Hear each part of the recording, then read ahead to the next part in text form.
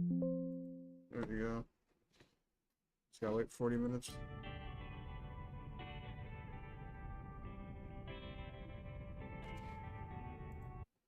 Boom.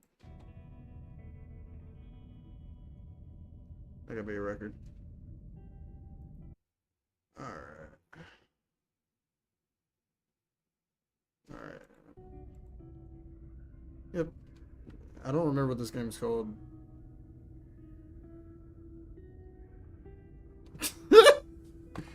What the fuck this is? Kalitika? Klitka? I don't know. I forget what the other game's called. Feed Jimmy, feed whatever, when you have to feed that, like, that fucking Lovecraftian monster. It seems to be something of that nature. It's just a demo, so you know how it is.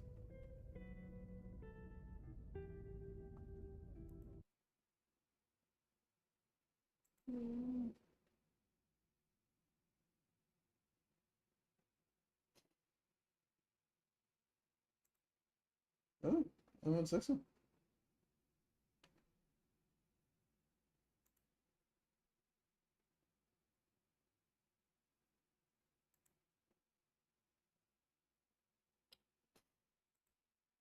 don't see it freezing up that much. I did gotta turn on the bit rate, so I forgot this shit fucking extra bitchy. Either way.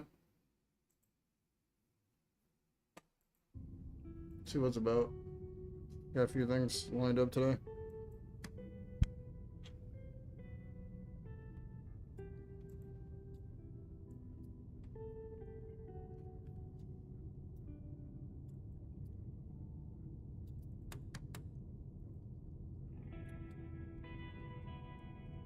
Like a Mad Lib.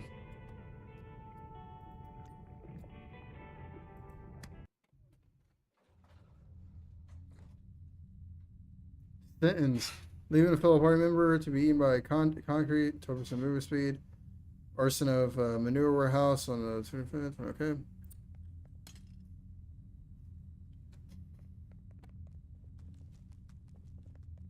Okay.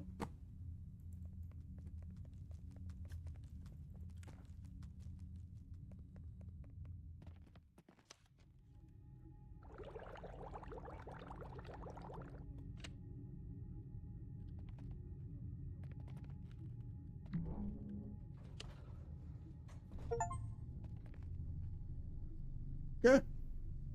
I know what I'm doing. I'm hype. I know stuff. Something Russian. I don't know. No.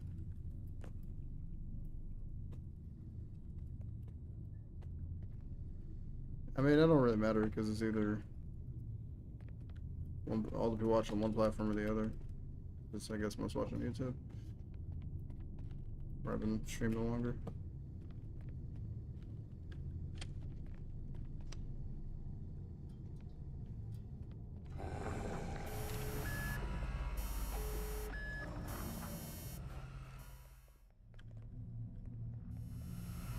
Wait, wait, wait. Wait, wait, wait, wait, wait, wait, wait, wait, wait, wait. What are the rules?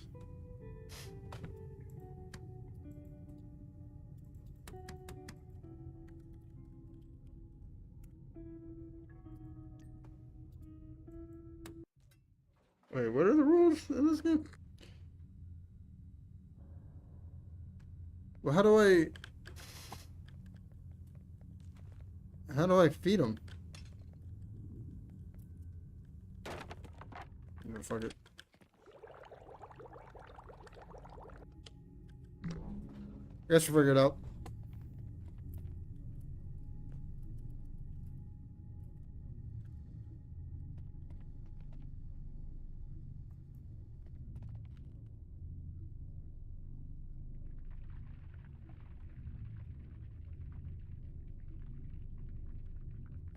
So the goal is to get to the bottom, or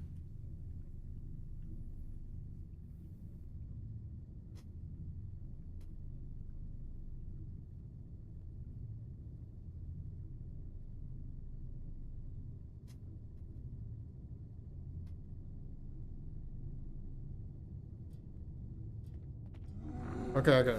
So 9, 8.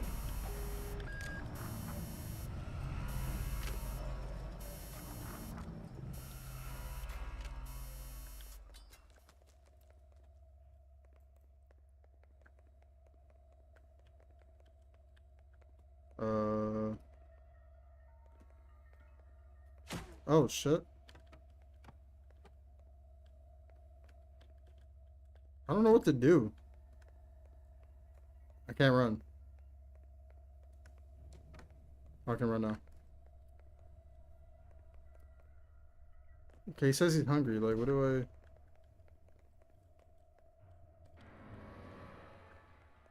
Do you need other people for this? Ow.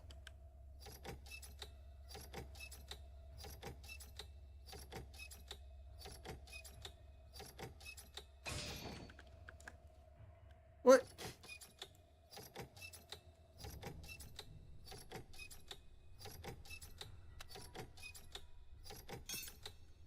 Fuck. What is hitting me? I'm almost fucking dead.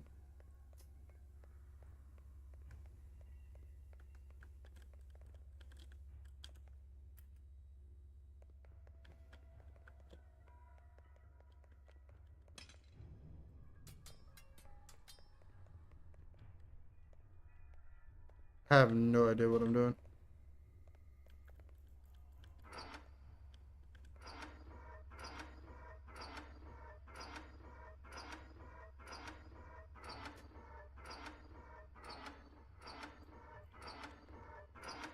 Jesus Christ.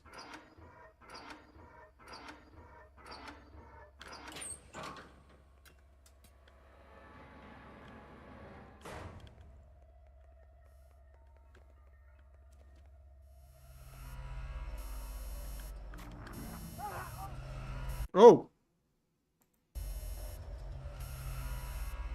Uh...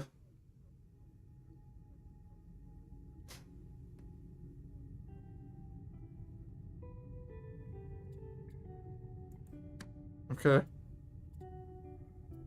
You know what? I'm gonna play the henchman game. Because I feel like that's a game I need to play with people, which I can do that later, actually.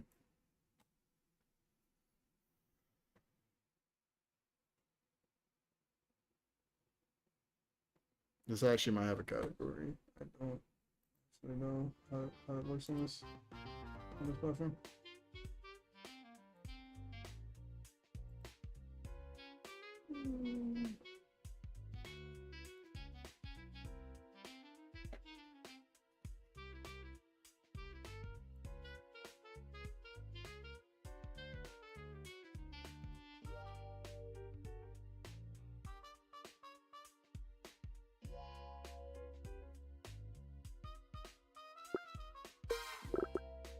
Yeah.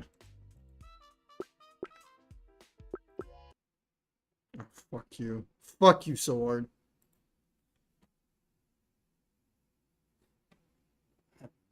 Yeah.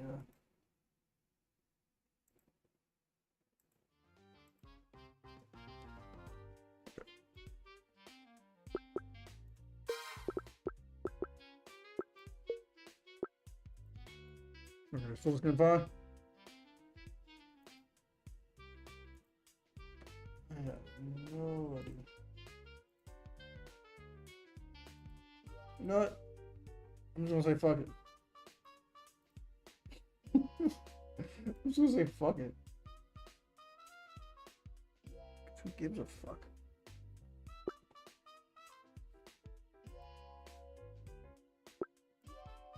Nope.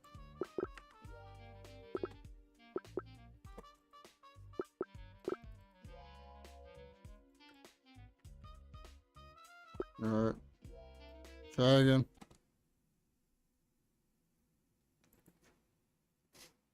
Again, my knowledge on this game is zilch like most games I play.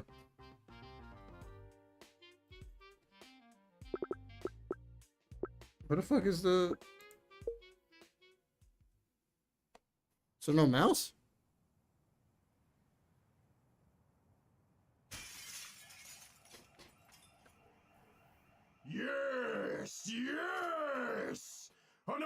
Victory for the invincible Lord Bedlam!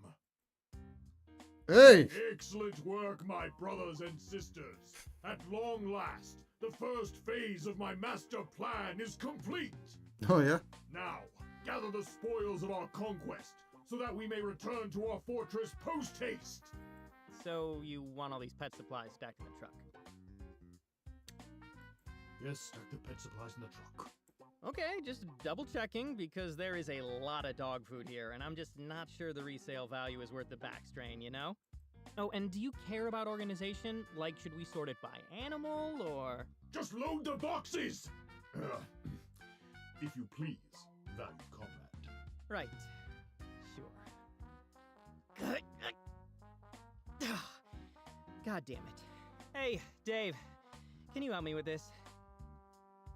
Oh my... Sure thing, buddy. Try lifting with your legs. I hear that helps. I meant help me lift the box, dude. Oh, gosh, no. I'm a squad supervisor. I'm supervising. But I believe in you, Stan. You can do it. Yeah, we've all had those kind of guys, huh? Thanks. Great work on that box, buddy. Way to go.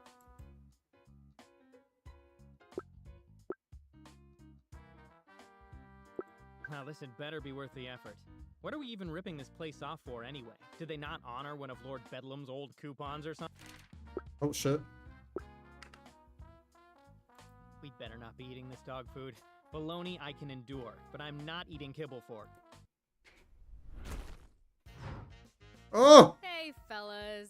Doing some late night shopping for Fido, huh? That's cute. What kind of mud is it? Looking at the two of you, I'd guess something like a Yorkie, maybe a teacup poodle. But that's way too much food for a dog that you could carry around in your purse. Oh, he's a super Saint Bernard? So yeah, he's huge, massively big, eats a ton, shits are just, you know, gargantuan.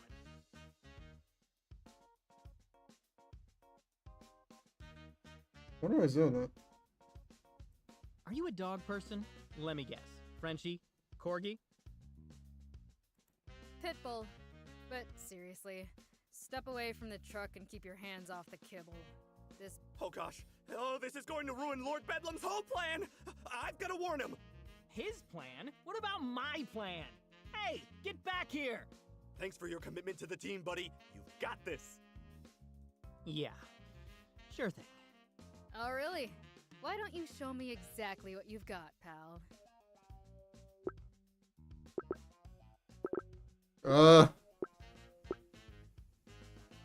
I do know some magic tricks. Let's see, I do know a few magic tricks.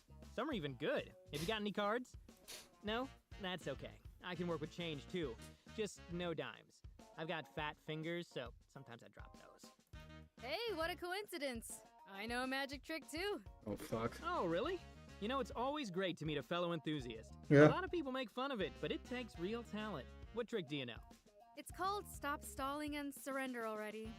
Heard of it? Doesn't ring a bell. Well, it just may ring yours in a second. So what's it gonna be, Sunshine? Are you gonna come quietly or not? You know I'm not paid to take option A. Well, here goes nothing. Feint left and then attack right. That's boxing, you know. Just, you know, you fucking get boom, and then you know, I'm not fast enough to display those actions, but you know what I mean. Bet you won't see this coming. Oh, she's beating the shit out of me. Yep. That felt great. Oh my god. This one guy, you did all this? Oh, okay.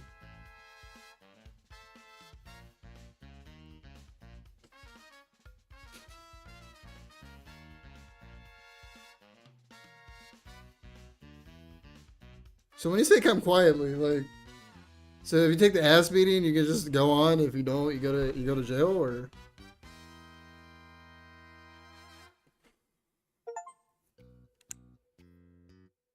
Nowadays, everyone wants to be a superhero. You see them posing gallantly on your newsfeed, and you think, sure, they're cool, but I bet I could be that cool too. I just do some sit-ups or drinking Diet Cola. Wait, what? Soda, add a little extra radiation to my coffee. Done deal. Thing is, it's not the crush of dream or anything, but most people really can't. Even if you scratch the 1 in a million break and land some superpower instead of cancer, it's a long shot at best. And if you're some powerless scrub like the rest of us, no chance. Do a billion sit-ups, change your diet, whatever. When a bug hits a windshield, it doesn't matter if the bug's been hitting the gym. It goes splat all the same. Trust me, I know better than anyone. This is me. No, not the big muscly guy. That's Captain Commander. Or was it Captain Commandor? One of the captains. Anyway, see the guy flying off the page there? In the purple? That's me. My name is Stan, and I'm a henchman. Captain whatever isn't the first person to punch me in the face, and he probably won't be the last. At least this time I got a free 6-pack out of the deal when the guy I saw made the cover of the Hero Weekly. Hard to drink it with a broken jaw, but he knows the thought that counts. The guy in the crappy looking mask is my boss, Lord Bedlam. No one really sure what he's the lord of exactly, but he's usually polite and he pays us, so we don't ask. Supervillains don't always socialize with their henchmen, but Lord Bedlam likes every once in a while. It says that because we're a smaller operation and we have a family mentality. Not sure I'd go that far. Being a smaller time supervillain often means that we steal from pet supply warehouses. If some animal deemed boomerang may show up, but you have to wash the blood out from your uniform yourself. Does that mean that my coworkers and my brothers and sisters, I think how many times Lord Bedlam says it, mostly I just think he wants to show up for the game night and pretend it's not weird. It doesn't help that the Count of Mask gives him an unfair advantage at poker. Not that everyone else got to bring it up. Honestly, though, it could be worse. We've got food, 4 walls, salaries, healthcare. I mean, not good healthcare, but you take what you get when get your ass kicked for a living. After spending a few years drowning in debt, a job like this seemed pretty damn appealing, you know. Moral quandaries aside, and also the freaking pain. Like I said, though, not every day ends a superpower being out. Most of the time, my life is pretty normal. Well, from a certain perspective. Issue 1. Clock in, clock out. Okay. I'm kind of fucking with this already. This is my room. It's a little cozy, but it's as nice as anything I've had in college. Plus, I get it all to myself. Lord Bedlam did some research, and I guess henchmen that live in private quarters perform 15% better than henchmen that live in brackets. It's all about the psychological stuff.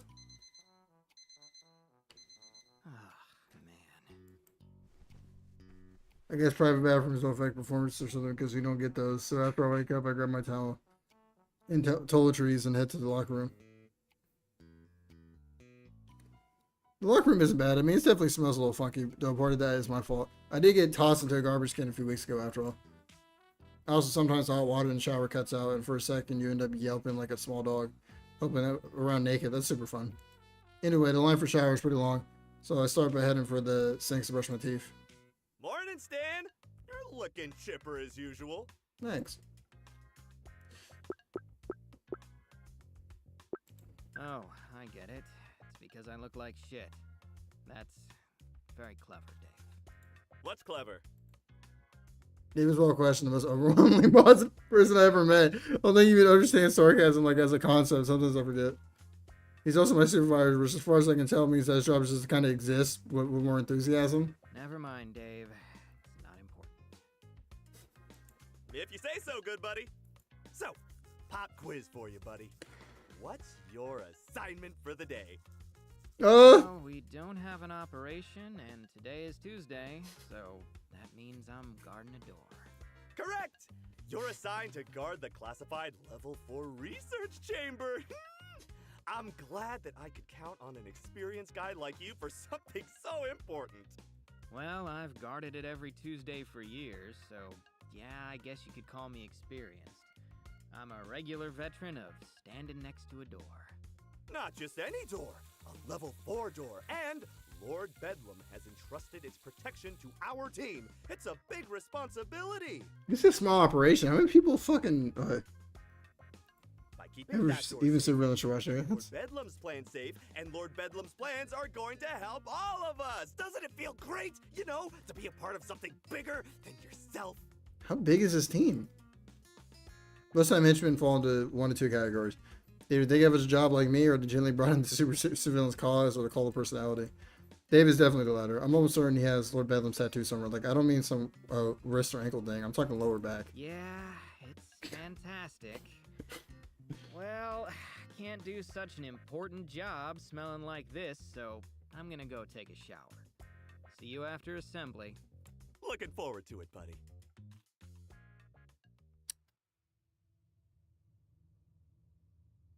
After showering, shaving, and put on my snazzy purple uniform, I head to the mall hall for a morning assembly where I'll be addressed by Lord Bedlam in person.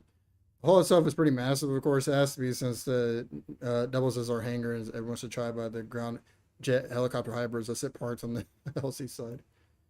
It's definitely more than enough room to fit all of us comfortably. After all, we only number about 200 or so. Only? Which is a lot less than some of the bigger supervillain outfits. How many fucking people are in the bigger supervillain outfits? At the far end of the hall, there's a small stage with a podium set up. A massive screen with a live feed of the stage sits above it, along with a full lighting rig like you'd see at a concert.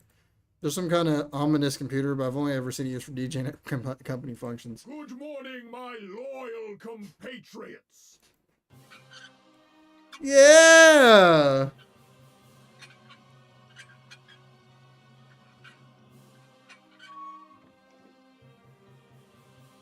Mercifully, Lord Bedlam arrives to distract me with the memories of Dave dancing to folks and fusion music at last year's Christmas party. Not that the supervillain's descent from beneath the stage is any more graceful.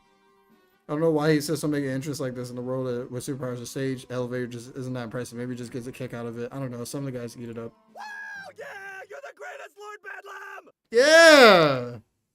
Does he really react to that every morning? Yes, he does. Thank you, thank you. I love the enthusiasm. I love you, Lord Bedlam! Yeah! Alright, maybe just a little bit less enthusiasm. Sorry, Lord Bedlam. Yes, well. Moving on. Today is a normal Tuesday, so you should all know your daily assignments. If you've somehow forgotten, consult the laminated schedule you received at the beginning of the quarter. If you lost your schedule, see Sam Leonhardt in HR and she'll make a new one for you. But the printing fee will come out of your paycheck, just so you know. I mean, they're laminated after all. That's not free. We do have some injury updates for you today. First, the good news. It looks like John Kess will walk again after that encounter with Muscle Master. I know we were all pulling for it. What?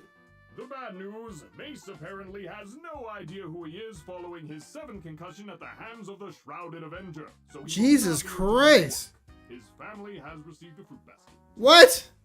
For some lighter fare, we do have a birthday today. Congratulations to the Bacon Bruiser, who joined us in June after that unfortunate waffle iron incident forced the Breakfast Bandit into retirement. There will be some mini cupcakes in the East Break Room to celebrate. Oh, what's Please up, feel free to Dolphin? treat yourself to one I think it's between Dolphin. shifts. Yeah, I remember. What's up, bub? There will be some mini. Wait, what? This job seems like it's cool, except the part where you get your shit kicked in by the fucking superheroes. And it looks like that wraps up our morning announcements. Oh, is it? Let's Okay. go out there and work together to make this a great day. And remember, the secret cabals, juntas, and unfairly moderated LARPing message boards that manipulate our society must all be destroyed!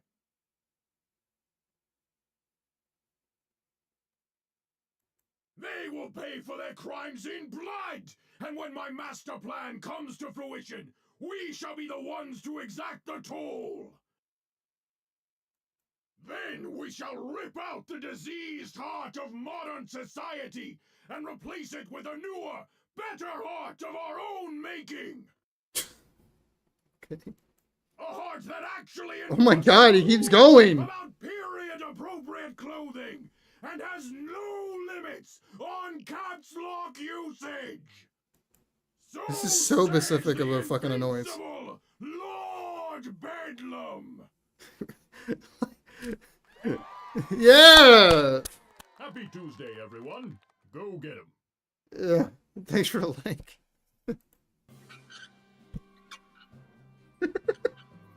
See you, Lord Bedlam. How do they make money? He has 200 employees?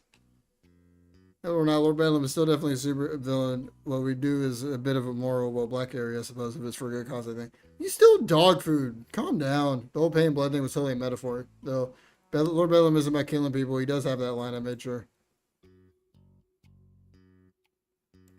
No. As Orin fills at the main hall, we scouted at the four corners of the facility and started our workday. Today, that means I need to take a long walk to the south wing. It's not exactly a scenic hike. The sights are basically what you expect from a hidden underground fortress. Some walls, stone doors, and no windows. Still, it's nice to move about a little, considering my assignment. When I arrive, I find said assignment exactly as expected. The mail door I'm guarding, just like all the others, except this label 1385. And it has a retinal scanner. Keep it next to it. As expected, Dave arrived before me and standing as a bridge of attention. Judging by his ragged breath, he ran all the way here. How's the door doing, Dave? Oh, it's quiet so far, luckily. You're 1 minute and 35 seconds late, you know. If you were 8 minutes and 26 seconds later, I'd have to mark it down. Noted. I'll remember to teleport next time. You can teleport? Yep, but only once a week, and only if I have a breakfast burrito with mango habanero sauce in the morning. Think you could hook me up? You know, for the team. Well, gosh, Stan, that's outside of our team's budget. But if it will keep you on schedule, then by golly, I'll see what I can do. Thanks, buddy. Oh, and it helps if I get the one with the green packaging. You know, the one with the cactus mascot that wears the little sombrero. I'll see what I can do. Yeah, I gotta go check yeah. the new guy first, though. Yeah. What was his name again? Not sure, but he insists on calling himself Sith Player. He's taking this whole henchman thing very seriously. Well, of course he is. It's serious work, Stan. So be sure to stay vigilant and keep an eye on that door, buddy. You got it, boss. That's me. Super vigilant. But not vigilante vigilant, like villainously vigilant. I'm not sure how much that Dave heard since he's already halfway down the hall his way to check on the rest of our squad. But he gives me a thumbs up as he turns the corner, leaving me in door 1385 to myself. Begin seriously on Tuesday. That's pretty much all I do since it's level 4 clearance. Almost no one ever uses the door. Oh, I guess it's spring. Level 4 clearance means that based on Lord Bellum or specifically approved henchmen have access. In this case, it's a handful of engineers and they rarely show up. Whatever is here is apparently very important, but doesn't get a whole lot of love. Doesn't make sense to me, but I'm not paid to understand it. I'm paid to stand there. Do nothing. Yippee. You might think I'm living a life, getting paid to stand around, but it does come with one problem. Boredom. Mind-numbing, agonizing boredom. So when Dave drops by to do his rounds, I find myself trying to start a conversation. It doesn't always work, and sometimes I forget it still. I feel like if I do at least try to make my brain function just a little, it'll just shut off on me one day. Hey there, buddy. How's your day going? All your tasks on schedule? Hold on, let me check. Yep, door's still there. So my sole task of standing beside it and waiting. Well, that's just swell. This You're is- always on the ball, Stan. This is bringing back some memories. Was there anything I can do to help you out? Maybe get the facility crew down here to give that door the old spit shine. I think the door's shiny enough for now. But do you mind if I ask you something?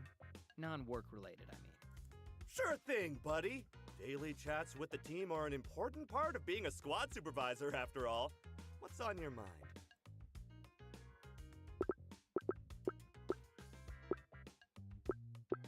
Oh, I know this guy. I know this guy gets none.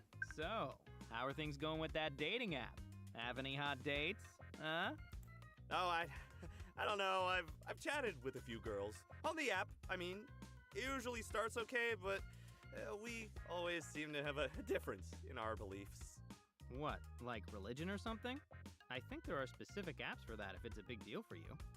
Oh, no, not that. It's just none of them seem to believe in Lord Bedlam's mission. Oh, you know that. Shit, dude, you don't tell them you work for Lord Bedlam, do you? Oh, no. I would never violate the sanctity of our brotherhood. Never. But it's very important to me, so I give them the bullet points of our code, and then they, unmatch me.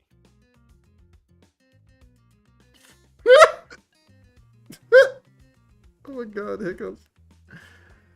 Yeah, great, man. Damn, Dave. That's, sorry, man. Thanks, buddy. I just wish I could date one of the girls here. It'd be so much easier. I've always really liked Jen from Squad 23. Now, don't get me wrong, I'm not exactly a litter killer, but I'm not quite the messed up poor Dave is. I could probably give him some useful advice, and again, I do really need to go deep. Do I really need to go deeper?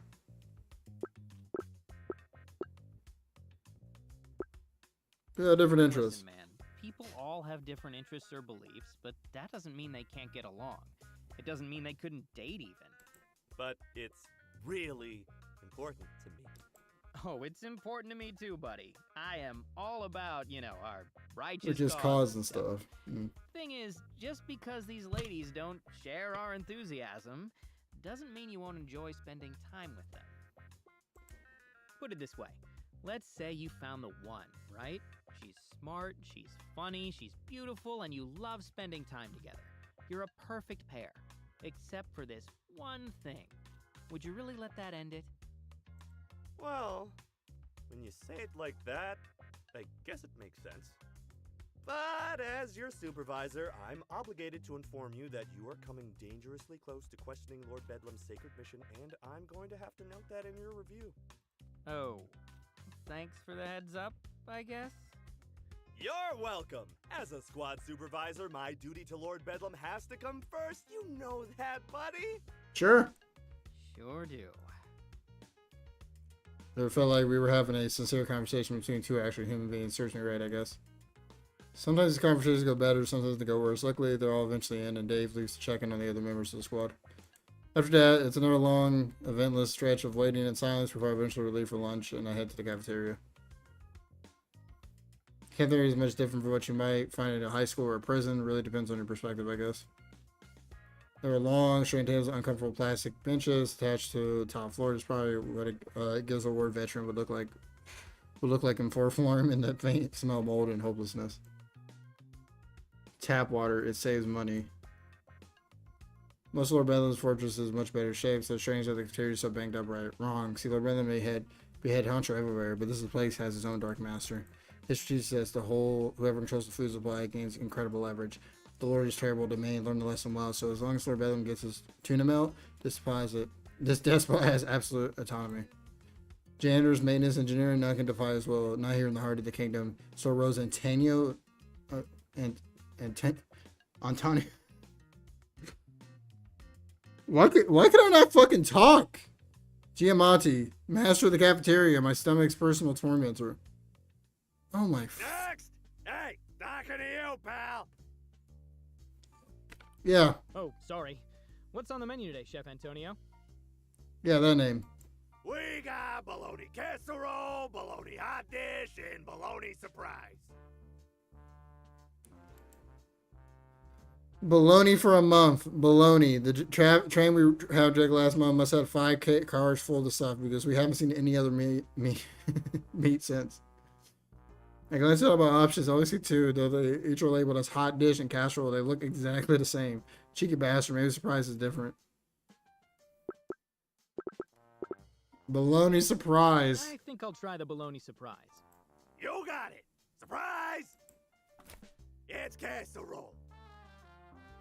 Fuck you! Wait, what? Are you serious? What? You say you want a surprise, so I surprise you with which one you get. Yeah, Antonio. Antonio, something else. You know? You're surprised, ain't you? Fuck you. I mean, technically, but those 2 dishes are exactly the same. Why even give us a choice if it doesn't mean anything? The same? You little shit! What do you know about the art of cooking, huh? You think you're some 5-star chef or something? Just 'cause they look the same don't mean they taste the same! But you're right. I don't know anything about cooking. I'm sure they taste very different. And Thank you for the meal. And Thank you for the meal, Master Chef Antonio Giamatti. Master Chef? it's a stat. As I walked to my seat, I was thinking, feeling that I made a horrible mistake. Maybe there's some hidden meaning here behind the illusion of free will or something. Or maybe I should remember that you can never beat a chef in their own cafeteria. Next! Come on, Oberon, get a move on! I know they got lines in England. Don't you pretend you don't know how it works because you call it a cubary-do or something. Come on! Oh yeah, I forgot. They call it Q in England, huh? What, did I lie? I'll tell you that my day was like after lunch, but honestly it wasn't any more exciting than the first half of it. I stood by the door some more and then a few more awkward conversations with Dave and clocked out. The only thing I did different today was to take advantage of my personal food stash for dinner. It's running low and only a few protein bars and ramen package left, but better to tap into that face Antonio again. So yeah, like I said, other than my apparent rivalry with our lunchman, I live a pretty normal life most days. Sleep, eat, work, repeat. Thrilling stuff. Of course, not everyone is the same. We have different assignments each day of the week. But for one thing, and every now and then we have that what Lord Bedlam calls an operation. In other words, super villainy. As it happens, this Wednesday is an operation day. Yeah, about to get our ass kicked by a fucking muscle woman.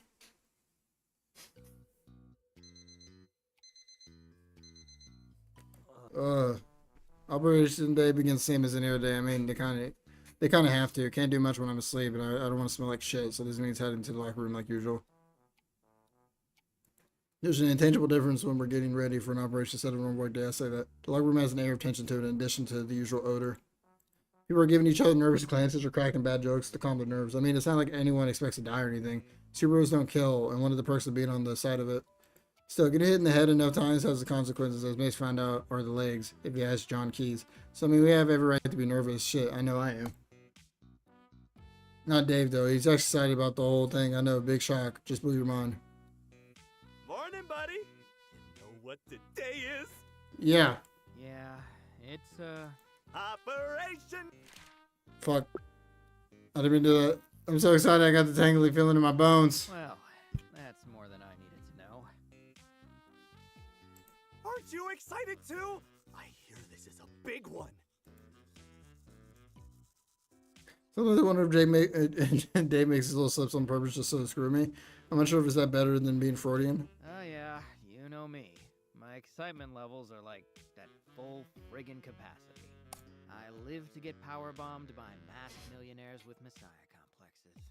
Oh, I don't think any superheroes will be there this time. I heard this is something totally different. They'll never expect it. I'm pretty sure he says something like that every time. If Dave were a weatherman, every day would be sunny. Well, just in case they do expect it, I'd better make sure I have time to stretch. See you in the main hall. Damn. As an aside, if you think of starting a career as a henchman for some insane reason, don't forget the stretch. You think this would be obvious, but tons of people totally skip it. Trust me, the last thing you want to do is pull a hammy while running from some caved Adonis type, because they will not miss the opportunity to look cool. They will uppercut you in orbit and strike a pose regardless. It happened to one of my buddies, Mordecai. Fun enough guy to watch a basketball game with, but not quite as funny as he thought he was. He kept trying to call himself Mordecai the Menschman, but never took, in hindsight, he was a bit of a schmuck. Of course, stretching stuff goes both ways. We once got away from Red Phantom, usually unscathed, because his calves cramped during his big entrance. Bonus lesson, don't jump through a window if you don't have to. What the fuck? After freshening up and getting my stretch on, I head to the main hall. Before I get there, I can hear the hum and jet helicopters and powering up. I think we call those Bedlam copters, but I hope I'm wrong. Shit, I think I'm actually a little late because Lord Bedlam haven't already to the podium. Not sure I've missed much. Lord Bedlam likes to give a motivational speech for operations, and well... The shadowy masters who control our society are growing nervous, my comrades! With their hold on the artisanal baloney industry shattered, they see the writing on the wall! And that writing says they are the ones who are ruining the weekend for everyone! Not the righteous masses who just want the orc barbarians to stop wearing jeans! What? We don't actually get briefed on details of these things. Only Lord Bedlam and a handful of top kissers know what's going on. Need to know bases, I guess. I know that each and every one of you are dedicated to our noble cause, and that you will follow both my own orders as well as your captain's without question. Seriously, no questions, no chit-chat, and no scuttlebutt. If you're all being a bunch of chatty Cathy gossip queens, then it makes us look bad, and we need to look our best today. What? Who are investing to rent a cop at whatever place we're sticking up? Probably won't care. Besides, how professional can we look in purple spandex? Now go forth, my comrades, and let loose the hounds of our endless parade of glory! Cobra! That's what it just reminds me of. He reminds me of the Aqua Team Hunger Force character. How his voice acting is. I think Lord Bedlam writes these speeches down. If he does, he certainly doesn't have an editor. Anyone who shares my feelings on Lord Bedlam's eloquence certainly isn't letting it show, though I follow suit. I can't bring myself to cheer widely like Dave, but I can definitely fall in step with him as we head to our proverbial cherry as we fall into one of the Bedlam chapters. I can hear the roof opening for us with a groan. Oh, this is it! You ready, buddy? Yeah. All set, partner. I've got your back if you've got mine, partner. You bet. Let's drop into our seats, the engineer's word of life, and like that, we're off.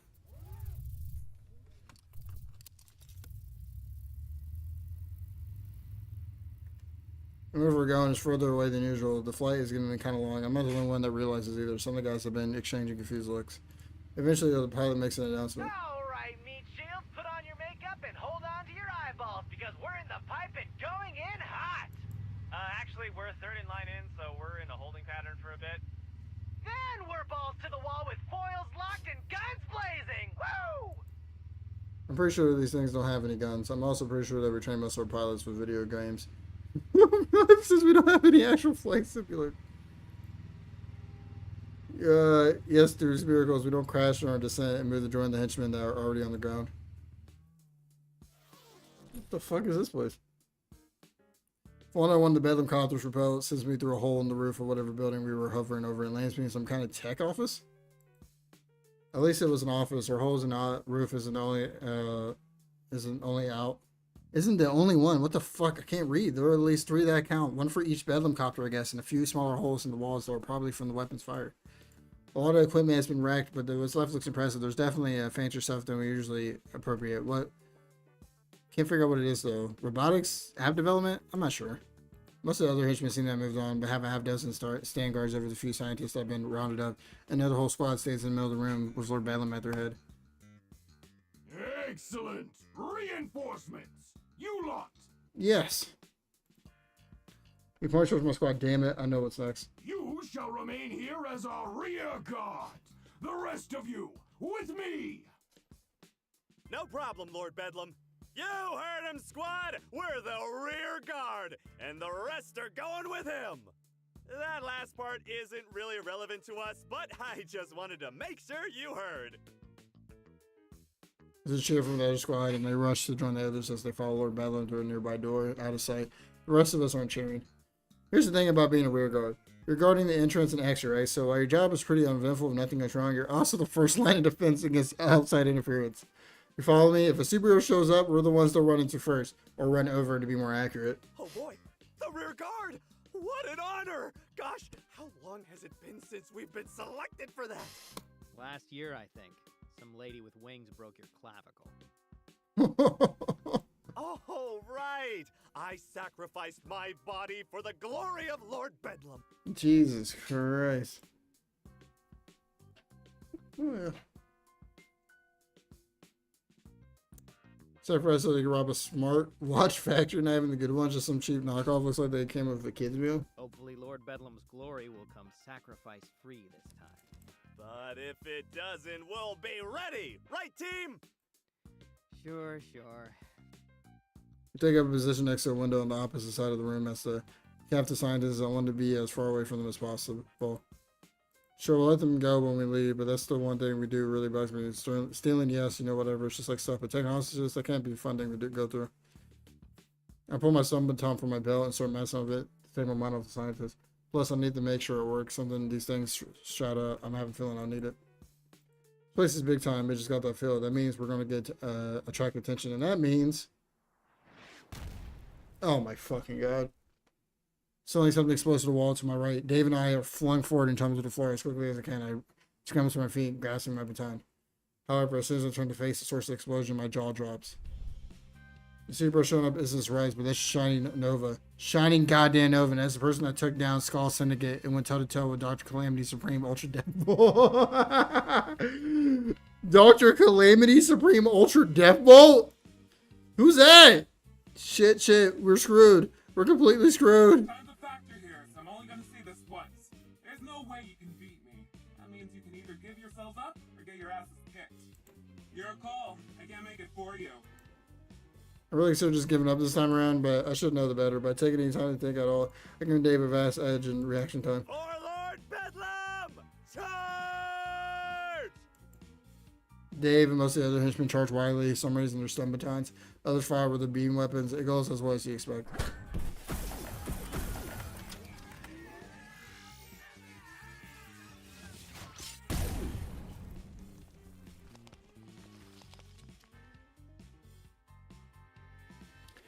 Well, Henchman on our left seem to be fleeing. The ones that are further away from me, at least. I'm maybe 5 meters from Sunny Nova, and he's staring right at me.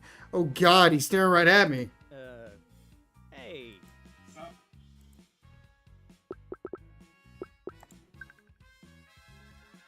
He did left that shiny Nova raises his hand and lets loose a blast energy. I can feel it whiz by me as I'm crashing down behind a desk. Unfortunately, an ordinary desk won't do much good. It needs to try to crawl to my feet. I'm knocked down again as the second blast splits the desk to splinters. Ah! On the floor, and I see a pair of metal feet stopping my tracks. Looking up, I find Jim to stand directly within arm's length. Aw, don't go. We were just getting to know each other. Look, I know his armor this close. I noticed something. Armor ain't completely cover the wearer's joints. There's a little gap to give him some light and more flexibility. It makes sense. How else could Shiny Nova even move? Maybe I could work with that, or should I just try for the classic? Crush shot! With every ounce of strength I have, I whip my baton upward in the vicious arc, aiming for every man's greatest weak point. Alright, armor. Always work with action. Good advice. Ow! Unfortunately, my uniform's malfunction and follow the motto as well. Whoever made Nova's armor, so there are some metal bolt to the chest. Things don't end well. Specifically, ends me crashing to the floor, losing most of my feeling in my left arm. Wow, I'll give you this. You lasted at least twice as long as the rest of these idiots. Do I get a prize? Yeah, you win an extended beatdown. Congratulations. Yay. I don't think I want the prize after all, so I'll take one last glance around for anything I can use. As I look around, I realize just where I've landed, a few yards to my right, is engineer that Lord Bedlam took as captive, and not far to my left is the door leading further in the facility. They're so tied up, so they can't escape. Maybe that's why Nova isn't rushing to finish me off, fear for their safety. To be honest, I have the exact same fear. This is just a job. I don't want to hurt these people. Then again, Nova don't know that. Maybe I should buff my way out of this, or should I just take a break for the door and hope for the best? Hey, Speed Demon, you got any speed demon dots today? I grab my cage from my belt. Cylindrical shape, I believe regularity. It could easily be confused for a small explosive. Okay, enough playing around, hero. Back off or these hostages and I are headed to the same place. That's hell. Because this is a bomb. I'm threatening them with a bomb. You know, you're almost competent enough to make that convincing. But I know something you don't. What's that? An advisor can scan for explosives. Well, that is a very pertinent bit of information. I thought so. Defeat Alormar and accept my fate. All right, let her rip. Henchman something? What was it called? Henchman story. Okay, this is just a tranquilizer, so it won't hurt, but you're gonna feel pretty groggy when you come to. Hatch opens on the side of Nova's wrist, revealing a small door gun. Sweet dreams. Oh. Even though being put to sleep is better than being knocked unconscious, in this case, it doesn't feel like I'm snoozing in my bed. Instead, it's a deep, dreamless slumber. 1 second, all I see is blackness, to the next. Come on, buddy, you have to get up! Where? What? Dave? What's going on? No time, we've gotta go! Onwards, my loyal compatriots! Onwards towards retreat! There's only one Bedlam copter. If we don't get on, we'll be left behind! When Days helper manages to stay, and a quick look around tells me he's right. A lone Bedlam copter is holding position next to the hole shining Nova made in the wall. There's no sign of another one. Lord Bedlam's already climbing aboard, so we better follow suit. All right, I'm good. Let's go.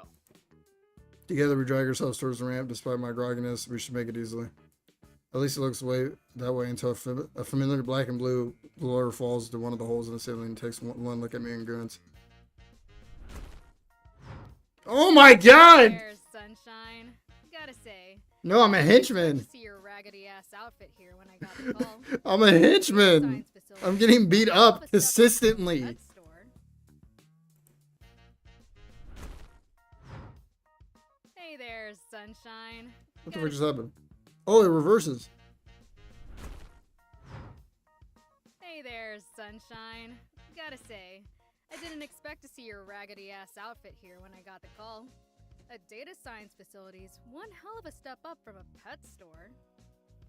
But you're not too much of a big shot to leave without saying hi now, are ya? After all, we're old pals, ain't we?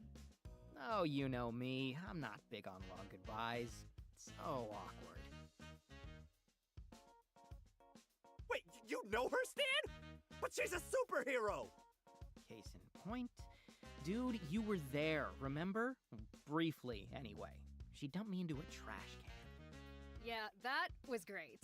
That picture of you was trending for hours.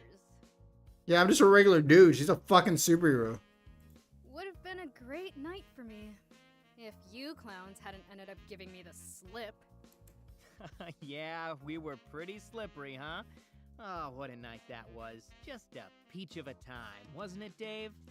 Oh, yeah, I guess. I didn't know you cried so much when you had fun, Stan.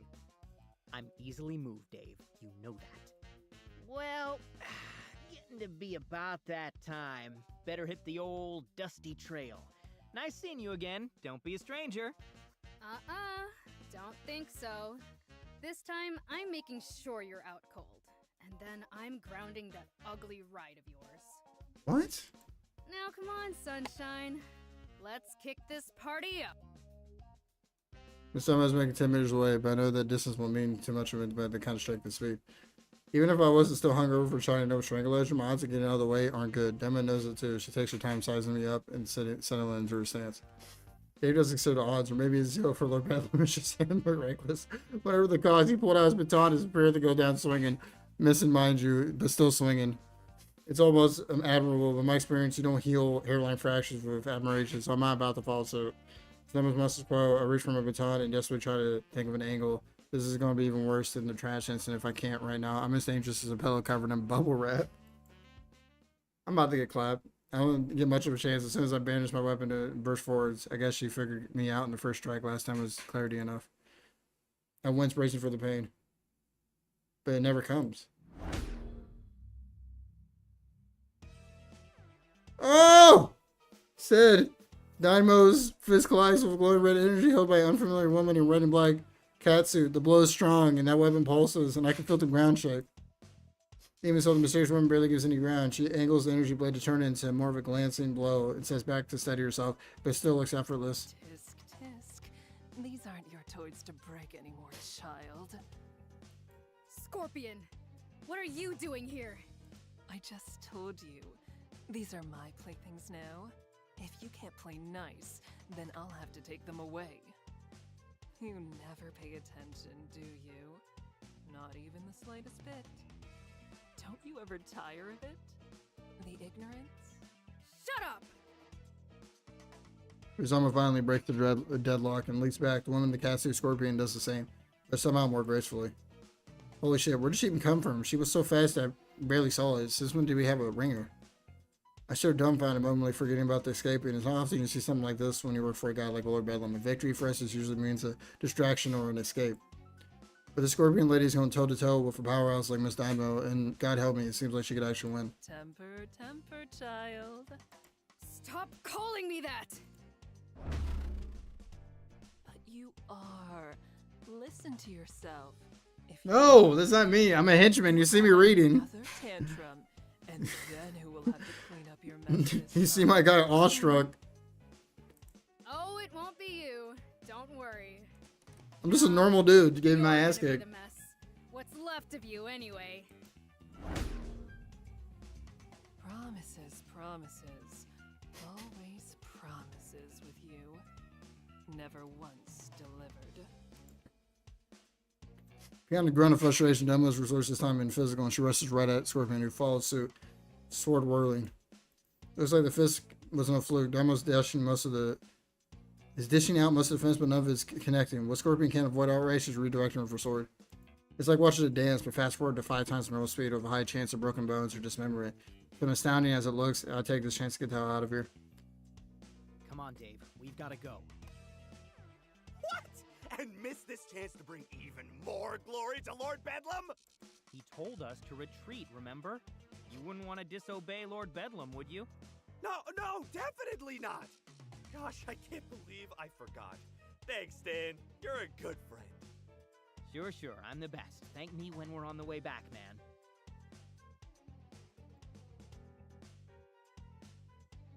I'm just a dude, bro. I don't got superpowers. I'm just doing this for the healthcare, you know? It's expensive in America.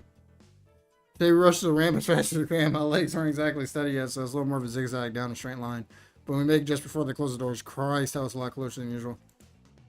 Now that I'm inside the Bedlam copter, I find out it doesn't have much room to spare. It's definitely over capacity. I guess that's good. That means more than a third of us made it out.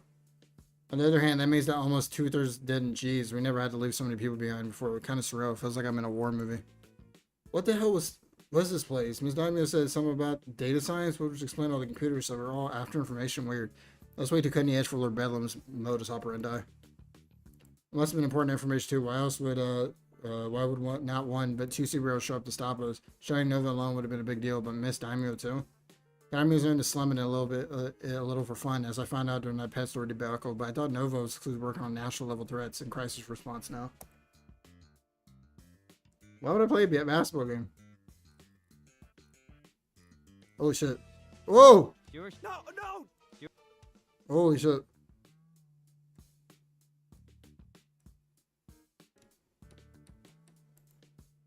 Well, whatever Lord got from me, it was worth it. Oh my god. Closed my eyes and breathed a sigh of relief when I felt the Bedlam leave the place behind between the surprise guests and sudden downsizing. There's one operation day I'll be happy to forget. My god. The Rookie. Issue 3. I think it's silver time immediately after operation where I'm most grateful for our private quarters because all I want to do is sleep. You know, I think of fucking basketball games. It's like I do emulate a lot of things. It'd be cool to play NBA fucking streets again. That game was fun back in the day. With minutes landing back at base, I'm sleeping soundly in my bed. Well, it's not like one can sleep after a day like that. I didn't break anything at least, but it's more than a few of my coworkers can say I wager. It's a little victories, you know. Anyway, aside from a short break to munch on a protein bar, I sleep through the rest of the day and straight on until tomorrow. God damn it! I don't want to get up. I really don't. I don't know what Shiny Nova put in that tranquilizer, but I feel like I've been hit by a freaking truck. A truck with like a rocket strap to it. But hey, that's the part of the job. So against my body's wishes, I drag my carcass out of bed and head to the locker room to get ready for the day. The locker door feels almost empty. There's less noise, less people, less smell. It's kind of eerie. I guess that's just what happens when you downsize overnight. The line for the shower is much shorter too, but I make for the sinks anyway. It's forced habit, I guess. Morning, buddy! Hey. Morning, Dave. How are you holding up? You took one hell of a punch. You know, just some heavy bruising. The doc was worried about internal bleeding, but I guess I got lucky. Yeah. How about you? You were out way longer than I was. I'm fine, just exhausted mostly. Still can't believe I got tranked like I was an escaped zoo animal or something. That's my Shining Nova story. Can you believe it? Oh yeah, the hero that took down Dr. Calamity's Ultra Death Bot? They shot me with an elephant tranquilizer. Yeah, it was fine. I just drooled a little. I shook my head inside. The fight against Dr. Calamity I mentioned, that's like one of Superhero's most epic showdowns of all time. Never big man. This big time man. I drooled in front of a legit celebrity. Nothing's bruised, and I don't have a concussion, so I guess I can't complain. Kind of a nice change of pace from being punched or blasted into unconsciousness again when I think about it. Well, I'm just glad to hear you're okay. We lost a lot of the squad, so I need everyone who's left to be working at peak efficiency. You just asked the same question. Did you have a response? How many did we end up leaving behind? Feels like at least half. Sadly, about 60% of our valued teammates gave up their freedom for our cause. Are they in jail? And how do you know they were arrested? Some could have gotten away. Oh no, everyone got rounded up. It was on the front page of the Cape and Cowl website. Cape and Cowl, huh? They actually covered us? That doesn't happen a lot. Cape Cows premier super new blog, but usually they don't cover too many actual crimes. Costume, relationship rumors, controversies that make way more money than crime scene reports. I like basketball too. I just don't necessarily like playing it. Like I like watching it. Confiance or Bedlam is actually up to something.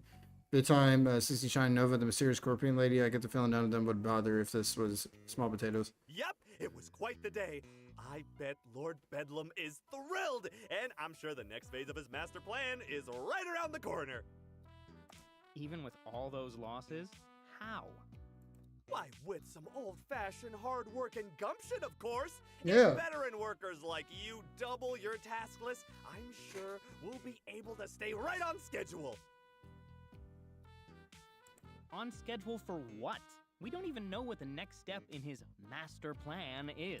Exactly! That's why we have to be prepared for every possible plan he prepares. That's what I mean by peak efficiency, Stan. But don't you worry about that. You just leave all the planning to me. All you have to focus on is all the new work you have to do. Thanks. Really appreciate your sacrifice. Sure thing, buddy. That's what being a squad supervisor is all about. If you say so. Anyway, I gotta try to scrub this ass kicking off me. I'll see you at assembly, man. After getting myself cleaned up and finding that no, you cannot scrub away an ass kicking, I head to the main hall. Given our losses, I expect a different sight than usual, but what I usually find is more surprising: a huge contagion of familiar faces in front of the stage. And the strangest part, they're wearing our uniforms. To add surprise, Lord Bedlam seems to have forgone his usual entrance and is already waiting on the stage, sitting next to him with a commanding posture is another new face, but this one I recognize. Oh, shit! Between the distance and the crowd, it's hard to get a good look at her, but there's no mistake. The black and red Cat, Scorpion, the woman who fought Miss Daimo. This sort of removes my theory about her appearance yesterday being a fluke, so Lord Bedlam is teaming up with another supervillain, huh? Hopefully it doesn't end in a fight like the last team up. I have a feeling Lord Bedlam wouldn't stand much of a chance this time. Good morning, my loyal compatriots. Well, most of my loyal compatriots. Yeah, most of them. An amount. Yeah, most of them are gone. I don't think it's soul style. Yeah, it's just different motivation. I just don't care. You'll notice that we have a few new faces here. Maybe I With should, the but success of yesterday's operation, Madam Scorpion and her organization have agreed to help compensate for our sudden personnel shortage.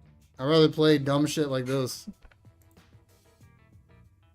Madam, oh, that's fancy. Still haven't heard of her, though. It seems strange in light of her ability to recruit a small army overnight. But I'll let her explain the details for herself. So let's all give a warm Lord Bedlam welcome to Madam Scorpion and all our new comrades for joining us in our unending Ferris wheel of triumph! Yeah. Madam, take it away. Thank you. Today, your organization is making an important step forward. Today, you join a select group of the most elite supervillain organizations at the cutting edge of our industry. Normally, a day like yesterday would have been devastating for a small team like yours. How could you hope to replace so much manpower so quickly? In the past, it would be impossible. But today you can. Because today, the Scorpion Group is proud to welcome you to the closed beta of our newest project, HenchCan, the world's first gig-based henchman contracting platform. What? Before you are the results, a contingent of micro-earners ready to participate in our shared villainous Oh, economy. no. Not the gig economy. They have the freedom to choose when to hench and who to hench for. Oh, and today, no. they've chosen to hench with you.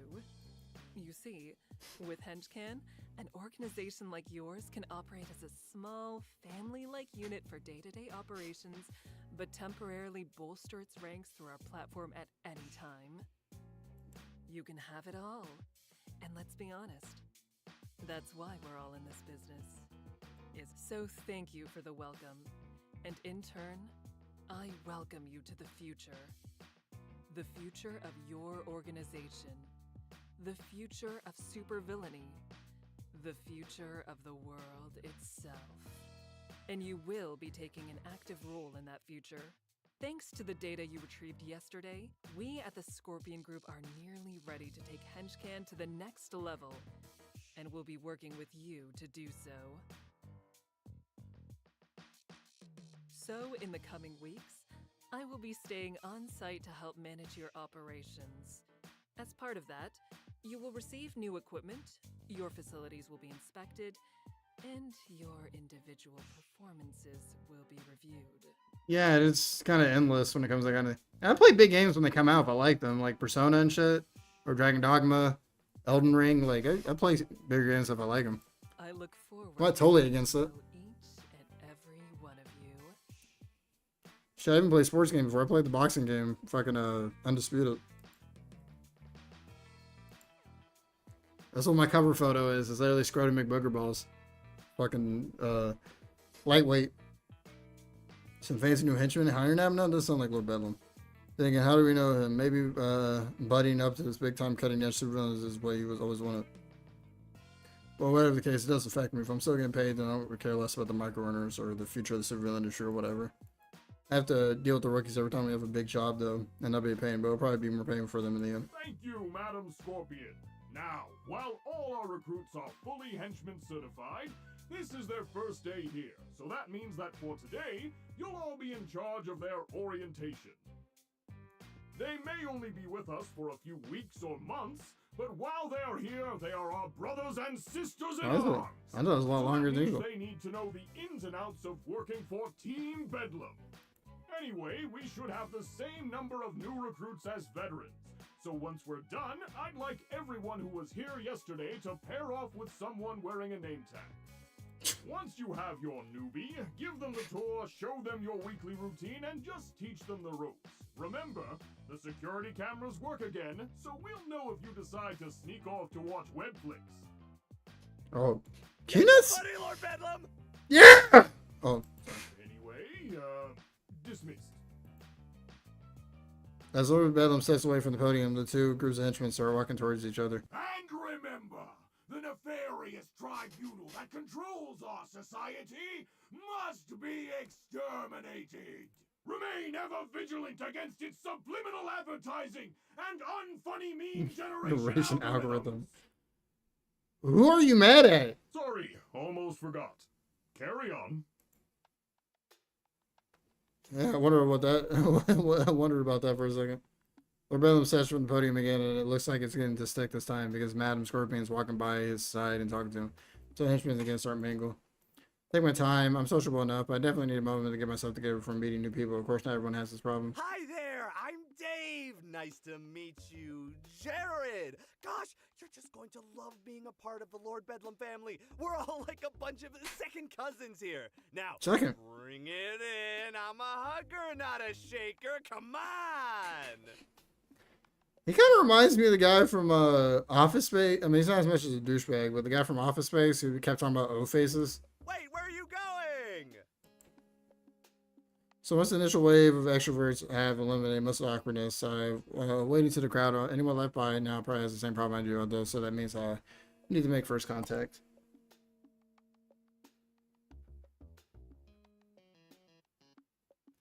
Yep, look at who is. Maybe the tall guy. He seems normal enough. The brunette is way too excited to bounce around like that. Weird as she's looking for something. Okay. Hey, Kate. Oh, did I get you? Yeah, and I don't like. Yeah, like the villain and his vague. You know what I mean? Aspirations, like what his actual motivations are, is kind of funny. Wait, why is she staring at me? No, just take the ball, the energy somewhere else. Damn it! Hi, nice to meet you. I'm Kate. Hi, Kate. And why does your name tag say Beatrice? Oh shit, it does? No, it definitely says Kate. Oh! Oh, you were making a joke about? How I already know your name. Because it says on your name tag. Right. I guess it's a little silly to tell you that, huh? Nah, you're just being polite. I'm Stan, by the way. Guess that makes me kind of rude. Mm-hmm. Actually, I just hate telling people my name. The reaction is always something like, Wow, a Stan. I'm not sure I've ever met one. do I know a Stan?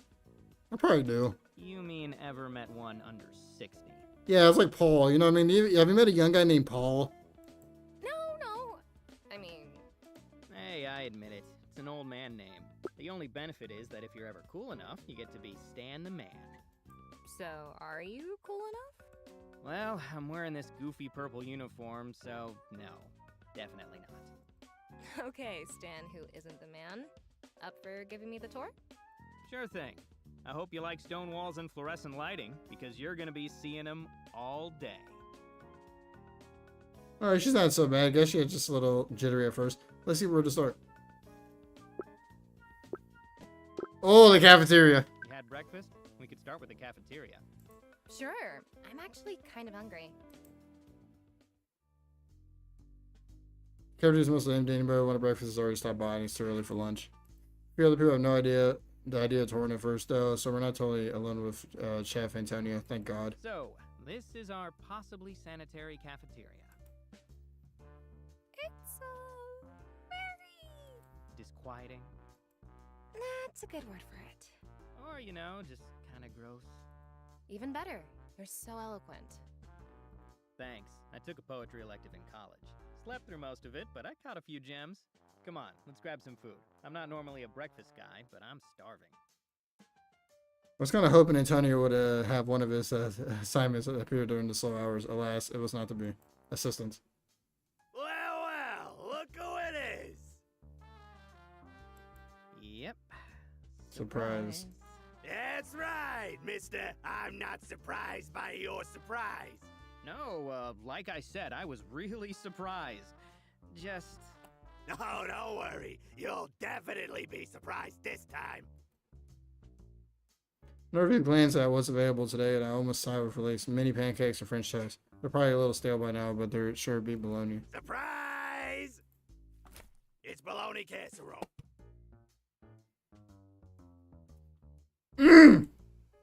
Sure enough, the sloppy bologna-filled horde is staring down at me from my plate. You gotta keep this leftover bologna bullshit hidden from view just in case I showed up.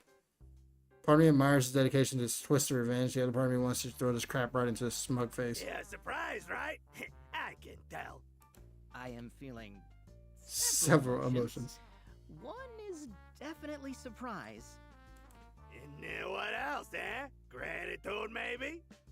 As you're in the military or were, you can probably relate to this, and given shitty food, right?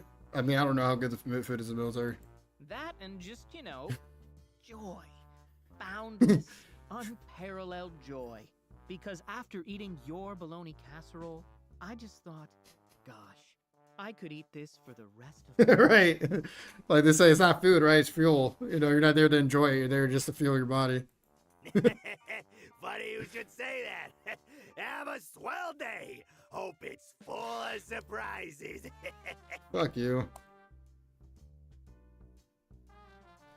Stuff all sad. Sadly, it seems like they would be pretty seated by far too many days of eating bologna.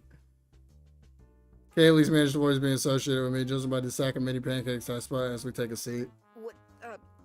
What exactly is that? Exactly? No idea. Officially, it's called bologna casserole, or bologna hot dish, depending on what tray it's in. Bologna. Seriously? Oh, this is very serious, Kate. The chef and I appear to be in some sort of blood feud. Even if I survive, my taste buds won't. You have my sympathies. You can also have some of my food, if you want. I appreciate it, but I don't want to bring this curse down on anyone else. Chef Antonio has a good memory when it comes to faces. Ah, I see. Guess I'll have to remember to not get in line with you after this, huh? Probably for the best. So, what was that about college earlier? Did you graduate? Yep, Richardson State. Go fighting... whatever we were called. I take it you weren't the captain of the football team. Are you doubting my athleticism? I'll have you know that I have the agility of at least, like, 2 whole Panthers. No doubt here. You just seem more like a gymnastics captain. Actually, soccer was my sport in high school. I was a pretty serviceable midfielder, believe it or not. Didn't score a lot of goals, but I could facilitate well enough. Why didn't you play in college? You know, it's just so much running. Alright, smart guy. What were you doing in college then? Majoring in history. So basically, I joined a very expensive nonfiction book club. Hey, there's nothing wrong with books. I actually really like reading, though I'm usually into fiction and literature myself. For a while, I was buying so many that I feel like I had to get a new bookcase every few months. Wow, you have a place with your own furniture? I guess I figured this hench can thing would mean you were drifting from lair to lair. Oh, no, I meant my old place. Back in college, I majored in mechanical engineering, but I read a lot. What are you doing working here? Really? You wrote stories. Did you finish any? Oh, yes, but... Shit. I didn't mean to tell you that. Uh-oh, someone's a little embarrassed about their Professor Anomaly fan fiction. First of all, there's nothing wrong with fanfic. Can we talk about something else? There's a lot of things wrong with fanfic. Because you write fanfiction, and you end up writing about Twilight, and then you end up getting a fucking book deal, and then fucking 50 Shades of Grey comes out, and it's fucking horrible. It's the absolute worst. Fuck, that book fucking sucked. Oh man, she's genuinely embarrassed by this. Look at those rosy cheeks. I could probably stop teasing her, but I got such an arsenal unleashed on this fanfiction angle. Let me guess. Suddenly, a green telephone door and a flash of lightning, and a handsome, scarf-wearing... Oh my god, that's super true. She could be a fucking undercover. ...shoulder and says, Are you intelligence? "Real professor now, Kate." Huh. Because why the fuck would she be a fucking henchman with a fucking mechanical engineering degree? Or she could be working with the heroes, like, on some, like, high-level shit. First of all, only the 5th Professor Anomaly ever wears a scarf, and other people can become the professor. He just has lots of forms, okay? Also, I've never put a self-centered character into... Is this Doctor Who? Damn it. Oh my god, I was just joking, but now? This is too good. Which Professor Anomaly was your favorite? Clearly not the 5th. Maybe the 8th? No, you strike me as an 11th Professor, gal. Look, I was young. I just wanted to write, so... And I told you, I never put myself in the story. But then who would make out with Professor Anomaly in Chapter 7? Kate, you're not thinking this through. Okay, I wrote Professor Anomaly fanfiction when I was 15. I admit it, but I did not put myself in the story, and it was not smut. Hey, it's cool. I believe you. Trust me, I play spells and swords, and that's basically fanfiction, except you're making up the story with your friends. And sometimes the story changes because Jason rolls a 2 and dies to a rat, or Gavin's mom decides SNS is the work of Satan and he has to quit. That is way too real. I grew up in a small town, and there were people who legitimately thought Harry Potter was like satanic shit, which is like the funniest thing ever. So when it comes to embarrassing hobbies, we're pretty much equals. I guess so. Dang, you don't sound too embarrassed, though. Or is talking about SNS your go-to move with all the girls? Oh no, I pretty much accepted my lot in life as a social outcast. I mean, I work as a henchman for a supervillain. My place at the bottom of the totem pole is secure. At least you can make fun of yourself, too. I played D&D in high school. That's what it is. I gotta say, you're not a great salesman. You're not gonna tell this eager new recruit how wonderful this job is? Nah, that would just set you up for crushing disappointment. I'll make fun of your fan fiction, but that's too cruel.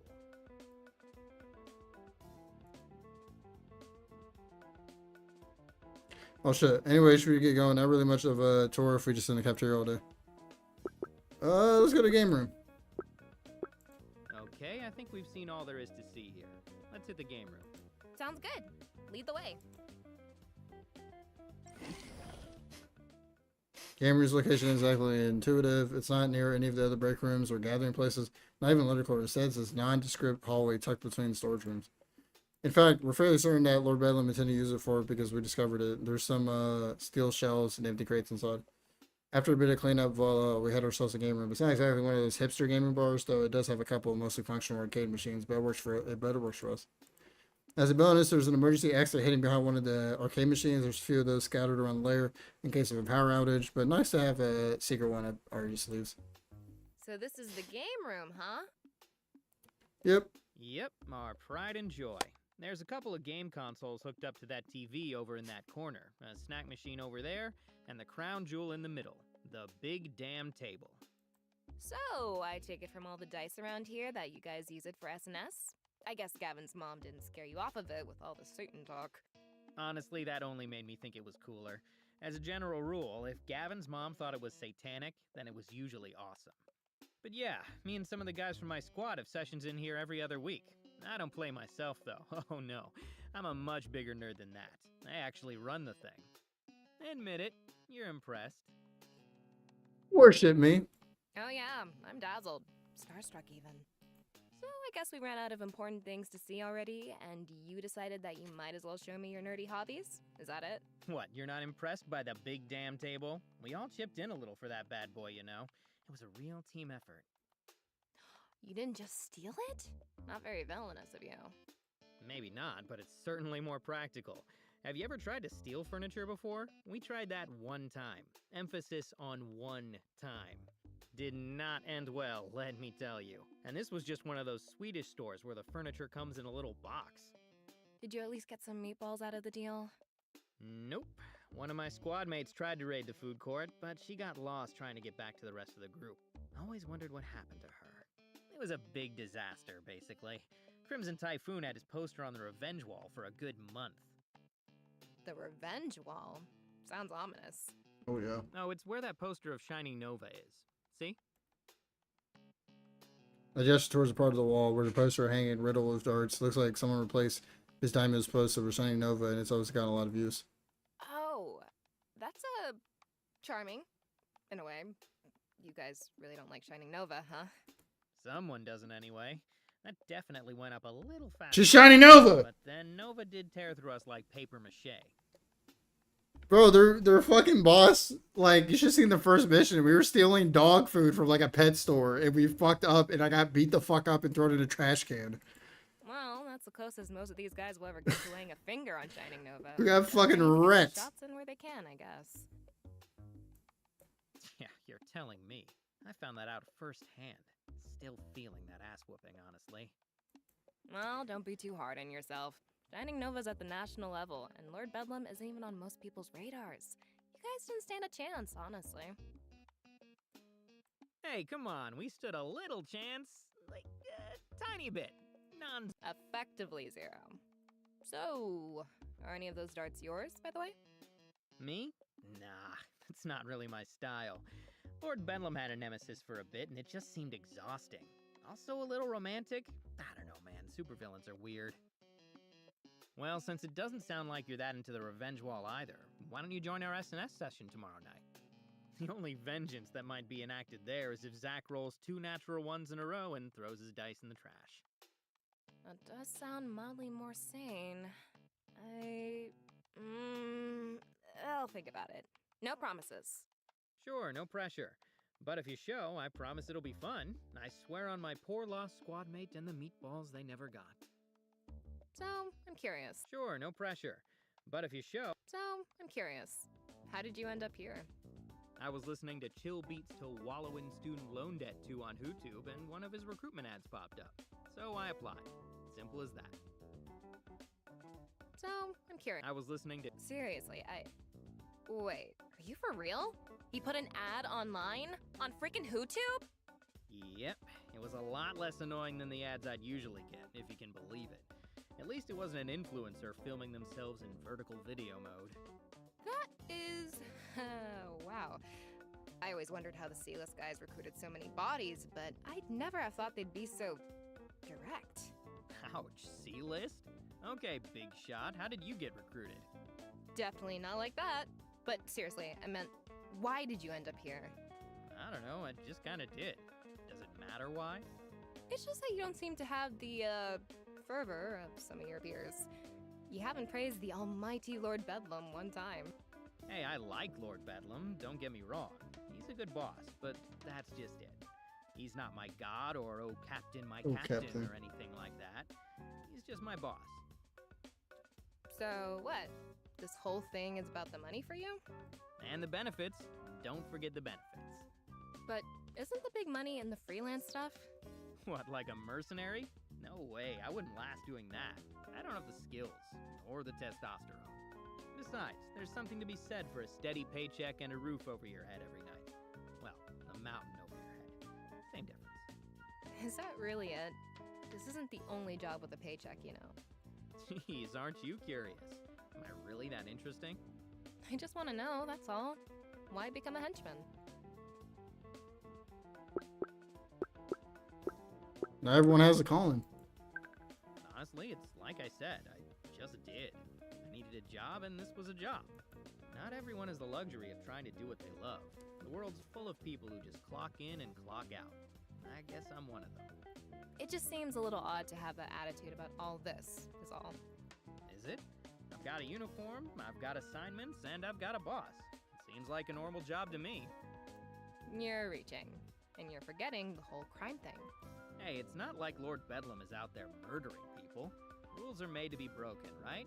Look, the point is there is no great big why to it. I didn't grow up dreaming to be a henchman, but that's fine with me. If you say so. Just keep in mind that Lord Bedlam isn't your only boss anymore. Oh, you're talking about Madam Scorpion? I guess you're right, but that's just temporary, isn't it? Sure, but still, I wouldn't advertise that whole clock in, clock out thing with her, alright? Really? She's that intense? You have no idea. Where she said that, there's something to her voice. But I haven't heard it out of her yet. Foreboding, I frowned. Scorpion must be the real deal. Thanks. I'll keep that in mind. Wait, how long have we been standing here? Jeez, this girl really has a way of getting me chatting. I don't think I've talked to this way because it became henchman. With who have I talked about it with? All that's left to show is the research way. Alright, I expect a thrilling conclusion. I'd promise that you won't be disappointed, but I'm an honest man. Come on, it's this way. There's not much to see on the way to the research wing aside from the other pairs of seasoned henchmen and the recruits passing each other in the halls. Hey, you don't build a secret mountain layer because it's pretty to look at. Well, maybe you do if you're super villain sick as evil interior or something. Evil interior design or something, then your secret layer can look fabulous. And for the grand finale of our whirlwind tour, I give you the research wing. Wow, this sure is a hallway. Isn't it, though? It's probably the most hallway-esque hallway you've ever seen. Oh, shit. Probably should save. I don't think about it. Oh, that's cool. Isn't it? I bet that's the real reason you joined Lord Bedlam. You're just a really big fan of his hallways. You got me. I'm a closet hallway aficionado. I just can't get enough of them. Amazing as they are, I still doubt they do any research in them. So, you should probably show me the actual rooms. The rooms? Oh no, I can't do that. Is this because I made fun of the hallway? No, seriously, I actually can't do that. Oh, come on. I promise I won't tell on you. You're right, she a Just a snitch. little bitty peek. She a snitch. You're a fucking snitch! You don't understand. I literally can't go through any of these doors. I just guard them. Oh. Wait, seriously? You guard doors that you can't enter. Yeah, that's standard henchman procedure. We don't get to know the big plans or anything. Yeah, what'd she expect? Like, these are the guys that get beat up in the first 5 minutes of the movie. Like, what did she expect? It's actually a security thing, too. You know, in case some guy in a cape dangles us over the edge of a building and gets us to talk. Or if they disguise themselves as a henchman and trick us into opening the door. No way! People actually try that? Look how you called it the first 5 seconds of her fucking appearing. Yeah, she's a fucking superhero. People don't just try it worked. It was like one of the go-to moves in the 80s. That's why the rules got made. Do the other villains on the HenchCan app not follow the secret lair patrol regulations? Well, I actually didn't do much patrol, so... Oh, right. Engineer. Wouldn't want to waste that on grunt work all the time. But did you really never get guard duty on any of these gigs? That's pretty lucky. Yeah, guess. So, is that your job here? You guard this hallway? Nah, just Tuesdays, thankfully. As much as I love my door, I don't think I could watch it 24/7. Come on, I'll introduce you. We can down the hallway for a short while, making a left turn and then a right, and I can make both of those turns blindfolded at this point. Routine will do that too. Eventually, we arrive at door 1385. I gesture towards it with more dramatic flair than a number slab and metal absorbs. Kate, meet door 1385. Inanimate object extraordinaire and my ward every Tuesday from 9 to 5. Nice to meet it. And you have no idea what's in this room. Nope, and you won't either. This bad boy requires level 4 security clearance to get through, one of only a dozen in the whole base. It's very important. You should be impressed. I'd be more impressed if I knew what was behind it. You are... No idea, but it's a big deal. So probably Lord Bedlam's snow globe collection. Or a super weapon. It's a toss-up. I see. So anyway, I was... Nope. You've had all day to ask questions. It's my turn now. What? Since when did this tour come with a rulebook? Since I made it up, basically.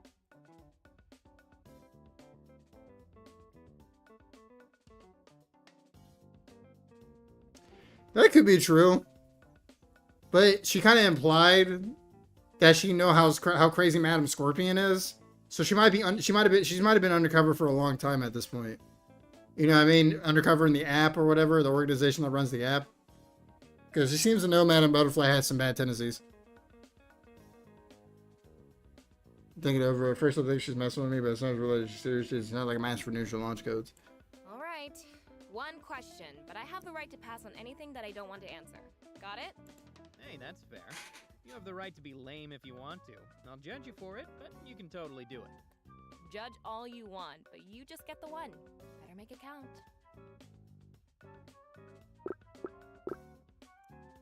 Where are you from?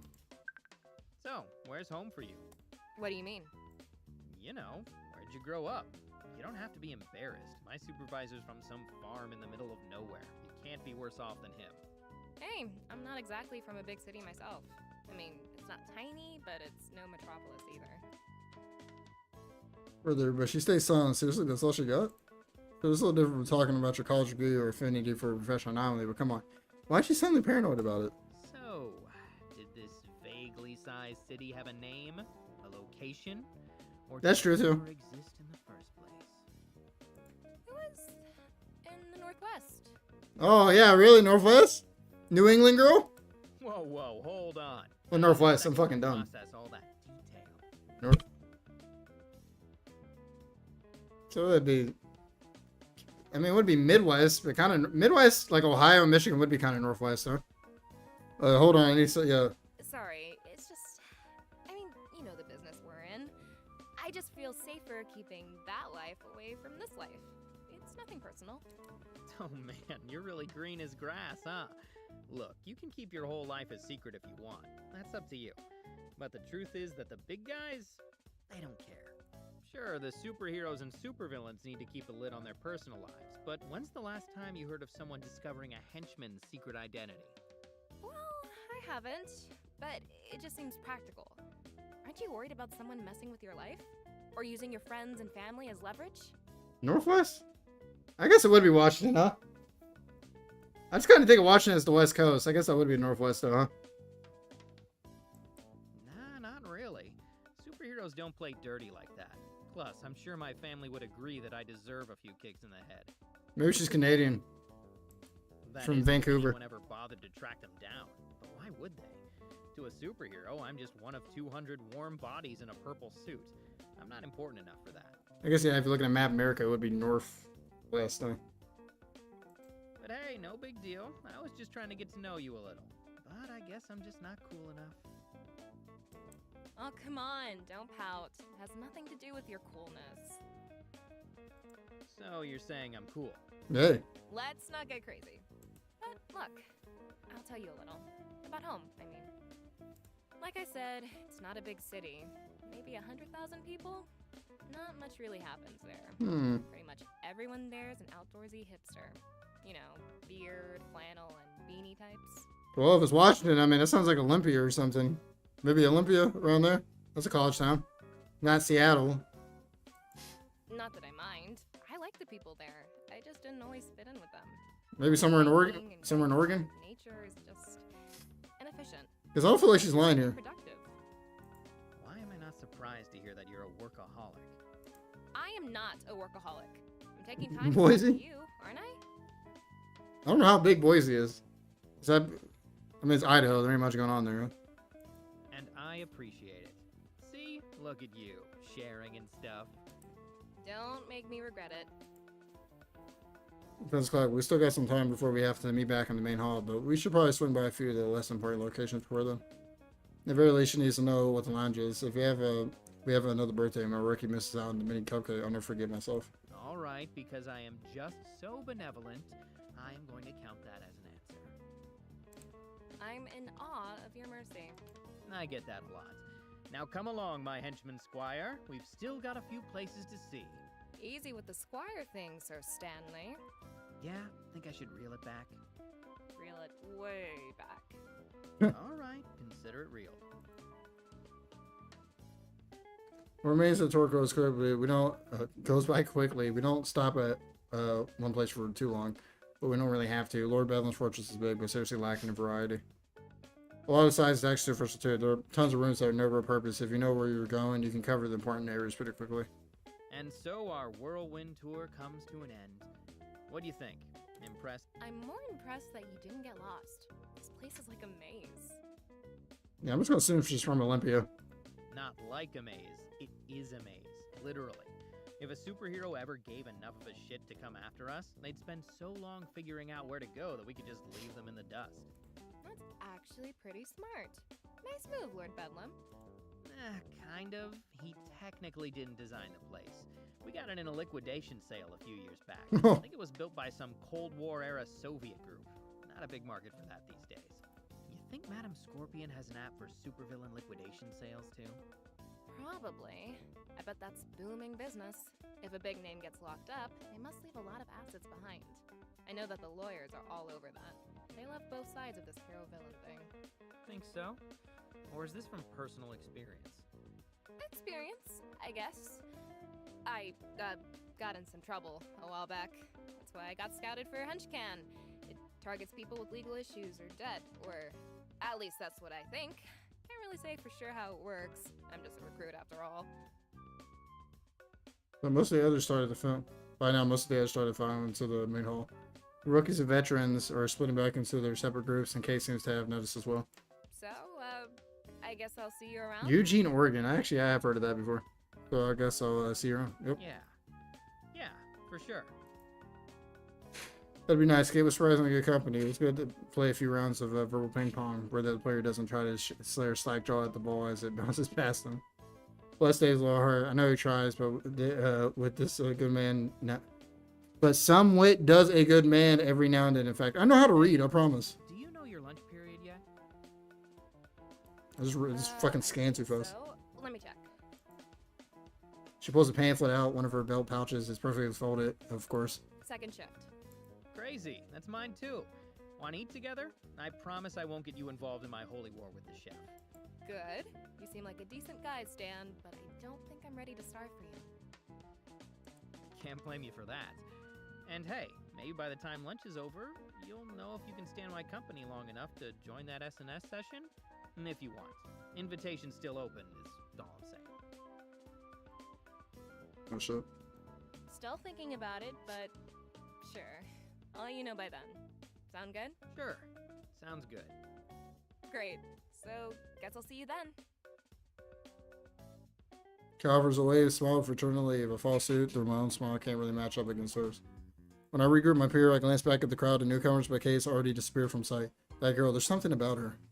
It's not just that she's cute or that we got on so well. It's that even though she's a total newbie, there's something to her that I can't quite place. It's bugging the hell out of me.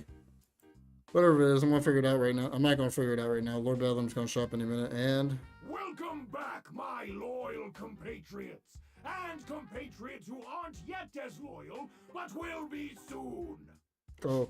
I trust your glorious orientation went smoothly, and that our new recruits can now aid us in our even more glorious quest for still greater amounts of glory. But if you have any questions, feel free to contact Samantha in HR. A new workplace can take time to get used to. We're very understanding of that here. But when you do get used to it, I know that you all shall become Invincible soldiers. in our infinitely wonderful marathon of splendor. Yeah. He's the best part. Yep, like Death and Taxes or Bedlam's daily ranching is a certainty. It's almost comforting, almost. The magic. Oh, shit. Okay. What? Measure of mine just enough to see my clock, and it's an hour before my alarm is set off. Some asshole's knocking on my door, a whole hour of precious sacred sleep gone, taking for its time. If I had the energy, I'd go rape whoever was the new one, but since I don't, I just roll out of bed and weirdly, rarely towards the door. Yeah. Just a second. I had a bot, like, this reminds me of, like, it's a really goofy version, but, like, if you ever work at, like, white collar, like, office job, there's people like that, and it's so fucking annoying. He gets so angry. I throw on my t-shirt, t-shirt on my shirt when I arrive at the doorstep. I send my fist on the counter panel with contempt. Yep. Morning, Stan. Hey. Gosh, it sure took you a while to get up. Took a while. Dave, we don't have assembly for like 1,000 years. Why are you even here? Actually, Stan, that's the thing. You don't have assembly today. Here, this was at your door. Ian hands a small note. I rub the sleep from my eye and I read it aloud. Henchman number 065. In light of our administrative changes and our integration of the HenchCan program, you are scheduled to receive an in-depth review of your recent performance today. Oh no! He's about to get fired! Arrive in room 243B no later than 8:30 a.m. Failure to comply will have dire consequences. Yikes. That seems a little over the top. Wait, if this was just posted here this morning, how did you know to come wake me up? Oh, I didn't. Mine's not until tomorrow. But I figured there was a slight chance you might have an early review, so I just wanted to make sure you were ready anyway. Better safe than sorry, right?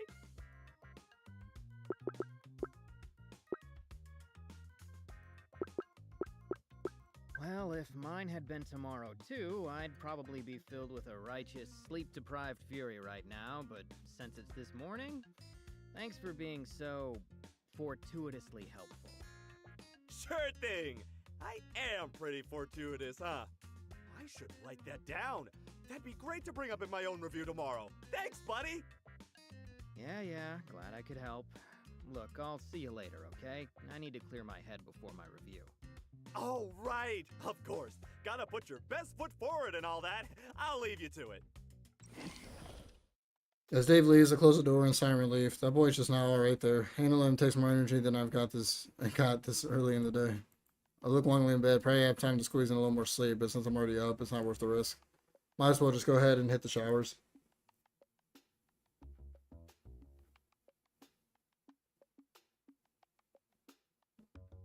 Just answer one or two ways? About what? Several long minutes to start off with a general sense of impending doom, sorry. I make my way to room 243B, yeah. I've never been to the room specifically, the meeting's in. I'm familiar enough with the area. It's the layer administration section, so unless you work for HR, you really don't want to be there too often. As I round the final corner, I spot my destination just down the hallway and his door wide open. Okay, Stan, you got this. No sass, no back talk, just get it over with. Oh, this is fancy than I expected. Know that the bar's all that high. I mean, our break room couch is high from the curbside across America, so clearly this isn't Lord Bedlam's doing. Fancy than I expected. Not that the bar's all that high. I mean, our break room couches hail from curbside. Oh, okay. I guess the giant scorpion on the wall makes things pretty obvious, not to mention that the room's so occupant. Henchman number 065. You're 3 minutes early. How unusually punctual of you. I remember Lonely Island. I don't know if I listened to him too much, but I remember Office Space, definitely. I love Office Space. Henchman number 065. You're 3 minutes early. How unusually punctual of you. Unusual? No, I'm Mr. Punctual. That's me. I just love being on time. Not according to our records.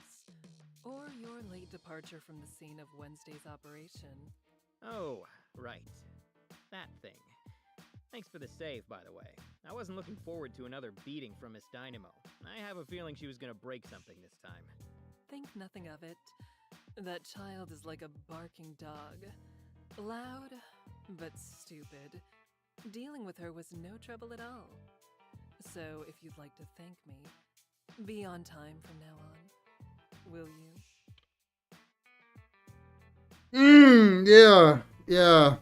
Yeah, this is definitely bringing it back. Bringing it back. Sure thing. Wait, by from now on, do you mean at other meetings with you? Because I sort of thought this was going to be a one-time thing. I mean, why would you want to meet with me? I'm just... Have a seat, Stanley. Oh! Yes, ma'am. There are two chairs in front of Matt Scorpion's desk. I clearly take a seat in front of them. For a part of Scorpion stays standing, prefer slowly stalking around the room. I really wish he'd stop. It's hard not to fidget for looking at me like that. Don't fret. This isn't about your punctuality. In fact, you're quite average in that regard. The henchmen here tend to be late in general. But you know that, don't you, Stanley? After all, you've been here for years. Yeah, that's right. Oh, fuck. But you know that, don't you, Stanley? After all, you've been here for years, haven't you? Yeah, that's right. I'm what you might call a seasoned veteran. An experienced, loyal henchman or henchmanee. Henchmanist? So you are. And how many promotions have you earned in your long and illustrious career? Technically, you know, about, zero-ish? Not ish, just 0. You have had 0 promotions. Well, I mean, I've received some pretty good compliments every now and then. Oh, yeah. Kind of the same thing, right? No. No, it is not. This is gonna be a lot better if she asks questions you already know the answers to. I can't prevent the fidgeting at this point, and Scorpion seems to notice. She stops pacing and leans against the desk in front of me. Oh, Stanley, don't be so nervous. You're not in trouble. That's why we're having this meeting in my office. And where would we be having it if I were in trouble? Somewhere where I could be more persuasive. Oh, well, that sounds less fun. I think. Certainly for you, Stanley. But then again, I have a feeling that you have quite the pain threshold. What makes you say that? Deductive reasoning. You've been a henchman in the Bedlam organization for over 5 years with no promotions, no arrests, and minimal injury leave. Barring promotion, the average henchman career is 8 months. Why do you think you've lasted so much longer?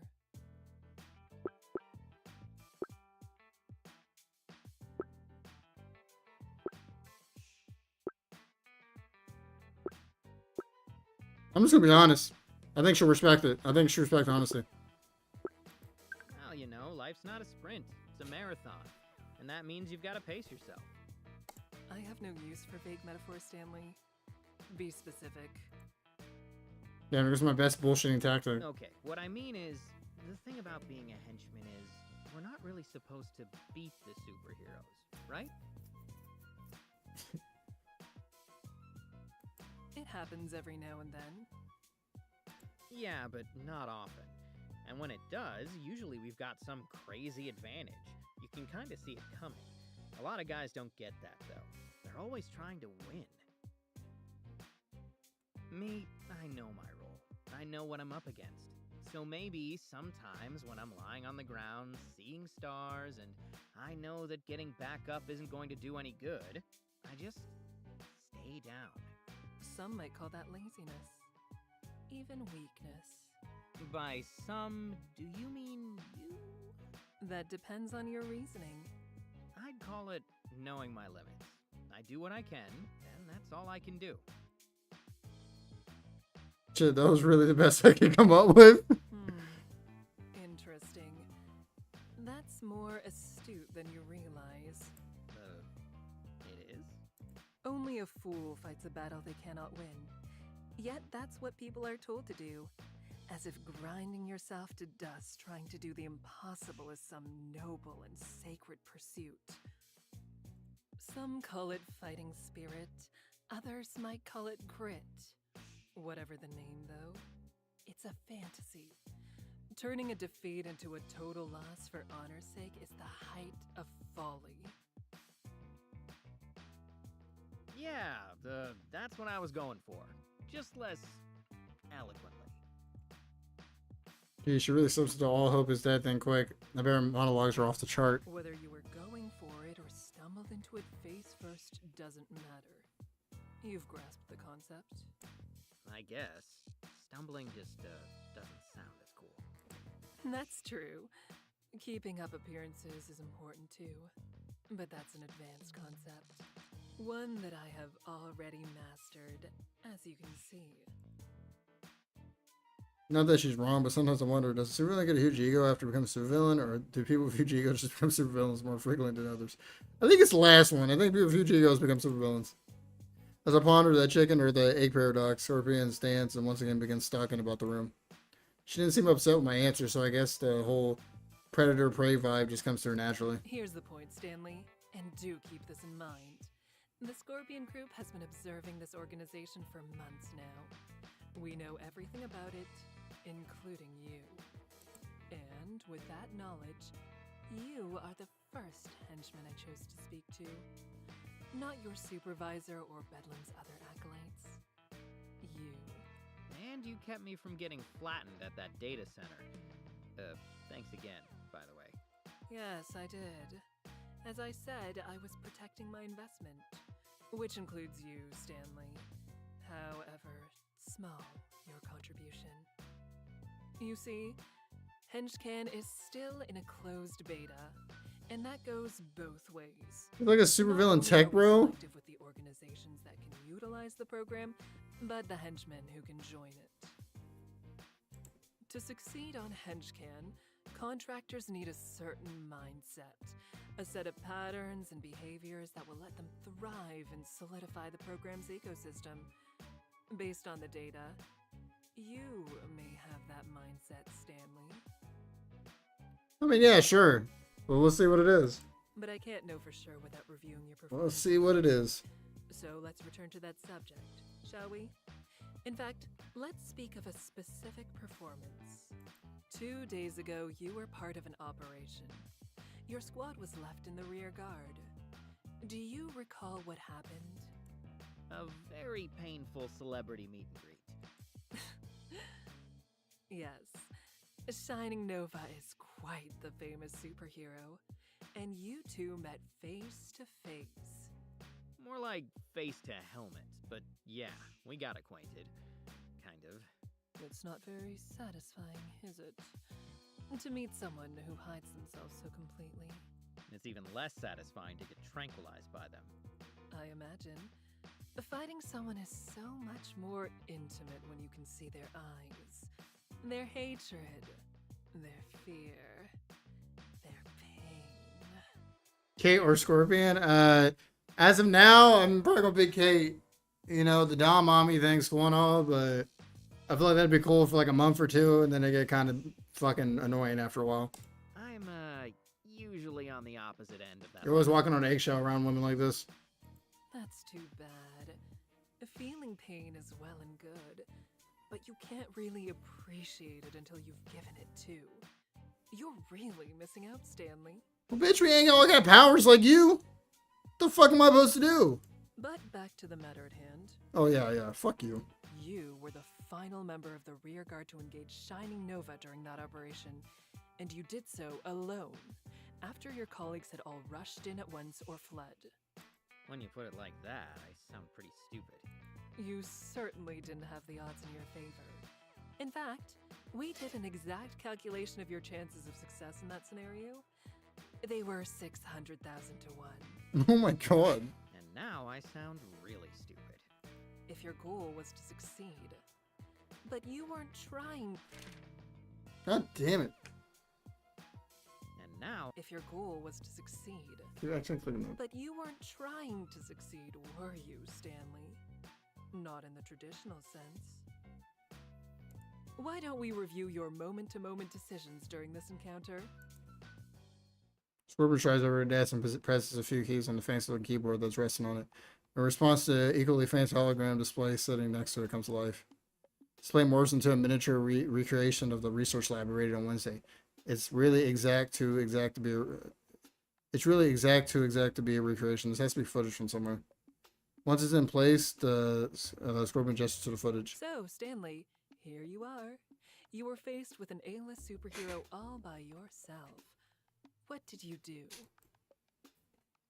She's definitely watched it before. It's not like I'm going to tell her anything she doesn't know already. This has to be on purpose. well, I figured that if I didn't move, I was going to get blasted in the face. And everyone attacking at once just failed pretty horribly. So I just kind of dove for cover. That's sound reasoning. If unconventional for someone of your lowly rank. Unconventional how? Seems like common sense. Statistically, of course. Typical henchman reactions to a threat are to flail wildly in Some pale pale imitation of imitation. attack or to flee in terror. Oh my god. Every now and then you may see a few try to avoid a specific attack, but it's rare for such an attempt to succeed. Based on the data, Your actions and their outcome were somewhat remarkable. I guess that makes sense when you think about it. Most heroes in me have superhuman abilities, and most henchmen don't, so even avoiding a single blow is difficult. So, does this mean I have some kind of enhanced reflexes or something? Oh, goodness no, Stanley. Just look at you. Damn. Man, Scorpion advances the footage. I see myself diving desperately for cover. I look a bit like a fish jumping out of the water. There's no real coordination. I just kind of flop around. This fucking- I guess I see your point. I should hope so. You land with all the grace of a bag of yams. I think the expression is a sack of potatoes. Does it matter? Are potatoes more graceful than yams? Yes, yes, they are. No, I guess they basically have the same amount of grace, as in none whatsoever. And yet, despite your starch-like reflexes, you managed to avoid Shining Nova's blast. Because, fortunately for you, you think faster than either a yam or a potato. I almost remarked about how low bar that is when I suddenly remembered the Potato Pope, a supervillain whose henchmen were literally semi-sentient potatoes. Potato Pope? Where the fuck is that comic book? Sadly, quick thinking is sometimes no match for raw power. To illustrate the point, Scorpion lets the footage play once more and showed blowing my makeshift cover. This amid the rain slowly advancing my position. Trust me, you're talking to the man who knows. Like, intimately. I should hope so. You ran headfirst into that fact right here. The grimaces watch hologram reenact both my futile attempts at offense and then the swift, highly painful retribution that followed. Ah, there's your potato impression again. Goodness, look at you fly. Yeah, Shining Nova would probably qualify for the Olympics in the henchman toss. And yet you still weren't unconscious. I'll say this for you, Stanley. You know how to take a punch. It's a finely honed skill. I'll bet. And a statistical rarity. Really? Really. By simply keeping yourself from passing out, you managed to delay Shining Nova for that much longer. And as it turns out, Lord Bedlam needed every second to complete his mission. That's part of your value, Stanley. Based on your DNA samples, you don't have any predisposition towards superhuman abilities. Yet you seem to be able to endure more punishment than your colleagues. Oh my god. I guess I do. But hey, just out of curiosity, where exactly did you get those DNA samples? That's a secret. I guess I don't really want to know. I never given much thought, but I suppose she's right. I do tend to be one of the last guys standing on a consistent basis. Too bad it's just not a superpower. Then again, it would be pretty lame power. What would that call me? Punching bag man? The human meat shield? But let's get back to Wednesday's operation. If you look at the footage right here, you'll notice something interesting about where you landed. What might... Oh, even though I know she talk about it, look at the footage anyways. I'm pretty close to a door, and the engineers that we took captive aren't far either. Correct. Though you didn't realize that second bit so quickly at the time. In fact, you don't notice until this moment right here. Direction of the hostages. And then what precisely did you do with this newly acquired knowledge? I threatened them. Sort of. I didn't exactly have a weapon or anything, so I just pretended my communicator was a bomb. An excellent idea! But there was one problem with that plan. Your opponent. Yeah, I guess someone with super sci-fi vision isn't going to confuse a walkie-talkie for a grenade. No, they aren't. That said, I also don't imagine you would have any idea of knowing that at the time. Given your situation, you made the best possible move. You made use of your environment and the weak-willed, faint-hearted tendencies of most superheroes. With a different opponent, you may have forced a standoff. Yet, even as it stands, you still caused a minor delay. See how Shining Nova abruptly halts? There's hesitation there. Weakness. More importantly, you showed the kind of attitude needed to succeed in the HenchCan program, Stanley. You saw the exposed throat of your enemy, and you pressed your blade against it. Well, I wouldn't say that exactly. It's not like I was using a real bomb. The hostages were never in actual danger. But they didn't know that, did they? For a moment, their fear was real. Your power over them was real. Couldn't you feel it, Stanley? Didn't it taste delicious? Maybe? I can't really say that I've tasted too many emotions. I mean, maybe pain, but I think that's more like blood getting into my mouth and stuff. When you taste emotions, though, would they taste like, would happiness be sweet or savory? Would anger be all hot and spicy? Would sadness be soggy bread? You'll grow accustomed to it, I have no doubt. It's rather addicting, and as you're starting to discover, effective. Now then, I think we've seen enough of this, haven't we? She finds shows like, thank freaking God. This first time I've watched myself humiliated by Subaru, I have to say. I could live without the experience. So, Stanley, after reviewing the footage, would you say this is a normal operation for you? No, definitely more exciting. And after our review, would you say that you performed better or worse than your peers in this scenario? Well, better, but... And how were you compensated for this operation compared to normal? How about compared to your peers? I'll answer for you. The same on both counts. She's Works. trying to scout me. You're paid a salary, and that doesn't change when things are harder. Ma'am, I'm paid a wage. I'm clocking in. I'm not getting paid a salary. I don't get paid if I don't put in the hours. Let's get that straight. I'm not getting paid a fucking salary. No, you can't earn more without a review like this one, and they don't come often. But dear Stanley, what if I told you that you can? You mean hench can? Exactly.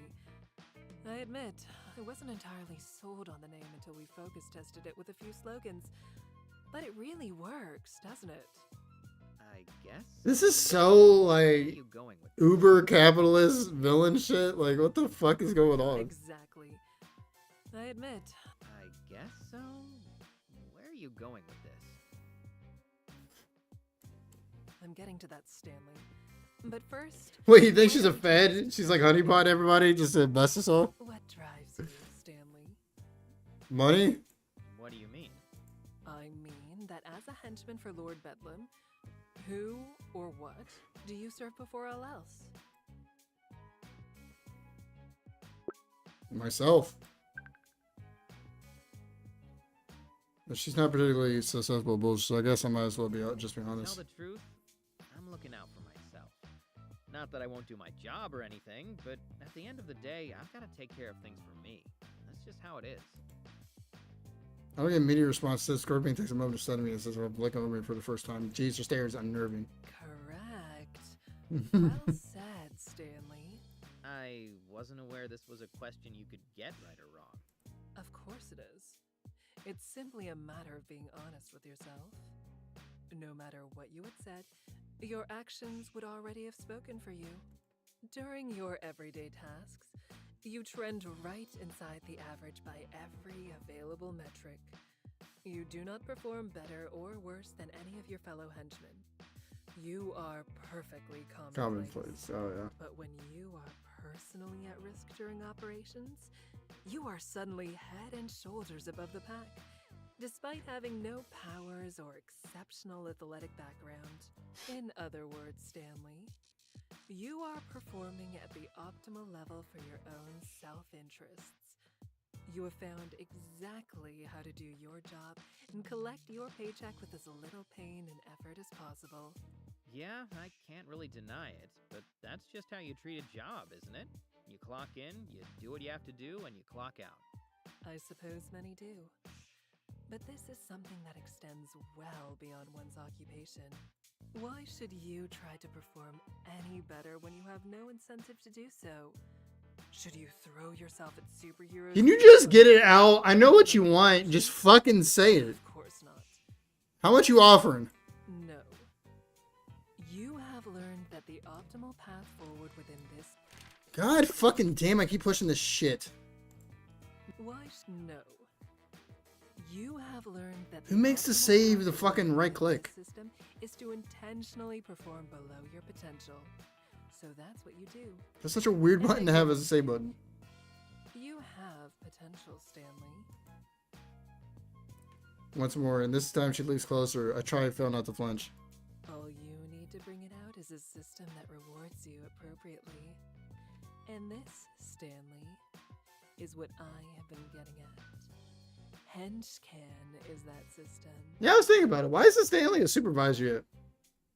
With HenchCan, you would be rewarded based on the work you do. If you accept more gigs or more difficult ones, then you earn more. If you perform better on a gig, you earn more. It's simple. But if you don't perform better on a gig, you earn less or die? Take Wednesday's operation, for example. You would have been paid better than your peers for that, and certainly better than your supervisor. She's uncomfortably close now. I can't lean further back without tipping my chair over. For whatever reason, I can't bring myself to break eye contact. You ever looked over the edge of a cliff and just had this weird urge to jump even though you know it would kill you? Looking at Matt's eye scorpion's like looking down that cliff. How would that make you feel? Good, I guess. But, I work for Lord Bedlam. And? He employs you, but should he own you? Your days could be his, and your nights. Oh my god. On my shoulder, and I feel myself go rigid. Be mine. Oh yeah? You mean HenchCans, right? Your program? Why, of course, Stanley. That's what we've been talking about this whole time. You're exactly the kind of candidate we need. You'd be just perfect for it. Before my brain can reboot and offer a response, Scorpion removes her hands and turns back to her desk. Only now do I realize how sore my shoulder feels. And as it happens, I know of a gig tonight that would be an excellent trial run. You should sign up.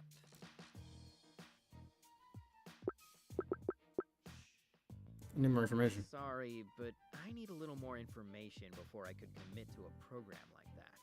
I mean, you make a persuasive argument, but... No further explanation necessary, Stanley.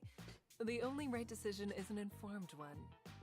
What do you think is on all these screens? She gestures to screens that line the walls of offices displaying a litany of map, charts, and spreadsheets. Information. Data. Without these things, on what grounds can someone make a decision? Intuition? Instinct? Why, that's no better than a dog. Though I think you'll find the gig itself to be quite enlightening. Think of it as a scouting mission of sorts. That makes sense. I'll think about it. I have to think about how to handle tonight's SS session. It's game night after all, and I've already invited Kate. Very well. In the meantime, I suggest you download our HenchCan app. You'll find more detailed information there. You'll find a QR code on the bulletin boards in the break rooms or at the entrance of the cafeteria. Tonight's gig should be immediately available to you. Well, there you go. There's your choice. Take a few hours to collect some more information and think it over. But not too long. You'd hate to disappoint me. I'm sure I would. Oh, no, that wasn't a question. You'd really hate it from the bottom of your heart. I'd make certain of it. Then, dear Stanley, you'd see where I have my other meetings. You mean the ones where people are in trouble? Precisely. That is all, number 065. You are dismissed. Right. Got it. Thanks.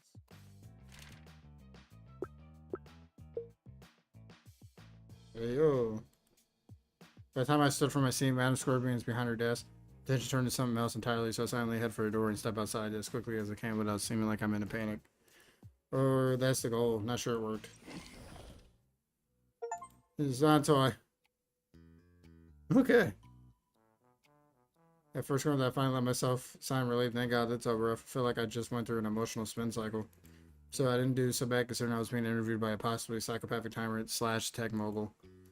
Is that what dealing with a bona fide, genuine article civilian is like? Do you ever spend every second wondering if you're going to be eviscerated? think my time heading to my post for the day, and it's only when I get halfway there that I realize the craziest thing about that woman. Despite my fears of being dismembered, really enough, it seemed like we were speaking candidly towards the end there. I feel like that should mean something. I'm not just sure what. My first shift passes by quickly. Today, my squad is working in the warehouse, which is like the opposite of guard duty. I'm less likely to be bored out of my mind, but my body can't stand put in actual effort. Luckily, I don't think David knows how to read our inventory system, so I don't need to look like I'm working hard.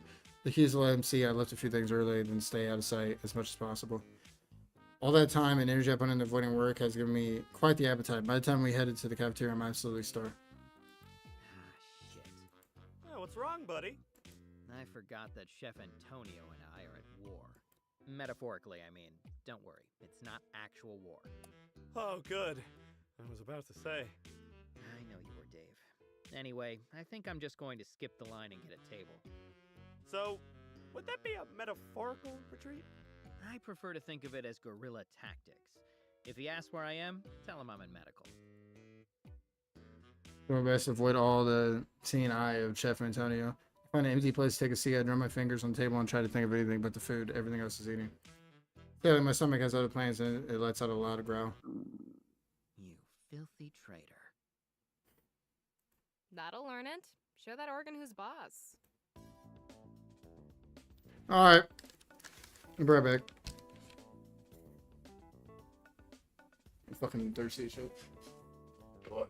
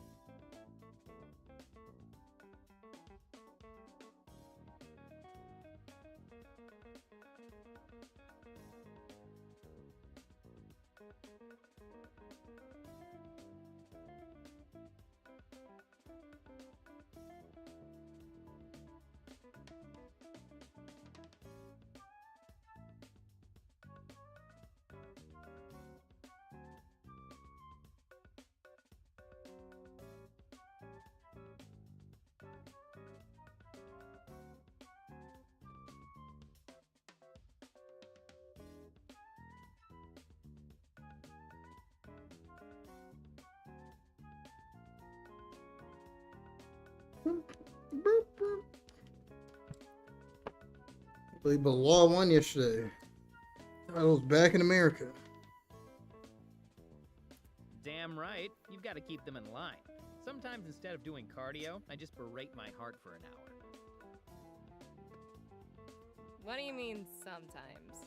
Wouldn't that imply that you do cardio in the first place? For your information, routinely fleeing colorfully attired walls of muscle is a Whoa, wonderful you know, Kate's cute, but and if she's a hero, I don't think she'll like literally break my neck if I say no to her. We're Muscle Mommy, or Muscle Mommy's the one that got beat. It's the other girl, Goth Mom. I think she'll literally kill me if I say no to her. I feel like you don't know what Pilates are. All I know is that they usually involve a gym and yoga pants, and I can't see myself inside either of those things. Technically, you're not wrong, and yet you're definitely not right.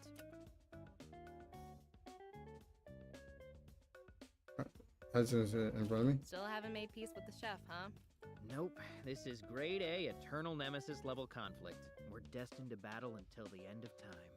Yeah, well, I don't think that treacherous stomach of yours can last that long. Seriously, just have some of my... Well, gosh, Stan, you didn't tell me you made a new friend. Dave, Cockblock Supreme. Okay, before he has time to react, Dave has set his tray down the table, extended a hand in greeting. It's a real pleasure to meet you, miss. I'm Dave, squad supervisor. Good to meet you. Dave extends her hand and receives a firm shake in return. Once Dave lets go, she points to the name tag that's still on her uniform. I'm Kate. She's the rookie I guided around yesterday. Just happens that we have the same lunch block, so... Yeah, straight cockblock. Are you still wearing that name tag? Yeah. Is that a problem? No, it's just that I don't think you have to anymore. That was a one-day thing. I guess not, but I'm still new, so it's easier for people to learn my name this way.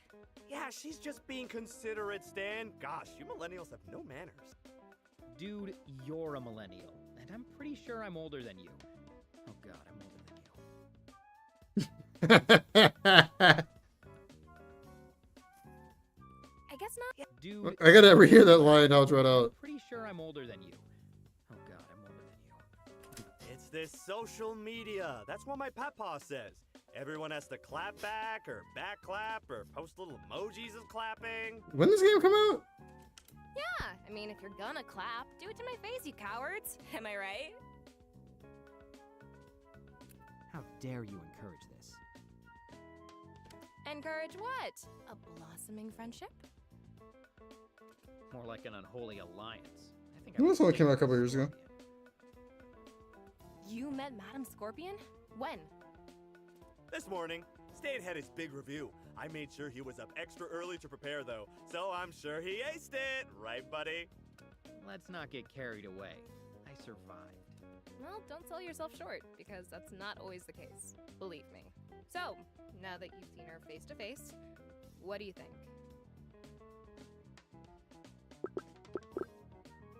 Then I'd better finish off that will I've been putting off writing. Any interest in a TV stand that's actually a cardboard box? Mine might be free soon. You know, after Scorpion murders me. Why? You didn't piss her off, did you?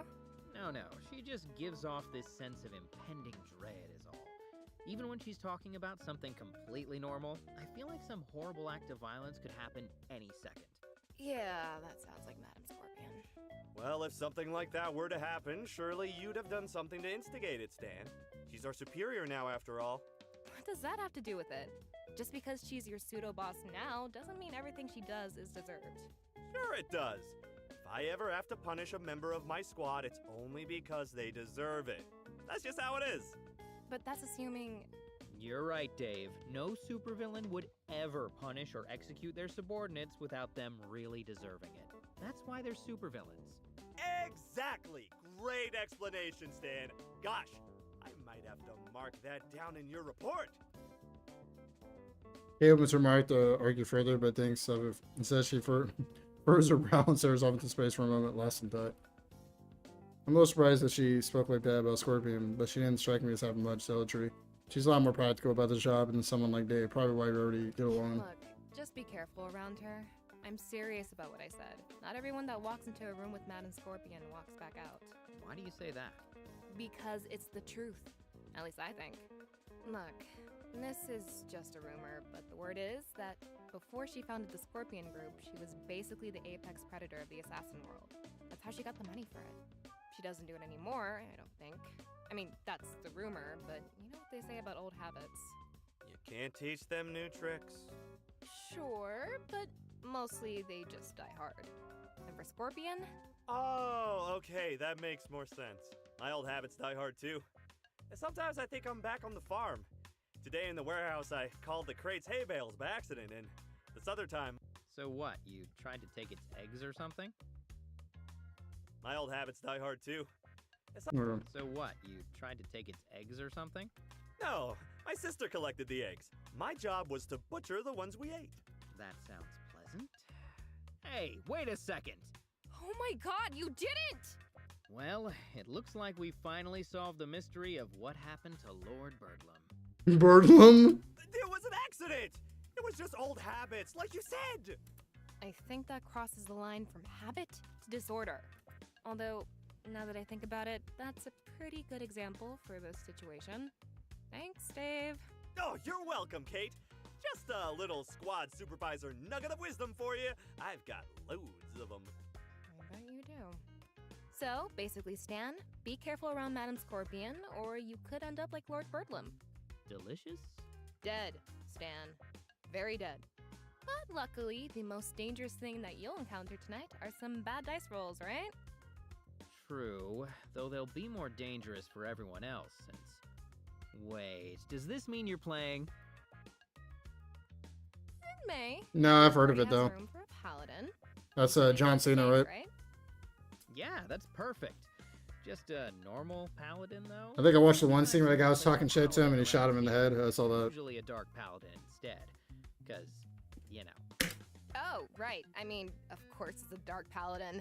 I just figured that was obvious. Wasn't that obvious? Paladins? Dice rolls? What are you guys talking about? Wait. Oh, are you guys playing spells and swords tonight? Oh gosh, that sounds fun. Can I join? From my head went, oh crap, I should have been more careful. I knew if you heard about it that he'd invite I don't himself. see why not. There's not a limit on players. As long as it's okay with Stan, of course. Like Glenn's looking for a teasing Glenn's to know if I find her eyes, but there's also something encouraging. That's just trying to nudge me into saying yes. She's right, of course, so technically I could say no, but technically David's sort of my boss, so as much as it might disrupt things, my other choice is to accept. Sure, Dave, you can join the party. What class are you going to be? Yeah, I'm not sure. Is there a class that's kind of like a squad supervisor? That would work great! How about a cleric? They're sort of like a supervisor. So they make sure everyone is on time and focusing on their work? No, I mean they help support everyone and keep them feeling good. Supervisors aren't supposed to do that? Oh, Stan, it's okay. Being a squad supervisor is a complicated job. Not just anyone can understand how it works. But I don't really have a better idea, so I guess that'll work.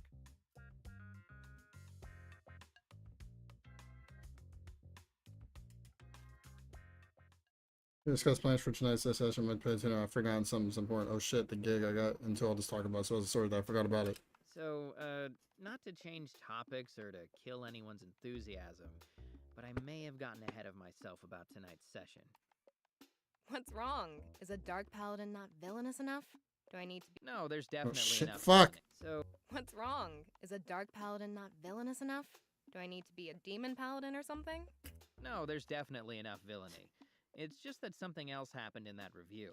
The thing is, Madam Scorpion asked me to sign up for a henchcan gig. Tonight. Wow, that's great, Stan! As your squad supervisor, I'm proud of the recognition you're getting for your hard work, and the recognition your squad and squad leadership will also get for helping you work so hard. Sure. Thanks, man. Love the cape, but not sure what reaction I should be expecting. Disappointed maybe? The reality is more along the line of pensive silence and hint of concern. Did she say what the job was? No. There's a few more details in the app. Here. I pull out my phone and open the henchman cap and hand it to her. She won't find much more information there, just a general description of the job, the pay, the time, and the various rating for different of the job. Things like the general difficulty level expectations regarding the use of lethal force, civilian presence, and the possibility of superhero intervention are given different ratings out of 5 stars. No collation is getting, meeting coordination is sent through a separate encrypted message shortly before the job. Decided to accept. More information would be nice, but I can't say I expect no more. Kate frowns as she scrolls through the data and hands me back my phone. Seems like a good payday. Could be risky, though. This is an entry level from the looks of it. That's the idea, I think. It's meant to be some kind of test. That's a tough call. On the one hand, this is Madame Scorpion, and she's not used to being refused.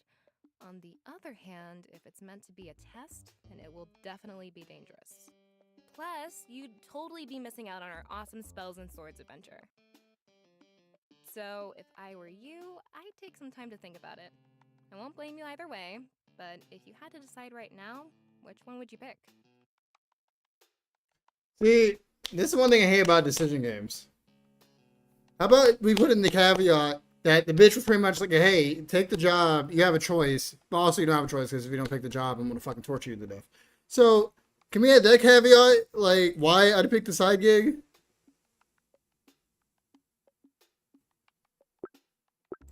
Well, I do love my free time, and I can't say I love danger. So right now, I guess I'm leaning towards game night. There's that Bedlam spirit, Stan! I knew you wouldn't abandon the squad. Thanks, but don't go overboard, alright? It's an imaginary adventure played out with dice and stat sheets, Dave, not a battlefield. No, I thought these games could get pretty intense. Or is that only if Gavin's mom finally returns to take her revenge? Well, last campaign we did have a close call with the leader of Soda and some handcrafted dice imported from Latvia. That was a tense moment, let me tell you. It was like our version of the Cuban Missile Crisis, but with less nuclear warheads and more corn syrup. Sounds harrowing. I don't know, you might be safer on Madame Scorpion's wild mystery adventure. That's true. I haven't decided anything for sure yet, so maybe I'd better think about this some more. Okay. I'd be really glad if you could join us for game night. Is that what you wanted to hear? Yes, but with just a dash of extra humility. Maybe a pinch of praise for my wisdom and empathy. Yeah, well, I'm not a salad bar. You get the toppings that come with the gratitude, no substitutions, and you can forget any notion of begging. But really, it'll be nice to hang out. I'm looking forward to it. Likewise. I'm still a little worried about Scorpion, though. I would be too, honestly. So, while I'd definitely be disappointed, if you feel like you have to cancel to save your career or extremities, I get it. Okay then. Okay, cool. We're going on the mission. We're going on the mission. We're going on the mission. Thanks, Cool. Rookie. Whatever I end up deciding, you guys will be the first to know. Yep. And We're going on the how do mission. you know exactly? Carrier pigeon? Or do you guys send messenger rats through the walls around here? Oh, right. We never exchanged numbers, did we? 1 second. I fumbled a few patches. I remember which one holds my phone, and we exchanged contact information. Dave insists on doing so as well, but which doesn't seem entirely appropriate, but that's Dave. That might be a good biography title for him, not entirely appropriate. Maybe the whole Lord Bedlam operation as a whole. Gotta hang on to that one. There we go. That'll be easier. Though, I admit, I was sort of looking forward to some kind of trained animal messenger. Honestly, they might be more reliable. The reception at Secret Mountain Base isn't great. Big shock, I know. The rest of the lunch is filled with small talk, nothing groundbreaking, but it's out there relaxing. Kate's better at redirecting Dave's enthusiasm, and he only mentions that he's a squad supervisor like 3 or 4 more times. We head around the dynamic where spell story session seems like it has potential, even with Dave's unexpected last-minute addition.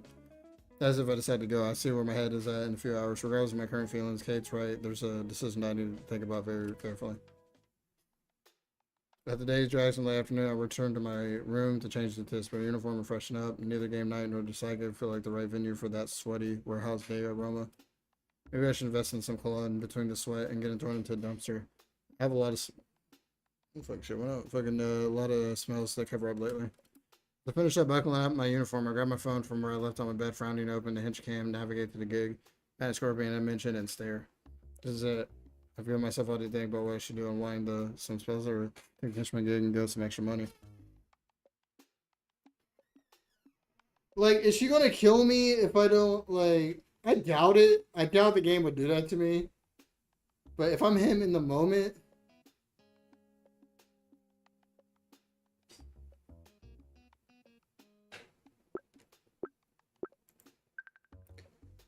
Except on that, I could use the extra money and turn in Madam Scorpion. Direct offer feels like it could end very badly.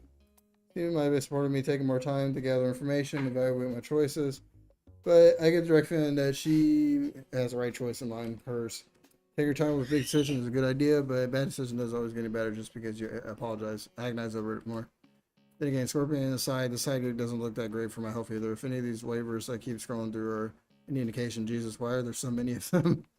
I get it if I'm injured, I get sick or die. I can't see the Scorpion group for the whole paragraph on the de-investigation alone. After a few more moments of waving rights that I didn't even know I had, that map finally appears, pointing me towards my nearest pickup location. Looks like it's outside the base, in the middle of the forest. It's appropriate, I guess, but this whole crowd source black op shit is a weird vibe. They might not let me use my phone once we leave, so I better text everyone beforehand. Dave would be disappointed. He may have just found out about it, but anything that can be tied back to the team building or squad unity is as sacred as Lord Bedlam's philosophy to him, such as it is. Well, I have to get over it. I got my own priorities, and it's only, as he says, I do during work hours. Outside of that, it's my business. In case another mandatory lay, after texting Dave, I type out a message for her, but hesitate before sending it. She seems genuinely excited to be part of the game, and part of me feels like I'm letting her down. But she has to understand, right? She's on the app herself. It wouldn't be fair to her to knock on it. I just have to make it up to her. I'll shake off the go, press pocket, going back now, and that melting meeting points a ways off. Better get moving. Okay. The halls are getting good. The grain of usual night traffic. A short while later, I step into the hallway, bag in tow. The halls aren't jam-packed. There's definitely more people than normal, all heading off to take part in one game or another. The main hallway has most people going on cheap folding chairs. It's any of the tournaments or contests. It's also where Lord Bedlam's usually found.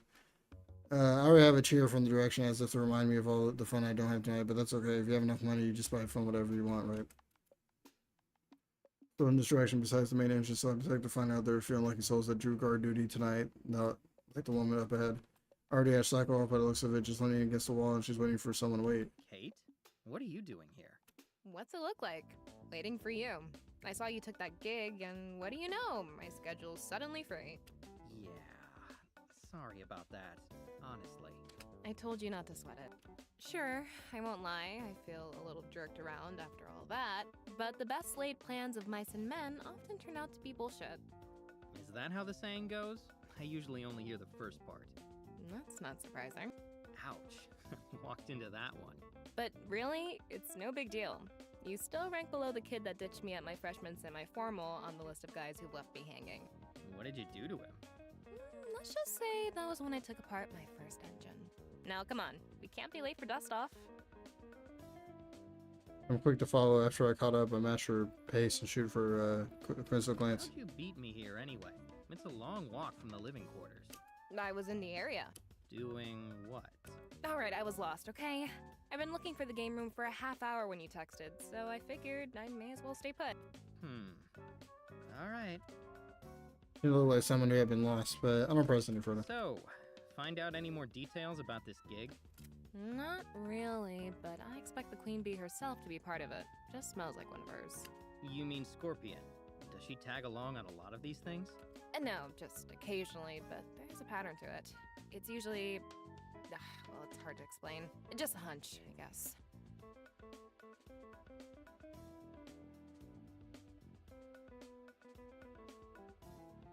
I stretch my chin as I ponder her explanation around the lack thereof, just a hunch. However, before I can ask her submit by that, I find myself interrupted. Hold it right there, you two. Let's see some ID. Chop chop.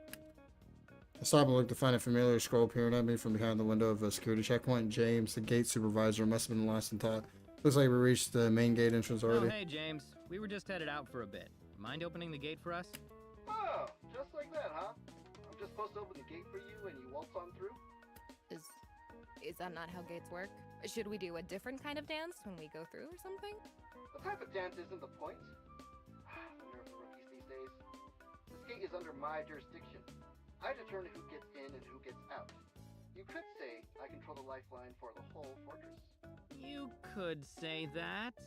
Except you're not actually allowed to stop anyone who works for Lord Bedlam from coming or going, remember? We've been over this, dude. Complaints were filed, HR got involved. Just open the gate, man. Don't make a whole thing out of it. Comes the entire way and tries to start to the gate. And pulls a lever, letting the gate open with a groan. Alright, you're clear to proceed. But mark my words, Stan. One day, you'll need to get through and I'll be allowed to stop you. One day, it will be the gate supervisor's time to shine. One day! Doesn't seem like that bad of a gig, to be honest. That day's never going to come, is it? Oh, absolutely not. For backstory, we make our way through the open gate into natural caverns beyond. The words "one day" echoing off the walls even as the gate closes in our wake. One day, one day. Damn, it's bright as fuck. I thought it was gonna be nighttime. And our hike through a series of tunnels, we finally emerged to the wilderness. There we were greeted with the painfully bright light of late afternoon sun. Glad we got out to work early today. I hate coming out here at night. The return trip is gonna suck. I can feel the poison ivy in my uniform already. This way. I know the spot they're using. It's not long before we reach our destination, a small clearing with a large, mossy stump in the middle, and a small babbling creek just before the far tree line. No one else appears to be here, so I splinter up to the stump and take a seat. I'll check my phone in a full minute ahead of the schedule. Nothing to worry about, so why does Kate look so tense? Don't worry, James won't lock us out. He talks a big game, but that's all it is. No, it's not that. I'm finally confused. It's not dark yet, and no one's ever comes to these woods except Bedlam's instruments, so I'm not sure what she's nervous about. The most thing she think you find out here is skunk or maybe a... Cutting it a little close, aren't we? I jump and roll around at the source of noise just to see Madame Scorpion jump out of the shadows like a lioness emerging from the undergrowth. Where she stalks forward, she barely makes a sound, and her footing is never in doubt, despite the uneven ground. Somewhere in the depths of my primal lizard brain, my flight reflects the trigger, and I hear a voice screaming to me, run instead, and I cough to clear out the lump in my throat, not for a sloppy slope. Close only counts in horseshoes, hand grenades, and orbital doomsday lasers, ma'am. I wouldn't know for sure since we never had either of those last two, but it seems like a safe bet. You're not missing out. Orbital weaponry is overrated. Easily identified and easily dismantled. Just ask Dr. Calamity. Goes to herself and shakes her head at a joke we're not privy to, but her eyes flash to Kate. I'm surprised to see that you've brought company, Stanley. I don't recall my invitation including a +1. Here's without a flinch. Ma'am, sorry if I'm intruding. I just saw the gig on the app and... I am speaking to Stanley. If I require your input, I will request it. Her her case still present name tag. Kate? Is that understood?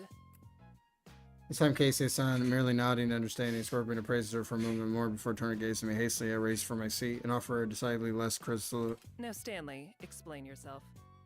Why is she here with you?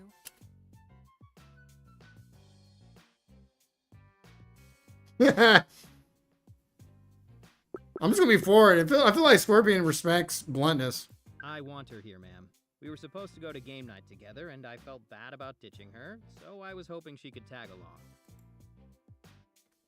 It's hard to tell if she's worried or confused with the mask, but when I smile at her, she smiles back. And you didn't think to check whether that would be allowed? Nah, because I'm a villain, bitch! I figured you'd be way too busy. I wouldn't want to interrupt you at your office uninvited.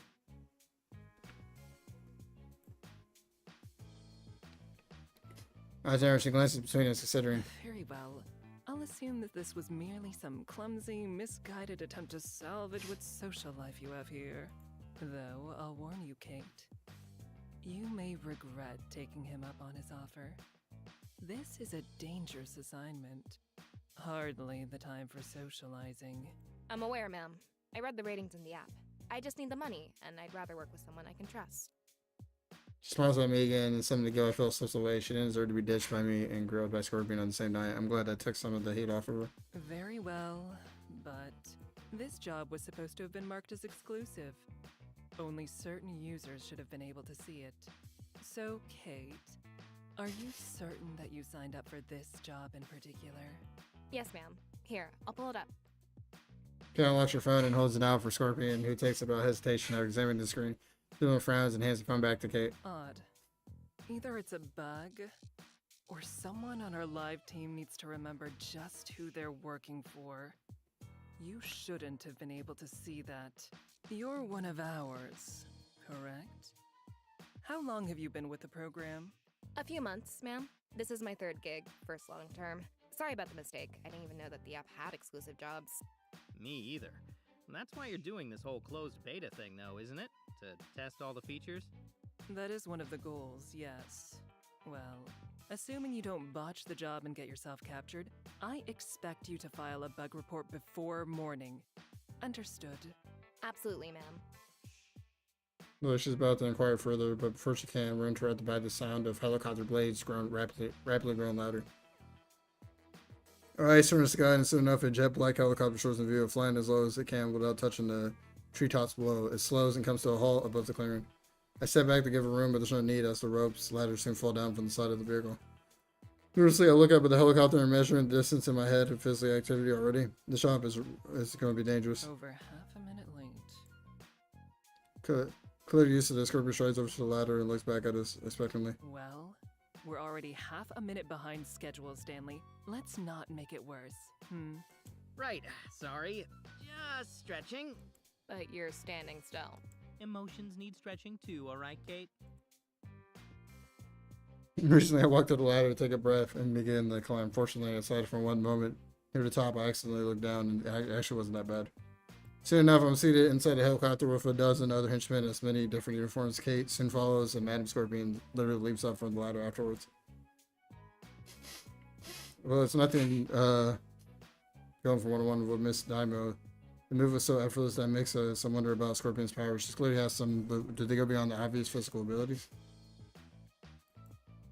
She was, wait, what did it say about her? Literally leaps from the, that's crazy. If she rules the top assassin world filled with supervillains, maybe there is more to it than that, right? Maybe the shop is where I'll find out. No, if it is, that probably means that we're in serious danger. She plays things so close to the vest, I can't imagine her revealing the full arsenal unless she has to. So on second thought, maybe some mysteries aren't meant to be solved. All accounted for. Pilot, take us to the next rendezvous point.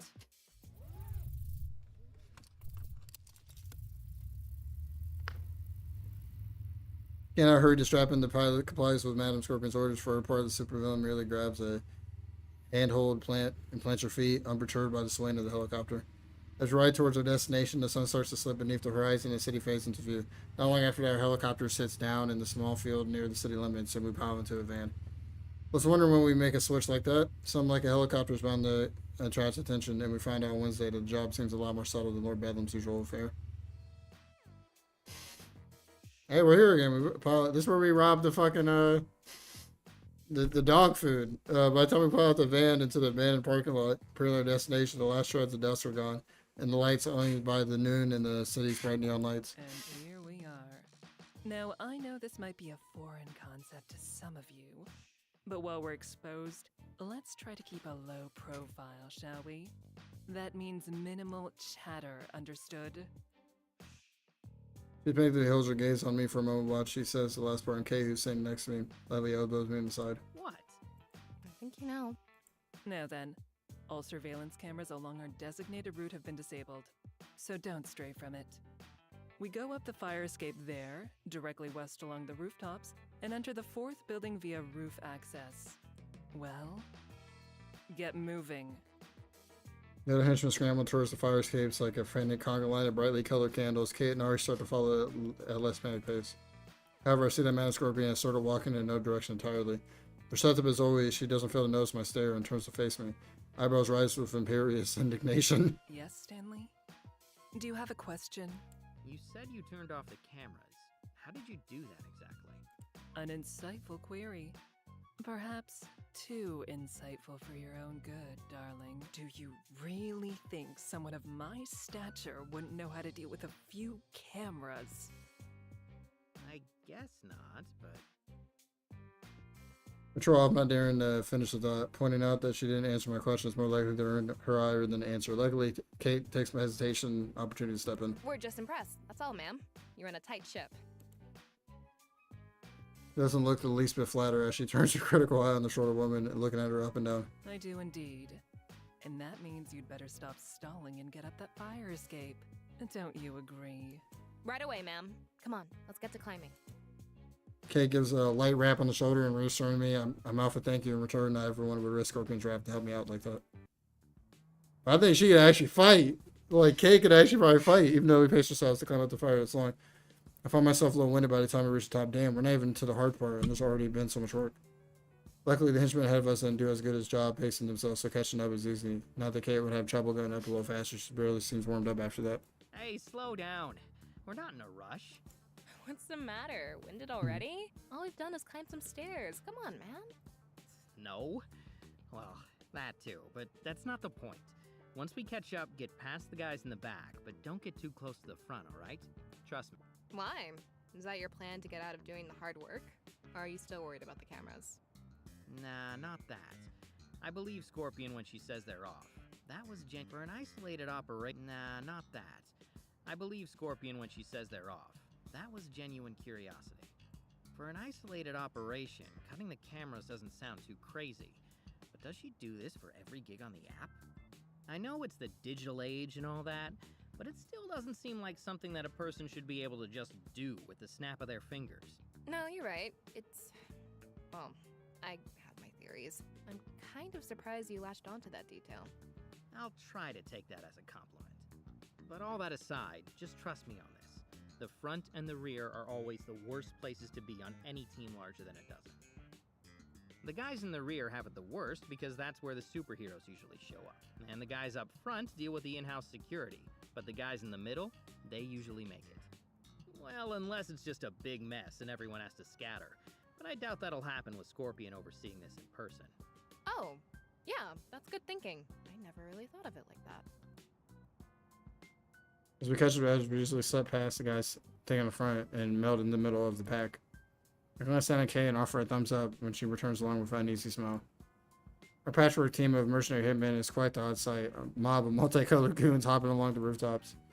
With the camera gone and the adjacent buildings either too short or abandoned, there's no one to appreciate the show. No one in the gaggle of henchmen seem to be particularly enthusiastic about it either. None of us know each other, and hell, I don't even recognize most of these uniforms, and everyone looks Scorpion's line about minimizing chatter to the heart. It's a weird vibe. We're technically a team, but not really. Eventually we reach the target rooftop, and the guys in front both wearing green and gold uniforms, and they're either young or cocky because they walk right up to the roof access door and pull it open. I let out a sigh of relief. So far so good, so as I point men started down the stairway, Kay and I are make sure to maintain a safe distance, something waiting for us down there, and I just don't have that feeling. The shore only meant to connect to the top level, so it's not long before our little band of mischief henchmen enter the facility proper. Someone lets out a low whistle as our green-clad point men open the door, and while he's quickly shushed, I have to agree with the sentiment. What awaits us is impressive. I'm not all that tech-savvy, but my best guess is that some kind of server room. Rows and rows of uniform machines hum quietly in the darkness, glowing from the lights of their blinking LEDs. A server farm. That makes sense. You guys were on a data heist for your last operation too, right? Yeah, we were. You figure that's what we're after here too? It would fit. Scorpion doesn't do things randomly. Well, her showing her that she got offered the job on her app, it kind of, I think it directs her anger at her development team, whoever is working on the back end.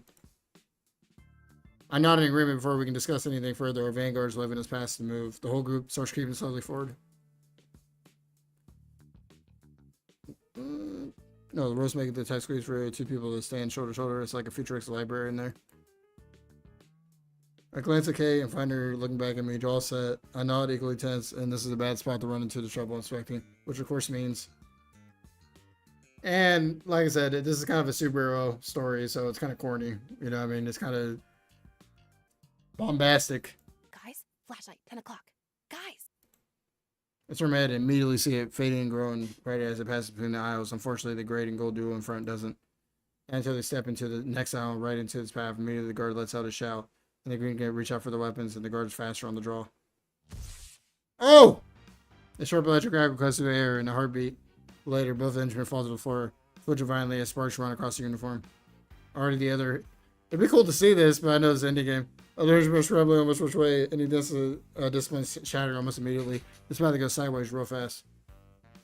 Kid rushes to grab at the nearest of our would-be teammates, trying to keep them from scattering. Hey, get back here! We need to stay organized! It causes some of them to hesitate, but not for long. If I help, maybe we should convince everyone to stick together and find a way out of this. On top of that, if I could just let them run around like a bunch of idiots, they could make for a nice distraction. This way we could take the lead after all. Whatever I do, though, I need to select quickly.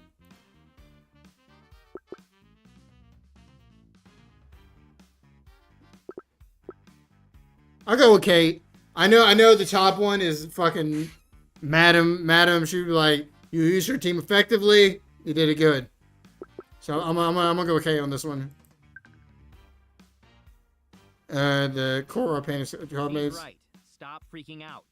If we just run around like a bunch of morons, we're toast. We need to run around like a bunch of coordinated morons. Those aren't superheroes out there. These are just security guards. Regular dudes paid to protect some more important dudes' stuff. They're just like us, only we dress better. One even Chuck was nervously upon her gratefully. Appreciate you. Knows me and smiles. And I appreciate the help. Thanks. No problem. Did you have a plan? Yes and no. How about you? I don't, but when I glance at others, I realize I need to pretend like I do. As a matter of fact, I do. Okay, so first...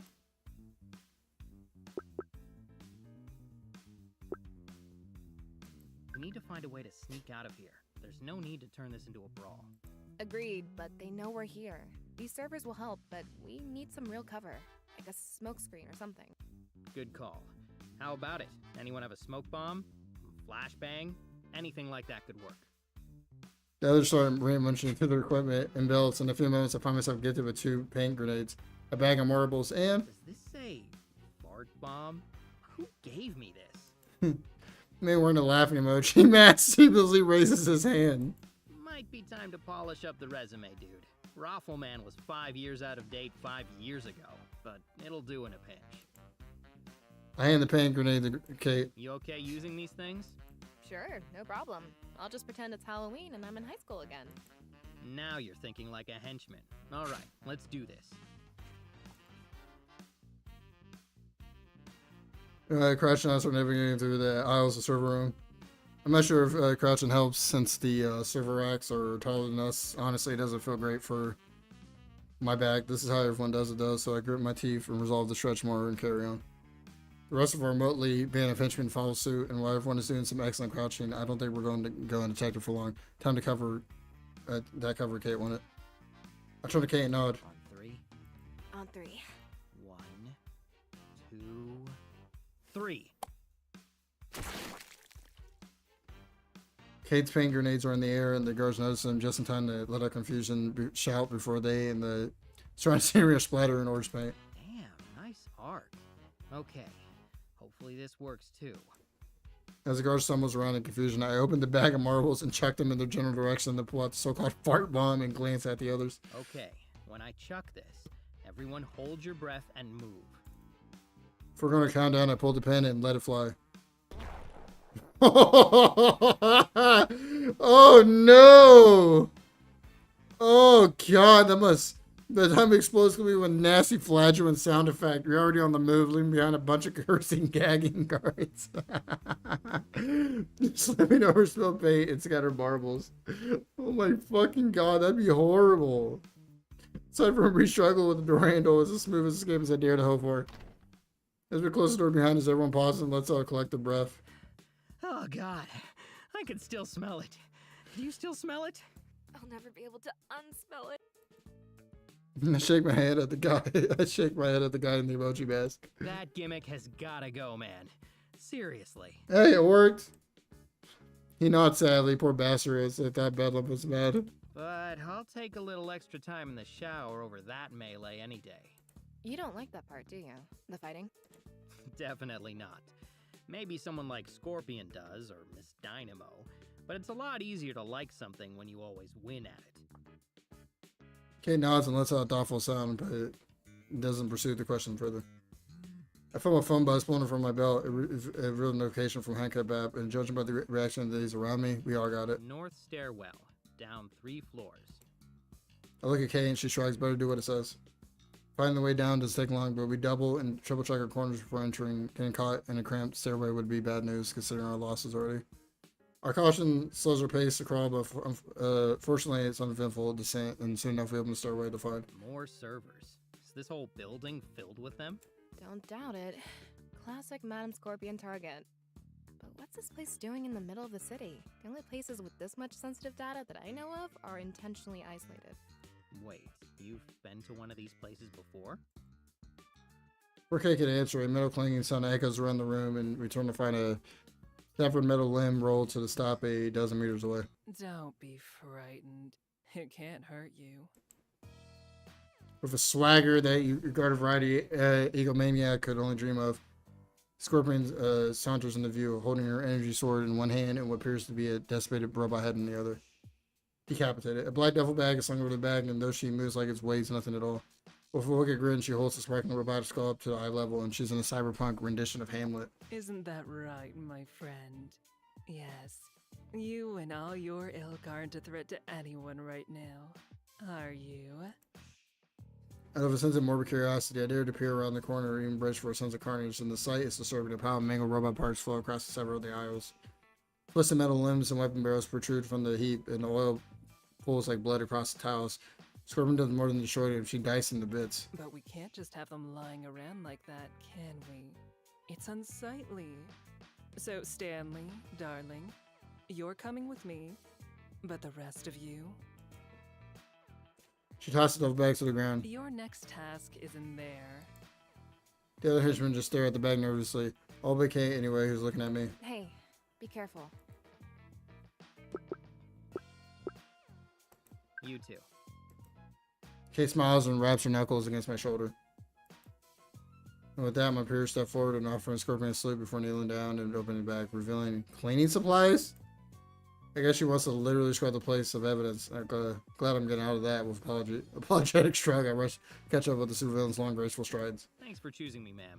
For, whatever this is. I appreciate it. Don't bother. Your ability to shirk any duties related to manual labor simply makes you more useful to me here. Nothing more. And I'm curious to know how the operation has gone for you so far. Oh, you know how these things are. Pretty routine. If you've broken into one data center, you've broken into 100. Don't play coy, Stanley. The question was largely rhetorical. I know exactly how everything happened. Okay. First, you elected to stay in the middle of the group with your partner. A prudent measure, and one that quickly paid dividends as things, how to put it gently, broke down. Yeah. Yet despite your earlier precautions, you wasted time trying to rally the troops. Why? Well, I figured that was the best chance we had at getting out of there unscathed. We? Stanley, I thought you were smarter than this. I knew she was going to hate You do this. understand the premise of this program, don't you?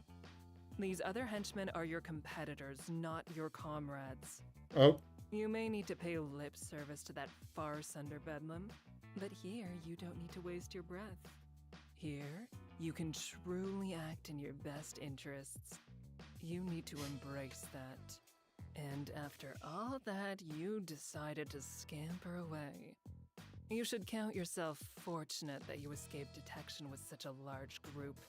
It shouldn't have worked. But it did, right? And now there are more guys here to help with the cleanup. I suppose. But remember, just because a tactic hasn't failed yet, doesn't mean it won't fail in the future. And in our line of work, you only have to fail once. As we talk, we moved deeper in the room, pressing row upon rows of server. A few beats of silence passed before our thoughts occurred to me. How did you know what was going on up there anyway? Were you watching? In a manner of speaking, yes. I would think that was obvious. But not in person, right? You couldn't have. Did it have something to do with the cameras? Persistent about that, aren't you? I would stop barking up that tree if I were you, Stanley. Understood, ma'am. We continue to walk in silence for a few moments until I find a gaze lingering on the server robot head Scorpion is carrying. Can I ask a totally different question, though? You may. So long as you are prepared for the answer. Sure. Look, it seems pretty clear that you didn't need any help with this job. So why bring us along at all? Need? No, of course not. I don't need anyone. People are more of a luxury good. They can make things go faster, more smoothly. Like with the cleanup. Yes, exactly. And those that didn't make it past the upper floor played their part as well. Drawing guards, creating a mess that's just waiting to be found. Whoever finds that will surely assume that my target was on that floor. And why not? The company who stores their data there is a weapons manufacturer after all. The perfect red herring, don't you think? But what you're after is here instead? Precisely. And when our friends have cleaned up the mess, no one will suspect I was here, among terabytes of private data scraped from the far corners of the internet. So while some hero or agency spends weeks chasing down a fake lead, any trace of the true theft will have disappeared. She charms me with devious grin and winks. I cough into my hand and avert my eyes, both in under her gaze. In response, she lets out a hearty laugh, which only serves to make me feel even more awkward. Such a professional. But now we pass the last row of servers and reach the very edge of the room. A thick metal security door stands for us, controlled by a nearby keypad. Hold this for me, darling. Without bothering for confirmation, Scorpion shoves the hilt of her beam saber into my hand. And do I fumble it for a second? I quickly gain control and immediately lock it into a two-hand death grip. Meanwhile, the supervillain puts her free hand on the keypad and closes her eyes. Out of the corner of my eyes, I see her grip tight on the robot's head, causing the metal to squeal in protest. Soon enough, the keypads turn green, and I hear the sound of doors locks disengaging. How'd she do that? I think back to my question about what happened on the top floor. There's definitely a connection here, but what is it? Or is it yet another juicy red herring? I wouldn't have put it past her, screwing with the people seem to be her favorable pastime. I'm clearly in her crosshairs. In fact, when her eyes open and turn in my direction, that's exactly what they look like, crosshairs. Now, Stanley. Yeah, she removes her hand from the security panel and slowly reaches towards me, smiling in a way that is equal parts alluring and foreboding. Even though I've seen it before, I can't help but find it unnerving. With a self-satisfying hunch, she plucks the hilt of her weapon from my hands. Would you kindly step through that door? What?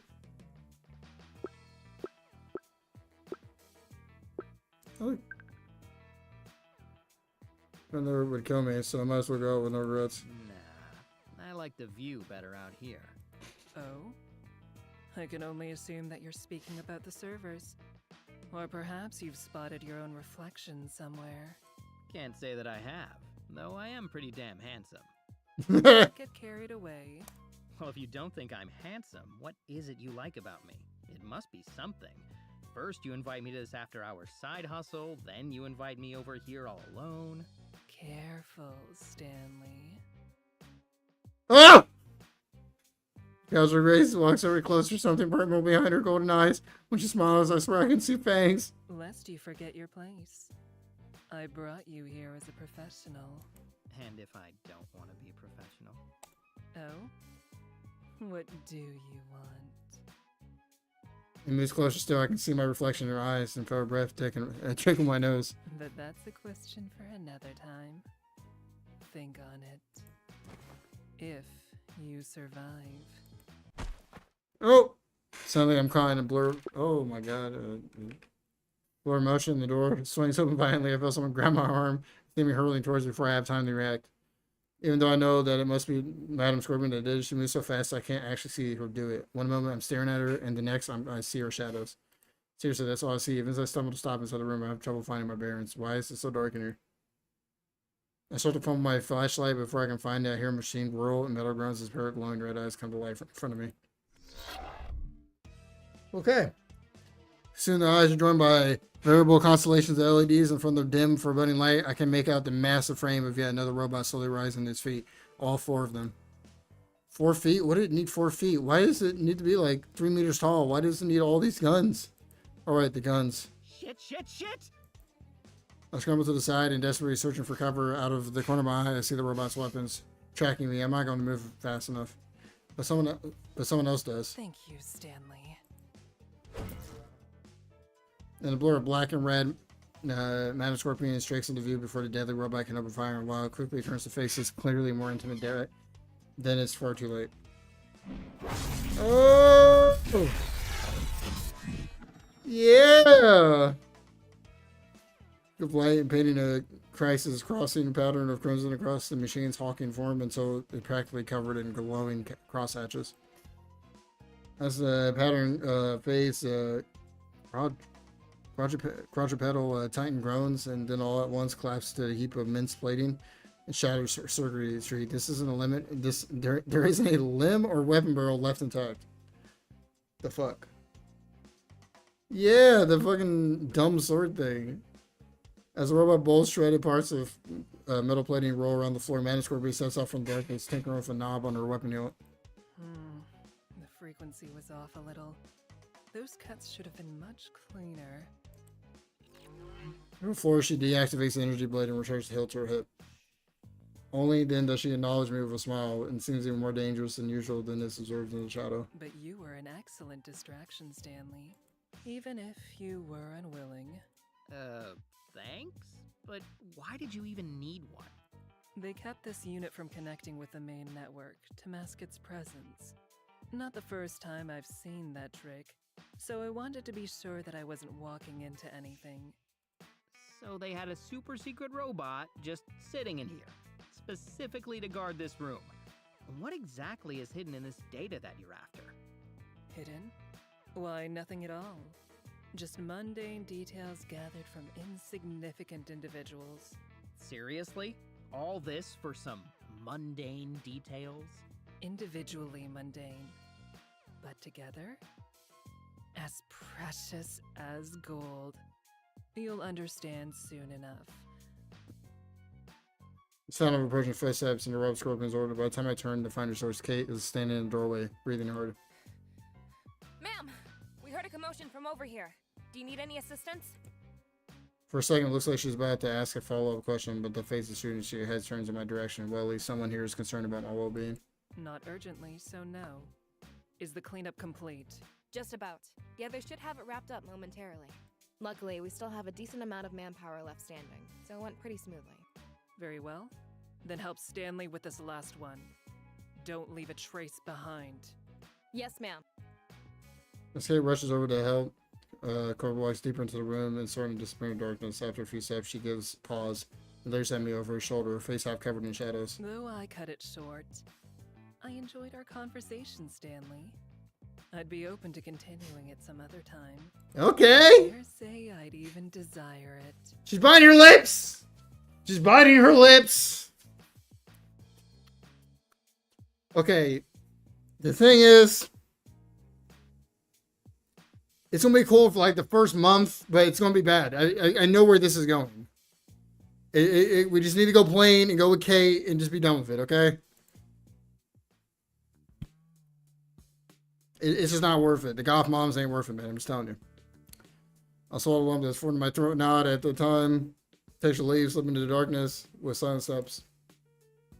But now I reached my side with a scorpion, duffel bag, cleaning supplies. All right. What happened?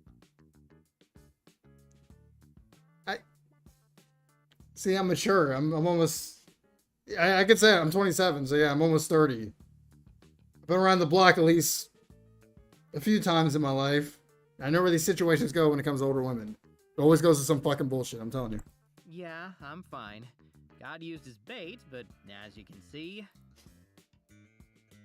There used to be an 8-foot tall death machine. Kate nods and understanding and offers me a pat on the back. Well, I'm glad it's lying there and not you. As she gets closer, I finally make out the details of her face through darkness, and there's tips on her... There's blood on her lip and a small tear in her mask. Wait, are you bleeding? What happened? Oh, that. Yeah, we ran into a straggler. I think its pathing got messed up on the way here, so it was slow to respond to our employer's little mess. I took care of it, though. No big deal. No big deal. What, do you have some secret ninja skills that I'm not aware of? She took out a robot? Nah, I just picked up a few moves here and there. That's all. But seriously, I just got a little careless. I'll ice it when I get back. Now, come on. Let's get this sucker in the dustbin.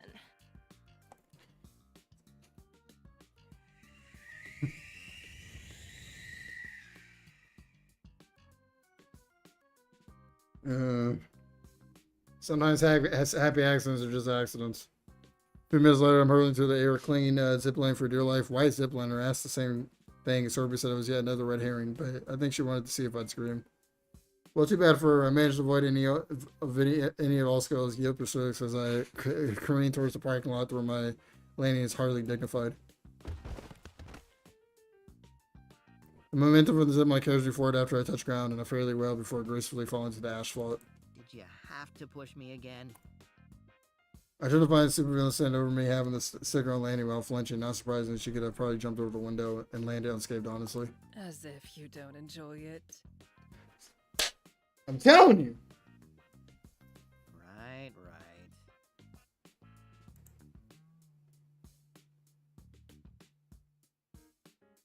And here I thought you had the agility of a panther. 2 panthers. They're heavy animals, okay? Sure. Clearly, that zip line required a rating of 3 panthers or higher. Off the side, I'm grateful to help and Optic extend a hand on the back of my feet. I dust myself off and start heading for the van. So did the other henchman see her fucking 1v1 the fucking robot with her bare hands? Number 1, the Scorpions remain henchman pilot to the back of the vehicle. It's a lot less crowded than this time, and some take advantage of them seats by stretching out. Scorpion uses one as a pedestal for a robot head she acquired earlier. And probably because she still needs it for something, but more probably because she's a bloodthirsty sadist. Just before we close the door, a shout echoes out from across the parking lot. It's one of them green-clad henchmen who have taken point. Apparently, taser were off. Holy shit, I think he can actually make it. He could have 30 seconds ago, but not now. And you should be glad that's the case. That's one less person who gets a share of the completion fee. I'd suggest closing the door, Stanley.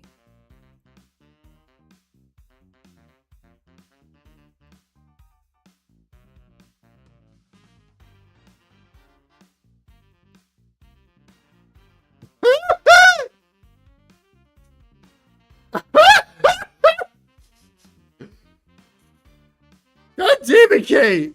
What do you want me to do? I'm just a person! You're obviously a superhero! I'm just a random dude!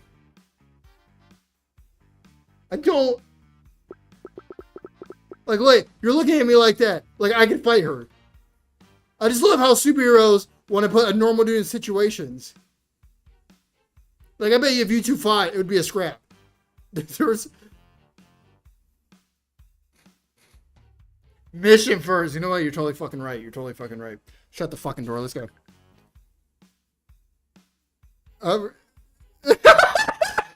Kate!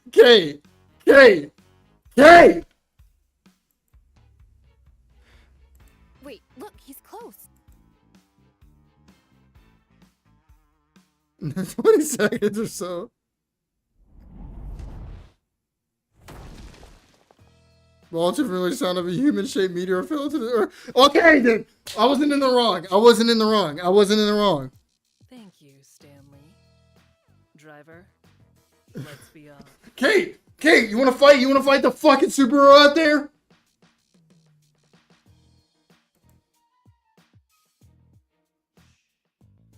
Sound of a mentioned. Scorpion! Come out. You can't hide from me forever. So I did the right thing. You know, I never had to deal with a pissed-off Miss Dynamo until I met you, ma'am. I mean, she still had zero problem kicking my ass, but she was a lot friendlier about it. A civil relationship with one's mortal enemies has little value, in my opinion. I prefer her this way. She makes mistakes when she's angry. Yeah, that's true. The superhero is not going to kill her. Or kill him or whatever. We at last put an end to our little game. I want it to be raw. That moment when she realizes she's been raging and roaring against the inevitable. Okay, I am a regular man. Something I can You are expecting too much. I told you this is a job. Put an end to your game? Do you mean... Ooh! Ooh! Ooh! Kill her? Why does it matter? It's no concern of yours.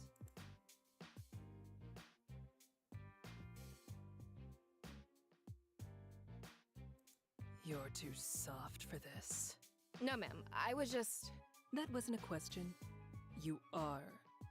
Look at Stanley. Imagine like pointing to some like 30-year-old dude, little fucking pot belly, just like, look at Stanley, the fucking epitome of a fucking evil man, fucking like, huh? He understands what this is, but you grasped it, have you? And here I thought you'd been part of our program for longer than him. Sorry, ma'am. Don't apologize. You'll learn eventually, one way or another. Primo, long before finally putting away, and she returns from the seat. She turns to me, placing one hand deliberately on my shoulder. This is but the first step down a new path for you, Stanley. Keep walking it with me, and we may find something beautiful at the end of it. Woman, you stop biting your fucking lips. Sure. Got it.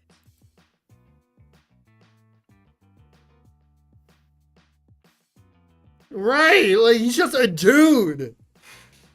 Like Kate is obviously some super, like, has powers. Try out my nervous excel as I beg my seat just for a second, huh? Why do I feel so exhausted by it? Close my eyes and try to rattle under the Van Rock, and it doesn't work. Some of the other henchmen start to small talk, but it doesn't work either. Neon all the way left is uneasy silence even as we pass the city limits.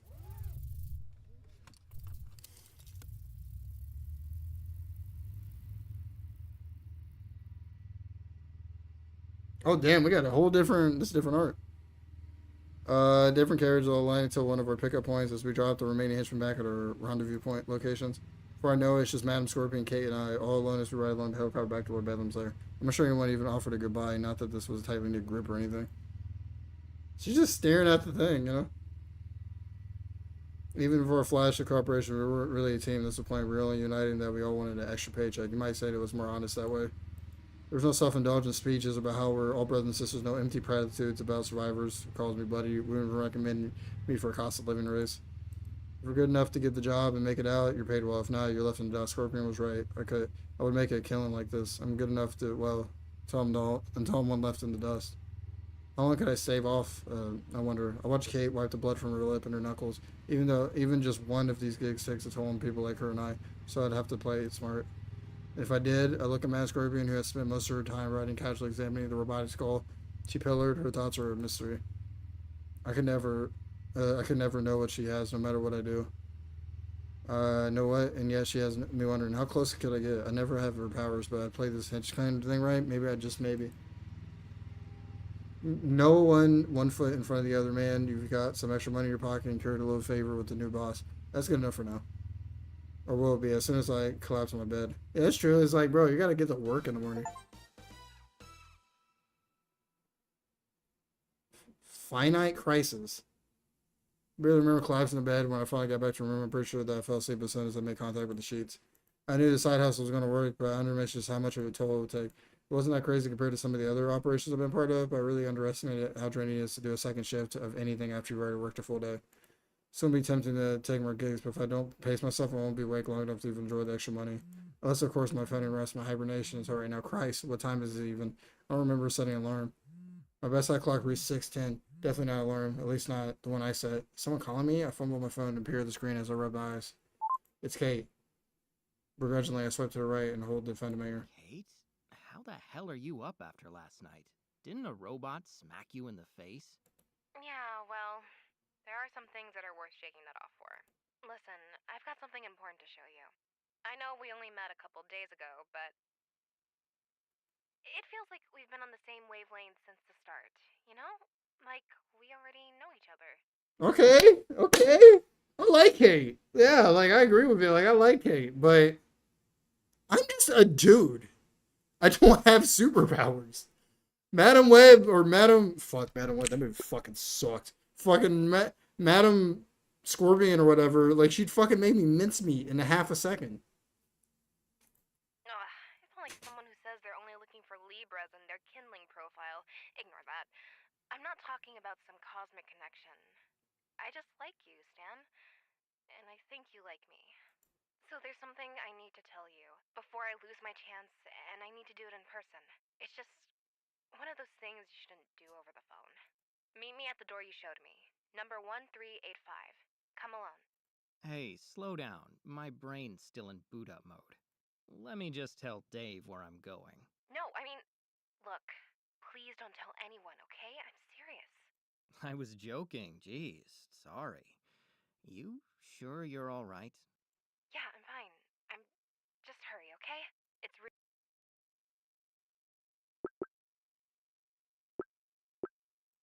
What is this, a drug deal? Look, Kate, we work for supervillains. No one's gonna get mad if you smoke a little. Just don't do it next to the vents. Then it gets in the circulation, and the whole place stinks for a week. Stan, you know I love to play banter badminton with you, but this is serious. Just please trust me right now. That's all I'm asking. All right, but can I get a dash of context? A pinch, even? Kate? Hello? Shit. Normally, I'd blame the K-Walls for messing with the Wi-Fi, but I'll think of talking to her. I've had a feeling that she just hung up. Where did that come from? Yeah, we've been getting along, oh, but that was a weird vibe for a 6 a.m. phone call. Not even text, like a sane person. She has to call and wake me up. Commented how close she's been following me around. Yeah, very weird vibe. If I were in the middle of the night, this would feel like a perfect stage for either a heartfelt confession or a heart-rending murder if my life feels like changing genres. But at 6 a.m., it could be anything. Still, if the case is important, that's good enough for me. I take a moment to rub my eyes and stretch for rolling out of bed. I'm so tired that the first step are wobbly, so I slap myself a little to jumpstart my system. Come on, man. Get it into gear. I attach my uniform from the floor, get tentative sniff, a little right, but not too bad. Apparently, I need to hurry, so I'll have to do. No time for my usual morning routine either, so I'm low with my toothbrush and rummage to my nightstand for old tinted mints. Expired 8 months ago, probably still fine. Chewing on my vaguely minted flavored chalk and still zipping up my uniform, I hurry up out the door. Okay, I walk through the halls in a brisk pace and completely unimpeded by traffic. The place is practically empty at this time of day, though I'd at least expect to find one or two diehard patrolling the halls with gusto. The racer swing is the same. I've counted a single guard on my way there. Surely someone was meant to have this shift. This couldn't have anything to do with why Kate called me, right?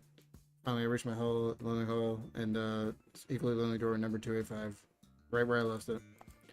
Except this morning, my door is not so lonely. Kate's keeping it company, leaning against the adjacent wall. She quickly responds to my approach and gives me a wave, though it's like some of her usual enthusiasm. Return the gesture. Hey, thanks for coming. No problem. After all, you said it was important. Sorry. Oh my god. Oh, that's interesting. That's interesting.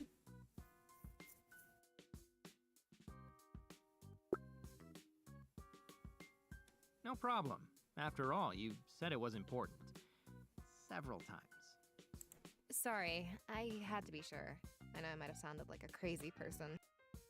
But I'm not. You know that, right? Yeah, definitely. I'm here, aren't I? So what did you need to tell me? Are you wondering what was up with Scorpion and that robot skull too? You think it was just a souvenir, or does she run a robotics chop shop on the side? No, bigger than that. Way bigger. I'm actually not sure you'll believe me. So first, I want to show you something. You know this door that you've never opened? Well, we're going to open it. You're gonna stab me in there, aren't you? What? No! Why would you think that? Well, you have been following me around a lot. I mean, somehow you just happened to be waiting for me right after I accepted that henchcan gig? Come on, you've got to admit that was more than a coincidence. Okay, yeah, that's a little suspect. Fine, I admit it. I've been following you around a little, but not to stab you. I mean, what the hell, man? When it comes to potential stabbings, it never hurts to double check. That another official piece of veteran wisdom? As official as it gets. Right. Well, we're not getting through this door all that officially, so you may want to stand back. Instantly, I take a few steps from the door. She's gonna blow it, isn't she? Okay, it's not touching the door at all. Instead, her attention is on the keypad, which she's already crackling open. Moment of truth. Reaches into her belt and pulls out a small white and blue device which plugs into the keypad. After a few moments of fidgeting, it lets out a friendly beep and the door slides open for Brown. After you. Figure you should see it first, considering how many hours of your life you've spent standing right next to it. Wow, polite and pessimistic. This is why we get along. All right, let's see what Lord Bedlam's been hiding. Maybe this is where he stashed all that dog food. I take a deep breath and step inside. Well, holy shit, this is bigger than I expected. And what the hell is that? The monolith of a machine can't possibly be a computer, can it? But I don't see what else it could be. There's no visible pipes or mechanisms. Just wires. It looks like the house is circuitry getting some serious I can't let you do that vibes from this thing. This has been here the whole time? I come in peace. Hopefully not evil AI person. Please don't Oh, send shit. robots on me. Maybe you're very perceptive, you know that? I don't even be thinking about that shit. I've had quite enough of that recently, thank you very much. I'm sorry, it is. I guess you're an too late, engineer, so I Stan. guess, yeah, I Now guess you must kind turn of you have into to be a little bit, huh? cyborg and enslave your mind.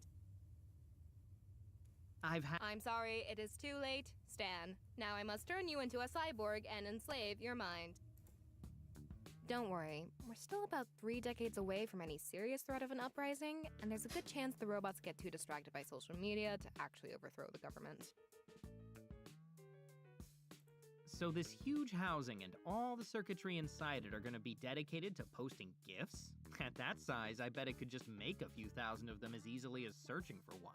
Like, I didn't even remember what Nova looked like color-wise. Like, I remember the kind of, like, armor they were rocking.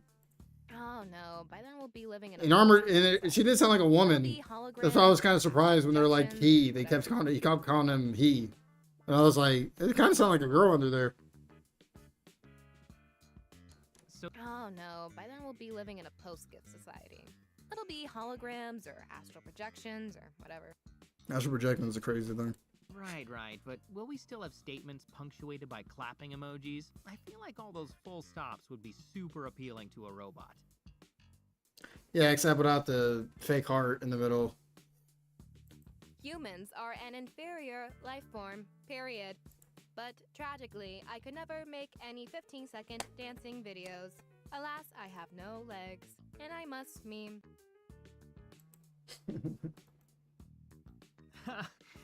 Oh god, we need more sleep. So much more sleep. But seriously, robot uprising aside, is this why you were so curious about the door on our tour? Did you know this was in here? Sort of.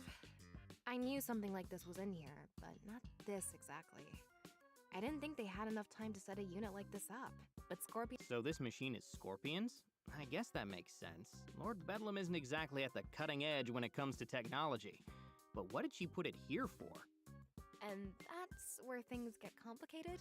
Think, what do you know about Madame Scorpion, outside of the whole assassin thing? What are her skills? Her interests? She was Bedlam's partner on that job Wednesday, right? She showed up personally for it, even intervened. And what was she after? Data. Not really sure what kind, but it was a private tech company. No weapons, no financials. I never really figured out anything more specific than that. And her business, the Scorpion Group. They've got this new HenchCan app, right? Others too. And how do apps identify, recruit, and monetize users? Data. The private kind that companies aren't technically supposed to keep, but always do. Okay. Okay, I follow you. But is that really all this is about? An app for hiring meat shields? No, it's more than that. Think about it. You were part of her second data heist in a week, and those are just the ones you know about. That would be overkill for a few apps. And it's more than a business asset to her. Come on, you saw her in action last night, didn't you? Think about how she acted. Did she say or do anything that felt off? Maybe.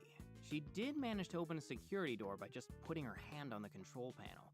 It was weird, like she was communicating with it. And I didn't notice her carrying anything to actually take that data with her, now that I think about it. That sounds consistent. So, based on that, clearly she can communicate with complex inorganic systems. What do you think that means? Oh my god, Madam Scorpion's a robot! I thought you said we had 3 decades! What? No, she's human. She just has powers that let her brain work like a robot's. Sort of. It doesn't officially have a name, because she's the only known case, and she's not exactly forthcoming on the details. I like to call it cerebral superprocessing. CSP? On a basic level, she appears to absorb and process data subconsciously, way beyond the rate of a normal human. However, it's expanded to a variety of physical and mental abilities. Right, so that's how she was able to hack that door. She must have some kind of superhuman Wi-Fi, too. Sure, if that helps you understand it better. That Wi-Fi and her enhanced physique could come from nanotech that rides off of her power's coattails, or a completely organic evolution of her baseline abilities. It's like I've been telling you, she's uniquely dangerous, and since you've been caught in her gravity, well, I figured you ought to know. Appreciate it. I don't know if I'll be able to put it to use, but at least I know a little more about what all this has been for. No problem. Like I said, you deserve to know at least that much. You might work for a supervillain, but the difference between someone like Lord Bedlam and Madame Scorpion is vast. You're way out of your league. Yeah, I'm about to say, like, what is Lord Bedlam's powers? Like, does he actually, like, have superpowers? Kate, I'm always out of my league. That's part of the job. But why the steroidal server over there? Isn't all that information in her head? I'm not sure. Maybe it's meant to augment her power or cycle new sets of data in and out. Whatever it's for, she must think it's important. She's invested a ton in it. Her and Bedlam both, it looks like. Or at least he paid for the You paint. think Bedlam, you think his charisma's just maxed out? It's like a Fallout character? If that. As far as I can tell, your boss has basically turned into a supervillain shell company for the Scorpion Group. Oh my So he god. might have picked the paint, but paid for it? Doubt it. Good point. I don't think that dog food heist paid enough for a liter of soda, much less 20 gallons of paint. But hey, why don't we go find ourselves some index cards and string so we can set up a conspiracy board somewhere other than the secret supercomputer room, okay? Not that I don't appreciate the glimpse behind the curtain, but something tells me that if Scorpion finds us here, then it'll be the last thing we glimpse. Come on. Stan, wait. Huh? Wait for what? Now you know I hate to pull rank, but listen to the vet on this one, okay? There are times to wait and talk things through, but this is not one of them. Keep moving so that don't follow. I mean it. Stop. There's something else. What? And I mean it, Kate. I appreciate you calling me up here and showing me this. Really, I do. But I can't get caught in here, alright? You told me the big important thing you wanted to tell me, so now let's go. Everything I turn to leave. Oh! That's the thing, Stan. There was one more thing that I needed to tell you. No! Who could have seen it coming? No, I never knew. Smoke rises track, mouth a gate, my turn towards getting the fighter training a weapon at me. Kate? That's not my name. I blinked dumbfounded and glanced at the weapon, blue and white. Just like the thing she used to open the door, and just like... Shining Nova. There you go. Knew you'd recognize me eventually. Just had to jog your memory a little. No way, there's no way. This whole time I thought I'd been making friends with some cool new coworker, not a world-famous superhero. No, just making friends. I've been flirting with a world-famous superhero. How did I miss it? We're the signs, baby. Sorry. Elephant tranquilizers tend to make things a little hazy. But your memory didn't need any jogging, did it? No, you recognized me from the moment you got here. That's why you went right up to me during orientation. That's why you've been following me around. It's also how you were able to take down that security robot last night. And that's why... Are you telling me you left your name tag on so you could remember your fake name? Serious? Hey, it's tough to keep everything straight when you're going undercover. There's nothing wrong with a cheat sheet. It's one syllable. You work at the absolute cutting edge of robotics, and you can't remember Kate? Yeah, they called it like 2 hours ago. Okay? Anyway, I was going to answer 3 questions as an apology for being dishonest with you, but I'm counting that as the first one. So now you only get 2. I don't think that's gonna cover everything. You'll make do. Oh, come on. Fire away.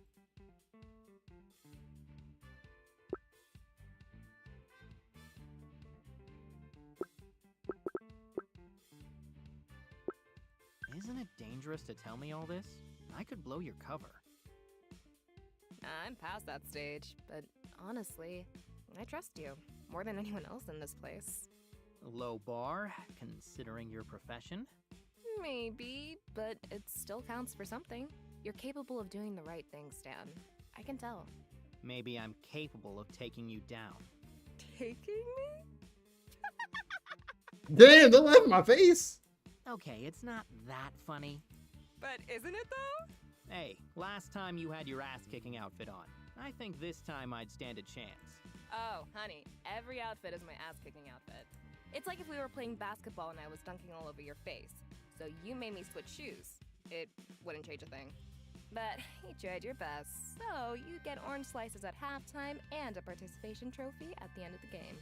Hell yeah, that's what I'm talking about. I'll put it in my trophy case next to my Hero Weekly cover issue. Wait, you were the guy getting clobbered by Captain Commodore? Holy shit! Isn't it Captain Commander? Honestly, no one knows. All right, I'm counting that as one question. You get one more. Make it count.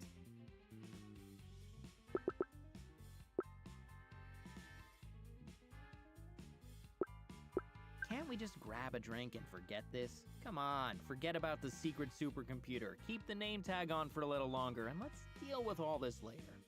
You know I can't. But you want to, right? I didn't say. So, I kind of wanted to ask her, like, was it all a lie? Like, do you actually like me? Like,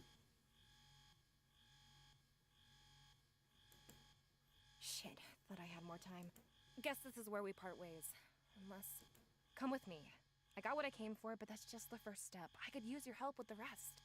How am I supposed to trust that after you just revealed that you've been deceiving me this whole time? This isn't an angle, Stan. I'm honestly making an offer. This is a once-in-a-lifetime chance. All the bad luck and desperate decisions that got you here, you can undo them. A total reset. All you have to do is go out on a limb and trust me. you moving? Oh. Or I could torpedo my career and live out my days in a trailer park somewhere, wondering when I'm gonna wake up covered in scorpion stings. You're asking me to risk what little I've built here on what? What guarantee? I can't offer you one. But sometimes the only chance you have to break away from a system like this is to take that kind of risk. Sometimes you have to bet on yourself. So what do you say? Ready to make that wager?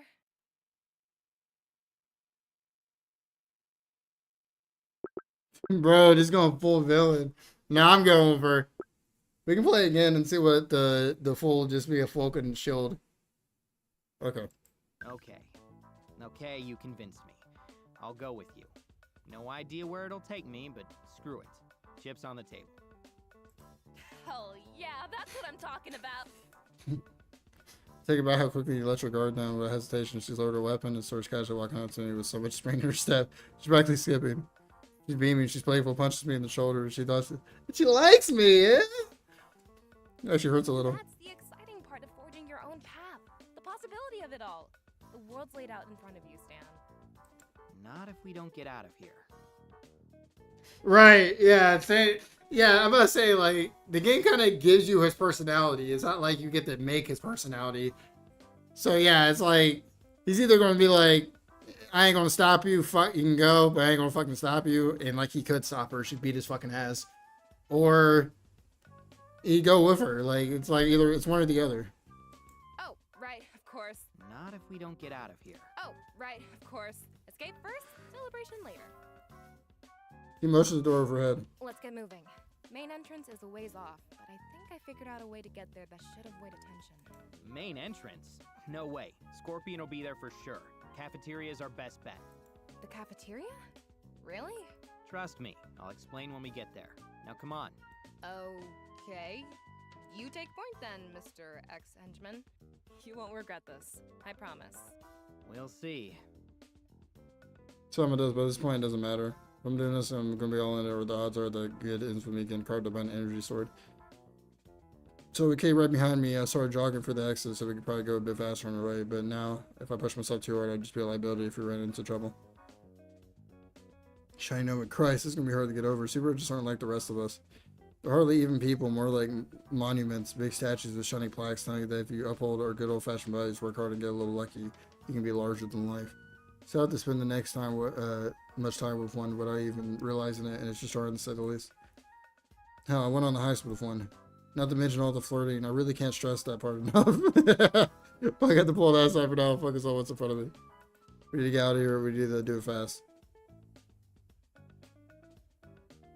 Even with the alarms blaring, the halls are mostly empty. Only a skeleton crew is up this early, and the research wing was always light on staff anyways. I glanced at Nova, as expected, is having no trouble here keeping up. If we maintain this pace, we should be alright.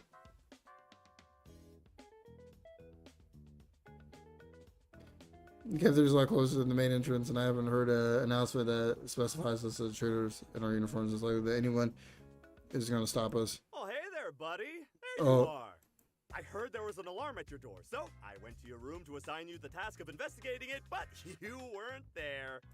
So then I thought to myself, you know, Dave, a true squad supervisor is always thorough when it comes to his team. And That's when I decided to check on your door myself to make sure everything was A-okay. Yeah, Frozone is definitely, I'm just kind of doing my job kind of guy. How is good old door 1385? Oh, you know, it opens and closes, like doors do. Doors do open and close, don't they? Wait, it opened? That door's not supposed to open. Oh no, not at all. It was just a turn of phrase. How do you turn a phrase? He means that the door wasn't really open, just that it's capable of opening.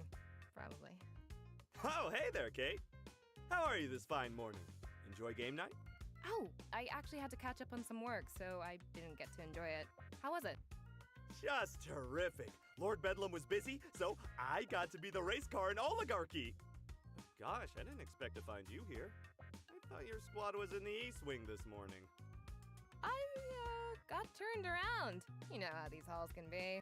Yeah, you know, right, buddy? Now we're really in a hurry, so... The door was open, you turned a phrase, and now an unauthorized contractor was at a door with level 4 security clearance? Stan, I expect better than this from a senior member of our squad. Whoa, Dave, you... That turned away real fast. Okay, Dave. Okay, Dave. You're right, and I'm just so sorry, but we really have to... You know what my great uncle Dale Dave said about butts? Everyone has them, and by golly, they really stink. So no butts, Stan. You're staying right here until we sort all this out. Dave, listen, this is my fault, so... No, I'm the senior henchman here. You're right, Dave. It's my responsibility. What are you doing? I can be held up. You can't. Keep going. I'll deal with this. Sorry, can you speak up? All the excitement from game night really messed with my hearing. I look down over. I can see her eyes looking to the mass. Her jaw is set and her brow is furrowed in concern. After a weak smile, and she sighs. You dare stand me up, asshole. She lightly brushes her hand against my shoulder and then turns to go. Well, this seems like a squad thing, and speaking of squads, I totally need to find my own, so... Well, Thanks, Dave. See you at lunch. Can finish forming whatever thought he had been working on to jogging down the hallway safely on her way to the cafeteria. I just have to find a way to weasel my way out. Ah, jeez, I totally forgot. Madam Scorpion wanted to see me after I checked on the door. Super top secret stuff, but I'll tell you everything you need to know about the door after that, okay? sorry, but I need to check our protocol on this. To one of his pouches and pulls out a small paper book with Lord Bedlam's finches printed on the front. Let's see. Yeah, it says I need to hold you here until you can be properly questioned. Gosh, I'm sorry, buddy, but it looks like you're going to be late. Late? Dude, did I not tell you who I was meeting? Don't worry, I'm sure she'll understand. It's protocol. Everyone loves protocol. It's Lord Bedlam's protocol. Do you think Madam Scorpion is gonna give two shits what that little book has to say? Well, she should. But she won't. Gosh, buddy, I don't know. You might be right about her. But if we just start ignoring protocol, what happens next? It's like a slippery domino. Once it starts... I did not mean to be streaming this long. Keeps on slipping. It's like 4 hours. Trying my best to keep it together. Even if I had my hand out, I'm not sure I could convince him to drop this, at least not enough, any conventional kind of reasoning. Might have to force my way past him, and that's a gamble. Dave doesn't have much, like, let's call it tactical instinct, but physically he could really give me a hard time. Better avoid it if I can. Maybe I just need to try a different diplomatic approach, something more personal. You know, with all this talk about door 1385, I'm getting a little nostalgic. You remember the conversation we had there this week? It was a simpler time. Sure was, wasn't it? That was when you gave me those dating tips, I think? Oh yeah, things weren't going too hot on the app, were they? No, not hot at all. But I thought a lot about what you said, you know, about people having different interests.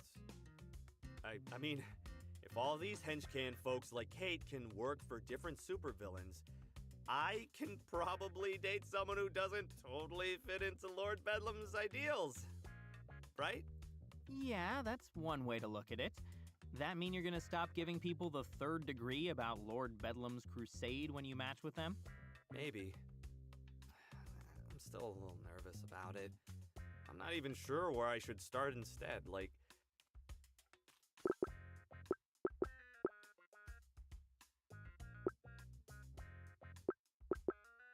There's no magic question you can ask to get someone to like you, or even talk to you. Just relax, have fun, and see what happens, you know? You can't be too intense about it. Well, I do like fun. Thanks, buddy. I'll try that. Anyway, it's been nice reminiscing, but why don't we catch up more at lunch, okay? See you then. I might distract him enough. This like, yeah, let us memory. Whoa, just where do you think you're going, mister? We talked about this. You have to wait here. It's protocol. And protocol is protocol. So you've mentioned, and I get it, man, but I really need to go. So what do you say? Will you let me pass? I'm asking you as my supervisor, and more than that, as my best buddy. Help me out here. That's true. His best friend, as much as annoying as this dude is, that's like his best friend. Stan, I want to believe that. But you know, I'm not so sure that we are. Sure, when we were talking about the good time we had on Tuesday, that made sense. But that's just one thing. Overall, you haven't been very respectful lately, in my opinion. Or very nice, so when you say you're my best buddy, it makes me think that you're just trying to butter my bread. Don't you mean butter you up? See? That's exactly what I'm talking about. And I say what I mean, but you're always trying to tie my words into a knot and toss them back at me. It's disrespectful. So you know what? No, I don't think you can leave. You're staying right here until I say you can go, because I'm your supervisor and you will respect me. I already told you that I can't stay, Dave.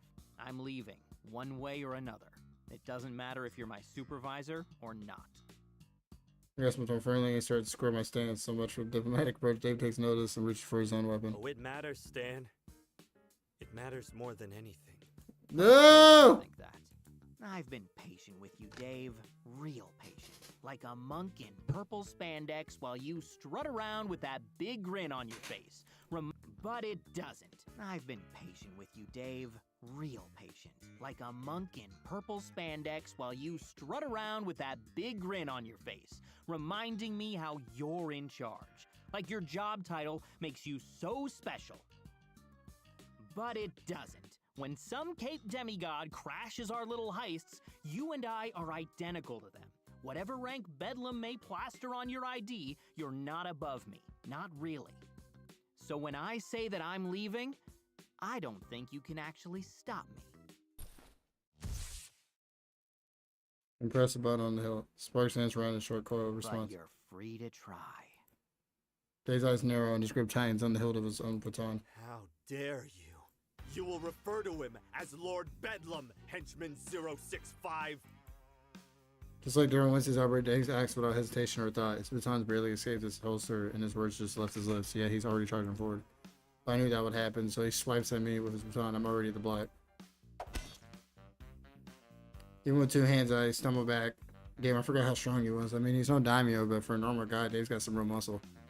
But he's mad, and even thinking clearly, he's not exactly a master tactician. If I can bait him in and wait for something practical, particularly sloppy, then maybe I can catch him with a counterattack. Just surrender to the will of Lord Bedlam 065, and I'll only have your pay docked for a month. Don't make it worse for yourself. Worse how? Would I have to spend even more time listening to stories about great-grandpappy Dean Dave Duke or the rest of your dumbass family?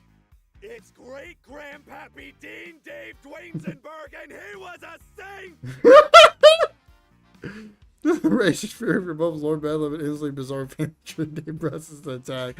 He swings wildly. I backpedal, parry, and block as best as I can, but one particularly vicious swipe slips past and clips my side. I'm glancing shot, but at least Dave's emboldened with a terrific cry. He lunges forward in a wild charge. For Lord Bedlam! Not my chance. I don't have opportunity to win a whole lot of fights, but with everything that's happened recently, I think I've picked up a move or two that might do the trick.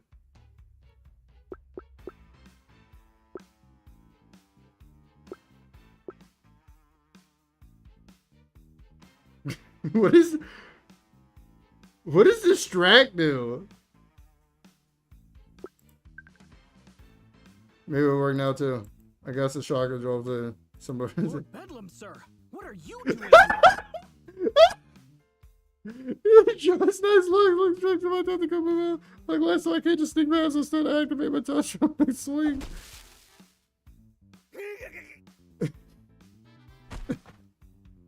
I did not think that was gonna work.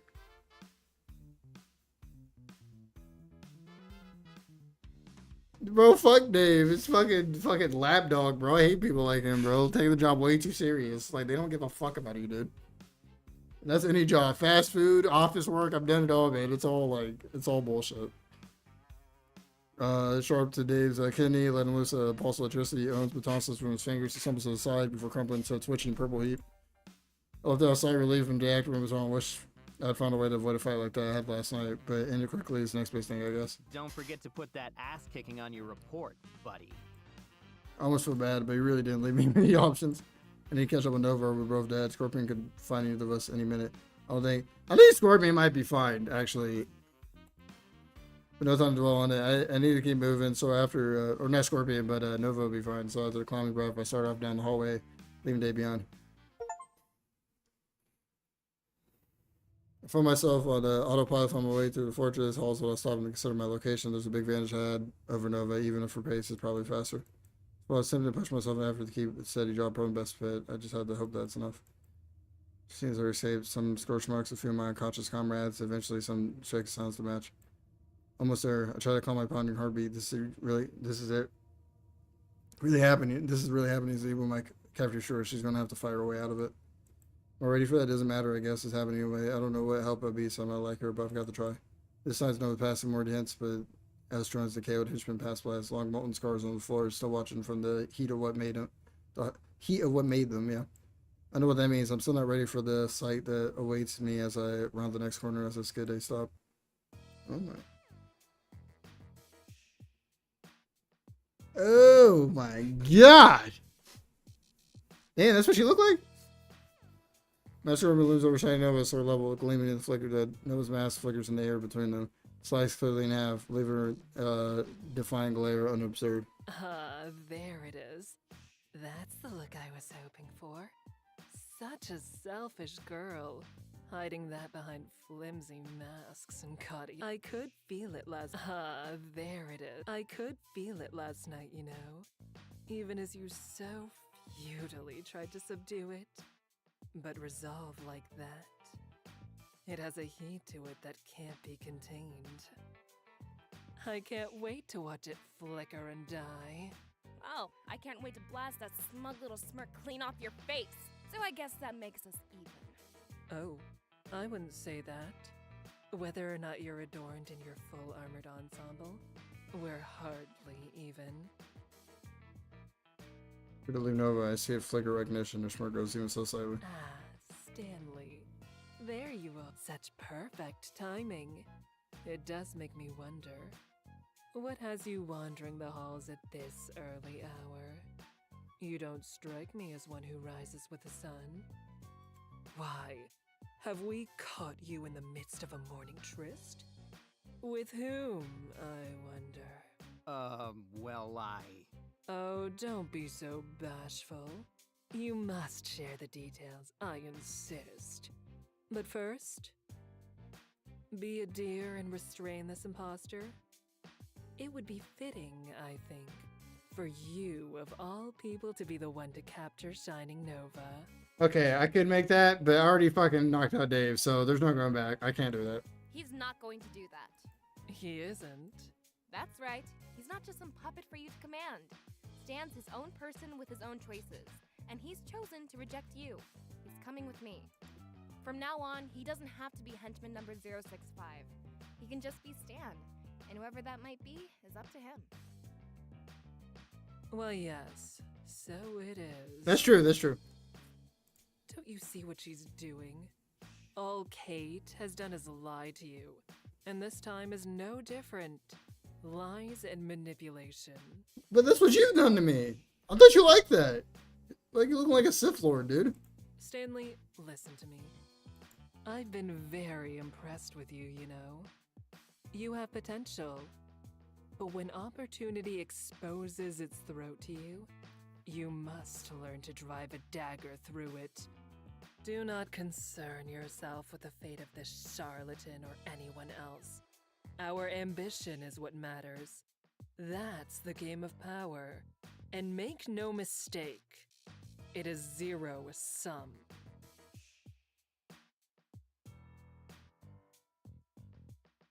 Stanley, How far can I go back? I didn't even think about that. Can I make my own choices? Can I go past that? Anyone else. Regardless of what these self-proclaimed heroes may tell you, for us to win, others must lose. Starting with her. Show me you understand that, and we can realize our ambitions together. She sounds like a fucking Sith. Like trying to, but the thing is, Sith apprentices are like highly powered fucking Force users. I'm Stan, regular man. Go on, Stanley. Do it. Stan, don't. I have a feeling there'll be no going back. What if I do nothing? Well, we know who we're gonna help. We've already gone this route. Like, I wouldn't there's a route to go down that's like totally like just being a total fucking noob, like a total fucking goober. But we're gonna help Shiny Nova. I won't. Holy shit! You can go back and change your fucking thing. What? Yeah, don't do nothing. Like, I'm just gonna walk out. I won't. Either one has the chance to react. I charge forward, a weapon in hand, right. I'm at him, sword beam. I won't. I think this is above my. I'm sorry. Oh, that's boring. That's boring. That's boring. I won't. See, this is like more emotion than the other one's just like I'm like you're both hot, but I'm just not into this. As she finally turns towards me, hard to blame her. I'm kind of surprised at myself right now, if I'm being honest. It's like instinct and emotion took a wheel. So it's like made my decision. I guess you get to call this a case of fight or flight for once I decide to fight, to really sincerely fight. I was never in doubt which one of the scorpions would choose. I draw closer, which one of the scorpions would choose. So I draw closer, her shock turns to anger, her sword moves, block my baton. The shift is so fast that it leaves me feeling like I'm stuck in mud. But when I'm reflexes are too slow for the supervillain, there's something else who's here. Someone else here is a lot faster. Again, I'm too slow. I barely managed to pull on the brakes before we caused it to a crouch of helping to avoid where there was planning. For a moment, it looks like Nova's concern for my safety has backfired. This is until Madam Scorpion sees the metal shear that she's practically fallen on top of. It beeps ominously as it rolls to a stop. Oh, shit. Oh!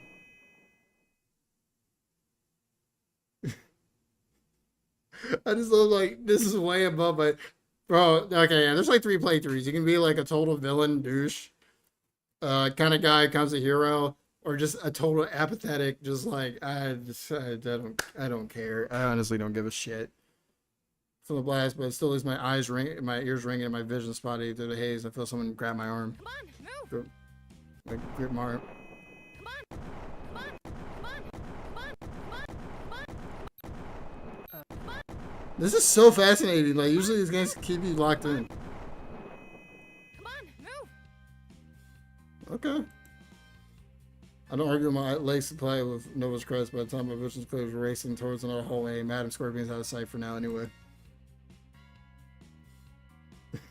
That's just the end of the game. Just like, you know what? I'm just gonna become a history teacher. I got the history degree. It's like, fuck this. Even though with the added confusion of the explosion, I recognize the hallway, and I resist tugging in the other direction. No, left. Cafeteria's this way. There's a hint of hesitation in Nova's eyes, but it quickly disappears with a quick nod. She follows me to the left. You're sure about this cafeteria thing? Positive. Faster, and there's a chance Scorpion doesn't guess we're headed there. Best bet. Honestly, I find it a lot crazier that you just rabbit seasoned a superpowered assassin. It works more often than you think. Ask me about Dr. Calamity later. But like, later. Right. Breathing time. Very important. I try to stop sleeping only a course of alarms and pounding footsteps, cursing heavy breaths. My legs are completely over which one can protest more painfully, but I can't afford to listen to them. We're nearly there. Halt, you traitors! Halt in the name of Lord! Lord Bedlam! Yes, tremble, you treasonous swine! Tremble! He's about to get wrecked, isn't he? Your doom. He's about to get wrecked in like 5 seconds. Lord Bedlam! Do not suffer fools, treachery, or long delivery times on Lairdash! How desperate for money are you, bro? And like a soggy bag of fries, I shall toss your double-crossing behind straight into I feel like the he's about to get wrecked in like 4 you seconds. branded with the one-star review of righteousness. Now behold the glory of Lord. Oh, my glory! Let's go! As I said, Lord Man's pushing for him. I can't help but to wince. Did you have to blast him in the crotch? Oh, she shot him in the dick? Wasn't sure it would get through the helmet. He was like holding his chest. You seem kind of underhanded for a superhero. Breathing, Stan. Right. He busted the cafeteria doors and Nova hesitates again. I continue onward, waving towards the far side of the room. Kitchen.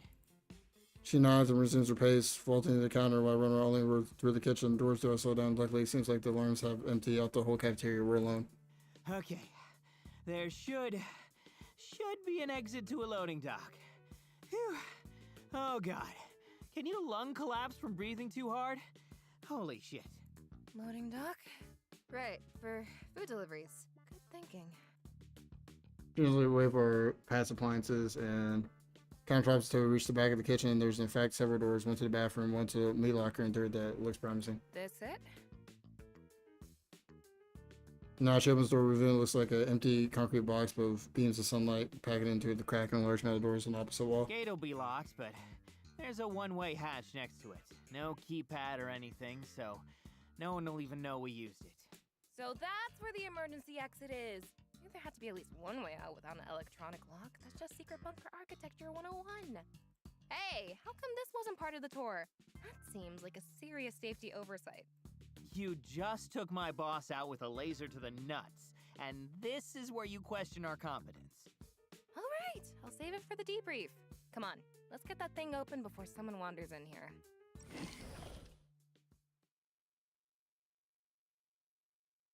I feel like this being a super movie, but I feel like this is like some anime shit. Me running at her with a baton, she'd be so quick, she would just slice my fucking legs off. Or my body off.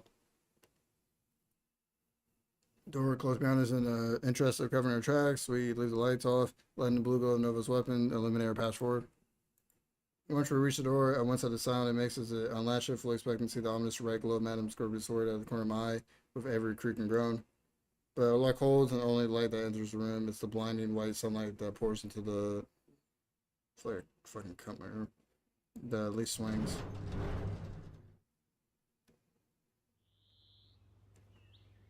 Nova exits first, I stumble through the afterwards, shooting my eyes from the sunlight. I'm still squinting as I swing close behind us, leaving only a mouse-covered slab of metal with no hatch or handle. Another minute or two passes before my eyes fully adjust until now fully Nova's feet as she picks her way through the woods, so I take a moment to finally raise my gaze and give our surrounding a proper look. I don't recognize anything. We must have gone further than I thought. I slip from by just realizing this too. I stumble and come to a halt. Nova turns around. You okay? I realize I haven't seen her face as clearly before thanks to the mask and dim lighting of the lair. Her eyes are russet brown, with glints of autumn flickering beneath the surface like whiskey and coffee. Yeah, just give me a second. My knees and sort of double over. I feel Nova's hand on my shoulder. When I look up, I find her smiling down at me. Not yet, okay? Just a little further. Then you can rest all day. Right. That sounds nice. As I stand up straight, I lean on Nova for support and take a deep breath. Thanks. No problem. Like I said last night, I've got your back if you've got mine. She offers a smile and a playful smack on the shoulder before resuming her hike, and I follow it with more effort. As we walk, I try to get a better sense of our surroundings, though nothing's familiar. I can generally tell what direction we're headed based on the sun. So, where are we almost, if you don't mind me asking? The highway is the other way. That's the point. They won't think to look in this direction. Makes for a better hiding spot. Hiding spot? Oh man, tell me we're not camping. I mean, we technically had some survival training, but I would always smuggle some energy bars with me, and I'm fresh out right now.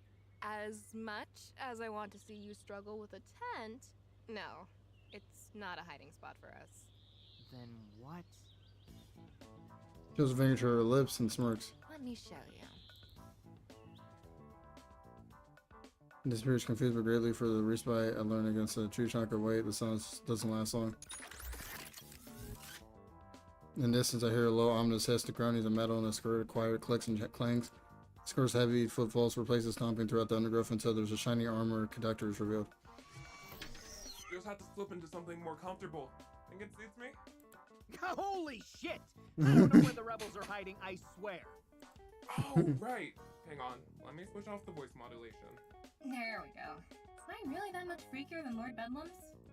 Just more jarring now that I know what you actually sound like. Though you could probably make a quick buck selling that tech to guys like him if you want to pull a Scorpion. I'm good, thanks. But speaking of Scorpion, Over chest was back forth from scanning the forest. Now that a nose in there, I can see the summit and imposter and movements. It's surreal, like deja vu. clear for now, but I can't say how long. Time to evac. She sends an armor hand in my direction. All aboard. Are you going to carry me? Obviously, fastest way out of here. Well, unless you want me to stuff you in the armor delivery pod, but I can't promise that will be any more comfortable. Don't worry, I won't drop you. Is this just an elaborate excuse to grab my butt? I'm surprised, Nova. I thought a superhero would be above such base temptations. How exactly do you think I'm going to carry you? Like, physically? By the ass, obviously. Just like one cheek in each hand as I hold you over my head or something?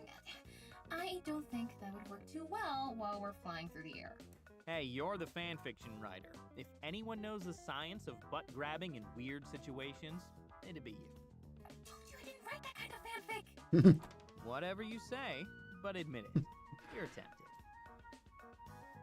tempted. His breathing mask smacks me in the face, cutting me off before I blather any further. Just put on the mask, dork. It'll let us crank up the speed and altitude a little. Fine, fine. Put the mask over my face and secure the strap to the back of my head. When I'm done, Nova once again reaches out her hand, and this time I take it. Hang on. Don't forget. I've got you. After pulls me tight once securely around my waist and moves to stabilize my neck, I hear the suit dust his rust to life and suddenly we're soaring skyward incredible speed.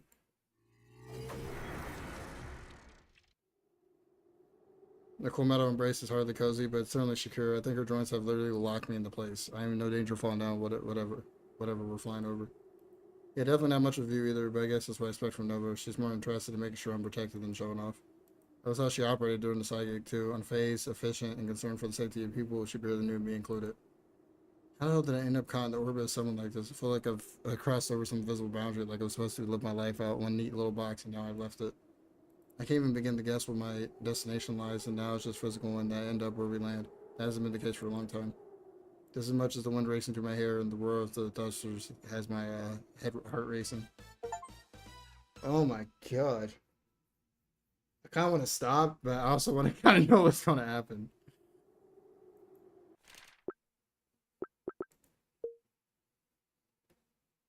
God damn it.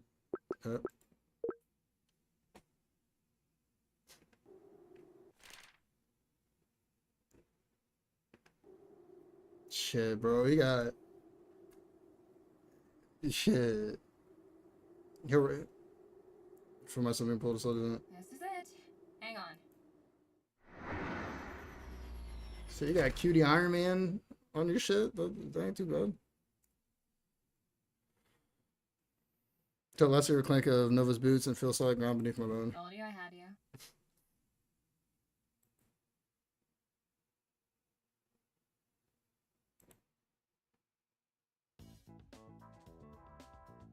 Oh, damn.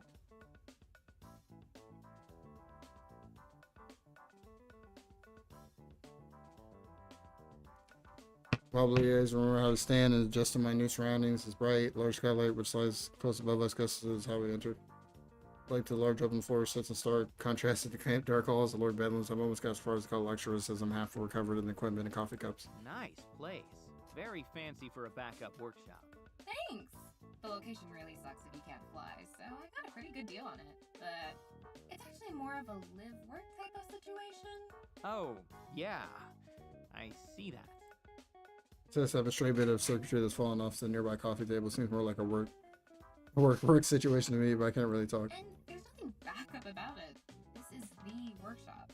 Everything that Shining Nova is and will be runs through here. Ah. I guess I just figured you had a bunch of safe houses and villas all across the world. Seemed on brand, you know? If I've got even one villa, that'd be news to me. I know I always make those which superhero is secretly a billionaire blogs, but this is it. Whole operation. Well, regardless, it's a lot nicer than what I'm used to. No question there. Sometimes I forget that normal homes have windows. No kidding. I was only in that lair for a few days, and I feel like I have a vitamin deficiency. Speaking of which... I kind of see bits of armor twist clank into moments later. The suit cracks open. She steps out. She's emerging from a high-tech cocoon.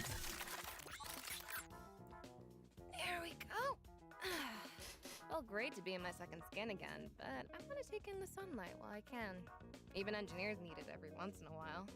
In fact, I think I'm gonna go change out of this too. No need to be Kate anymore. You good on your own for a while? Yeah, sure. I'll just entertain myself by pressing buttons and touching the most dangerous-looking equipment while you're gone. You don't mind, do you? I'll have to ask my roommate.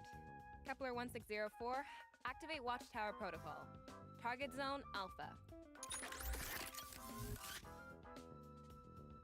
What? Joking. I'll be good. Yeah, I know. It's for your protection more than anything. I don't think we were followed, but better safe than sorry. Seriously, relax. I'll be back. God damn it. Yeah, seriously, relax. I'll be back in a few, okay? She winks and turns back on the heel. Already, she's peeled off her gloves and proudly tosses it over her shoulder. Out of reflex, I catch it before he hits me in the chest. You did a good thing today, Stan. Try to enjoy it a little. I watch the notice dish to a nearby door, glancing lingering for just a moment before turning to the glove I'm holding. I guess that's the last time we see Kate, isn't it? I turn the glove over my hand and contemplating what it means until movement catches my attention. The Shining Nova's now empty suit staring at me with hollow eyes. Hey. The suit does nothing. You don't talk, do you? Maybe with a funky accent? The suit says nothing. That's a shame. I'd have given you an accent. Something you wouldn't expect, though, like Yiddish or Canadian. Really Canadian? Laid out. Know what I mean? She does not know what I mean. Whatever, dude. I've got a vision, okay? You'll see. With care, I set the discarded glove aside and take a good look around the room. Might as well explore a little. Where to start? I guess the workstation. I did not think this game was going to be this fucking big. I wander over towards the large cluttered workstation oh my god, multiple computers, notes, armors, kind of lights scattered across the workbench. The mess even spreads to the surrounding floor like it's over arch blast zone or something. It's like $10 or something. Like, usually, bro, when I be buying these games, like, they're like short as shit. But this was a game I kind of had on my radar. People gave it really good reviews, so I was like, let me just try it out. Tap one unfinished, punch with my foot. It wobbles a little, but thankfully it doesn't spark or explode. It really looks like she makes repairs every piece of her suit right here. No factory, no smarty dressed butler, no unless you count the suit itself anyway. After a riveting conversation, I surely don't. So this is how a top 20 hero lives, huh? Working out of the one-bedroom apartment like they've been using trying to launch a startup for 5 years, and those investors right around the corner. For real this time? Like I said, it's a big upgrade from the old hole in the ground, but I expect something more glamorous from someone to rub shoulders with the global superhero pantheon. Maybe that's just how Nova is. My attention wanders. I pick up one of the many discarded coffee cups and examine the name that wrote on it. Nobody. I start, okay, you laces too paranoid to give your name to the barista. I suppose an apartment like this tracks here, but even so. Suddenly, Nova suit starts beeping as it turns towards one of the windows. Proximity alarm? I set the coffee cup of Fuzzy's glade just in time for an all too familiar sight. Oh! Hey, Galileo. What are you suited up for? Did you make a pit stop on the way back or something? Thought for sure you'd beat me here. When she doesn't respond to taps on his helmet and pierces into it. Oh, she hasn't seen me yet. Attempting to occupy tries to get behind one of the Not pillars. in there, huh? Jesus, don't tell me she's having this thing stand guard when she uses the bathroom. It's not like anyone could even figure out that this place exists, much less break. Goes rigid and spins into my direction, kept wheeling. I freeze step, slowly raise a hand, and greeting, hoping that my nurse smile comes across more casual than it feels. Hey again.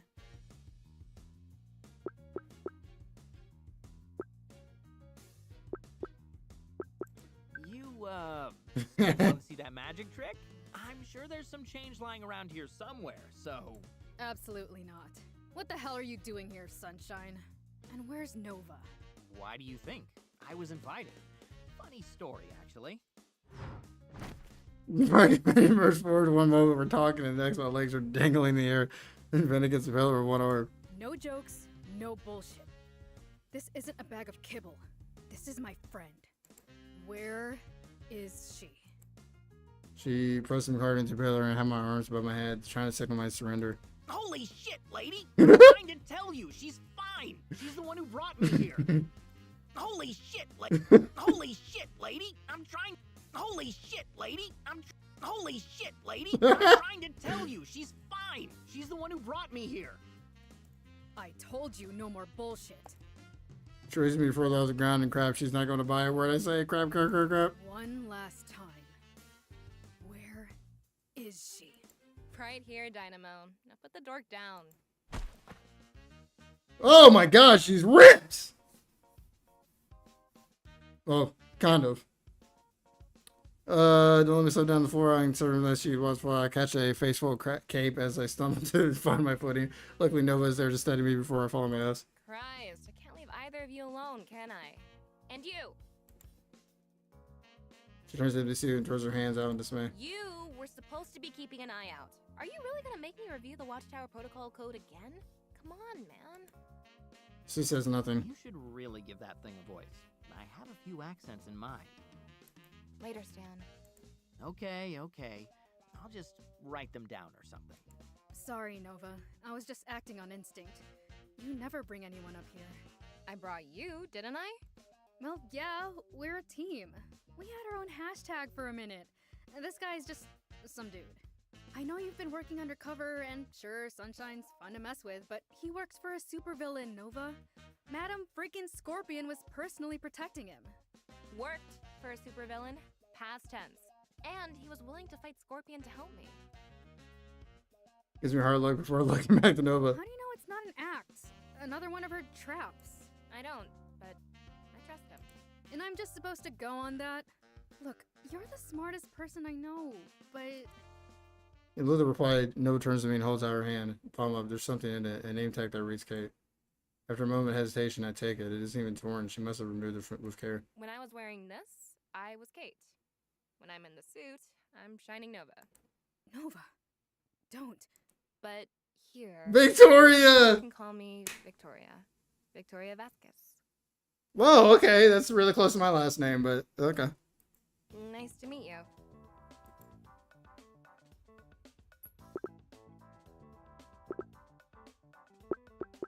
Is that a fake one too? So is this one fake too? Or are you actually being honest with me this time? What? Yes, I'm... no, of course it's not fake.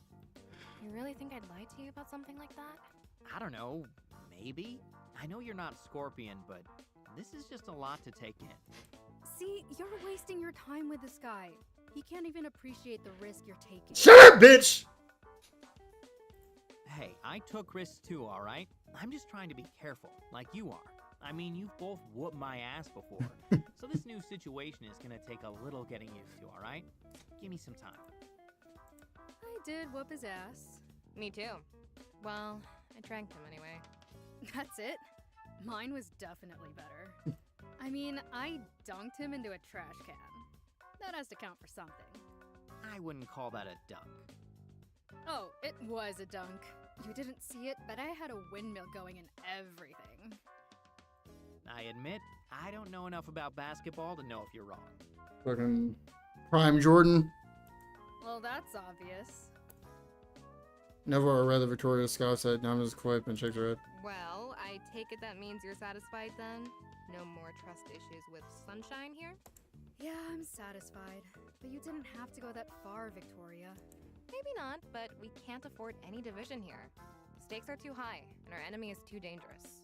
If we're going to stop Madame Scorpion in time, the three of us need to trust each other, or we won't stand a chance. You know that. Wait. Stop. If we're going to stop Wait. If we're going to stop Madame Scorpion in time, Let me the skip three of that. us need to trust each other, or we won't stand a chance. You know that as well as anyone, Dynamo. Wait. Stop Madam Scorpion? We? We as in also me? Yep, that's the plan. Shining Nova, Miss Dynamo, and also Stan take down Madame Scorpion and Lord Bedlam. You up for it? Sure, if there's an after party. It's been a long week. I really need to unwind. It's just sarcastic. Good luck with that. Your girl here hasn't partied in years. Sure, I have. We have holiday parties at the NWHA all the time. NWHA. Northwestern Heroes Association. And those don't count, Victoria. You always wear your armor. Yeah, for protection, it would be the perfect time to attack. See what I mean? Literal years. No, just figurative Dynamo years. Just because I can't keep up with your breakneck pace doesn't mean I can't party at all. I can totally party. I am a party. Well, you'll just have to prove it after we take care of business then. Once this is over, we're cutting loose and having fun. Promise? Fine. Deal. I promise there will be an after party. Wow. I never thought I'd see the day. I'm impressed, Sunshine. Now I'm starting to see why she brought you along. Well, let's not get too far ahead of ourselves. Before that, we need to actually stop Madame Scorpion. And before that, we need to solidify our plan of attack. But for now, let's take a little time to recover and get our bearings, okay? Recovery sounds good. No longer about the pounding in the dust. I went around the pillar. I basically been putting in like a workshop. Sure thing. I figured you wouldn't be executing the final phase until tomorrow, but I wanted to make sure you made it out of there all right. I always do, don't I? Rick sent her a close fist, and Dynamo meets it with her own as light fist bump, and it suddenly pulls the smaller woman in for a rough one-armed hug. You thought you could get away with just that? No way. Nah, no way this bitch is the give me a hug kind of person. Where's my hug? Nah, there's no way. There's no way. I feel like she liked Victoria a little bit more than friends. Dynamo, come on! Always do. You little shit. People really think I'm the cocky one. Oh, dude, if I just double cross her. I don't think there's no coming back. I think even if Madam Scorpion was like, yeah, come back my way, like, she'd kill me anyways. Like, you think everyone forgave you flashbang my ass? Always do. You little shit. People really think I'm the cocky one. Dynamo, come on! Always do. You know, for a second there, I was really worried that you gone from superhero to super no. Dynamo! Caught off guard, Victor fails scrutiny in Dynamo's grasp, but the Taylor hero just ruffles Victoria's hair with her free hand before letting go. Just admit it. You only hate that joke because deep down you think it's hilarious. You laughed that one time. Because I was delirious. Clears her throat and strains her hair as if somehow this will make it look like that never happened. I take it this means you forgive me for last night? Yeah, I do. How'd I do? Did she buy it? At the time, but she'll have figured out that you were just putting on a show by now. It was the right call regardless. Scorpion will get hers, but that was too soon. Yeah. Guess that explains why no superheroes showed up until the end last night. Wait, if I hadn't made it to the car in time, you wouldn't have beaten me up again, would you? Well, we'd have had to keep up appearances, Sunshine. Kinda sad I missed you, honestly. Anyway, if you're all good here, then I'll head out for now. Want me to take the suit with me? Yeah, might as well toss out a red herring. Got a couple backups online if I need them. Kepler 1604, activate dog walker protocol. Yeah, might as well toss out a red herring. Got a couple backups online if I need them. Kepler 1604, activate Dog Walker Protocol. Handler, Miss Dynamo. Shiny Newt once again glows with life, turns attention to Dynamo up above when the skylights start to slide open. Got it. I'll be sure to do a few passes on the skyline to make sure we're seen. And before I forget, you can have this back too. There's a few messages, but nothing critical. Emma pulls a small silver device from her belt and tosses it lightly at Victoria, who casually catches on the air at the time, and Cap, the hero, turns to leave. See you tomorrow. Oh, and Sunshine, behave. See you tomorrow. Oh, and Sunshine, behave.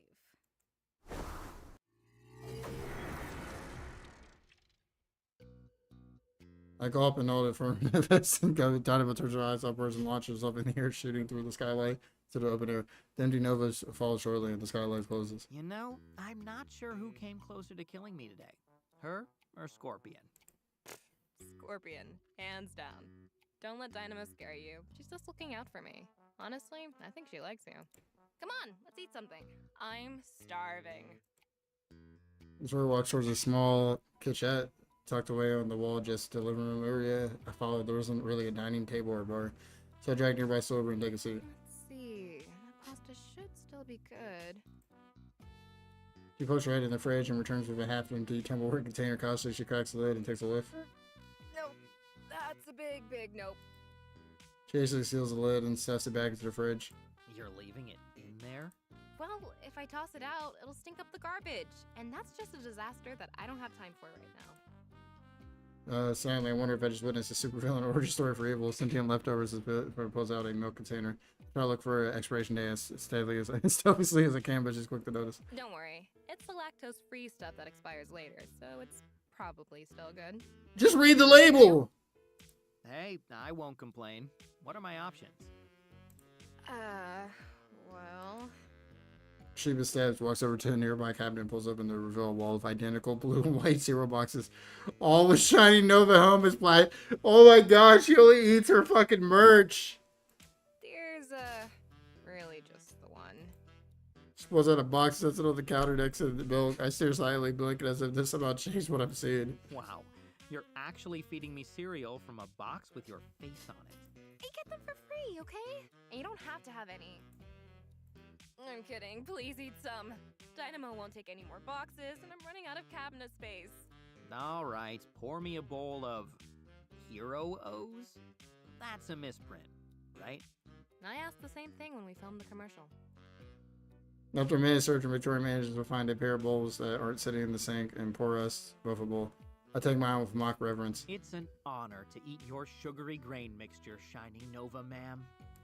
Really regretting that I didn't let Dynamo get some shots in earlier. Despite complaining, I can see her fighting to hold back a grin as she bolsters herself up once she counters places a proper seat. Her legs dangle off the ground as she grabs her own bowl and digs in. You know, it's not bad. There's way worse ways to make a buck. Oh, they don't pay me. I mean, they pay, but the money goes to the association. She shakes her head as she swallows another bite. Unless you're willing to do some serious money laundering, there's pretty much no way to make money on sponsorships without giving up your secret identity. So why don't you? Well, a lot of reasons. I mean, there's the whole safety of myself and my loved ones, yada yada, you know, all the classic stuff. She points at her bowl for emphasis. But also, once you go public, there's only 3 real paths forward. You can work for the feds, you can start wearing designer. I thought that armor was designer. Huh? Oh, sorry. That means you've retired from real superhero work and are just a celebrity, basically. So, you know, you can start using expensive costumes that wouldn't be practical to work in. Designer. Anyway, the third option is really only viable if you're someone like Dynamo, and that's sleeping with your mask on. Not literally. What I mean is that both your identities merge into each other. You can still keep a secret ID, but you're legally one person doing business as your hero name. It's complicated. But like I said, that only works if you're like Dynamo, and you come packaged with powers that make you tough to intimidate, and let you operate on a lower budget. Not really an option for someone like me. She shrugs and turns back to Sarah. I let Let out a grunt of acknowledgement to the same as I crunch my cereal. Mull over explanation. Everybody let out a small laugh. Maybe this is weird to say, but I'm glad you didn't know that. It's nice to be able to flip the tables on you a little, Mr. Grizzled Veteran. Honestly, I was just thinking about that. I guess neither of us really had a reason to think about how the other side's job actually worked. I guess we're running out of the apartment, taking it all in. Or maybe we just had different pictures of it in our heads. Is that your way of asking, bitch, you live like this? What? No. It's a nice place. It just all seems like it's...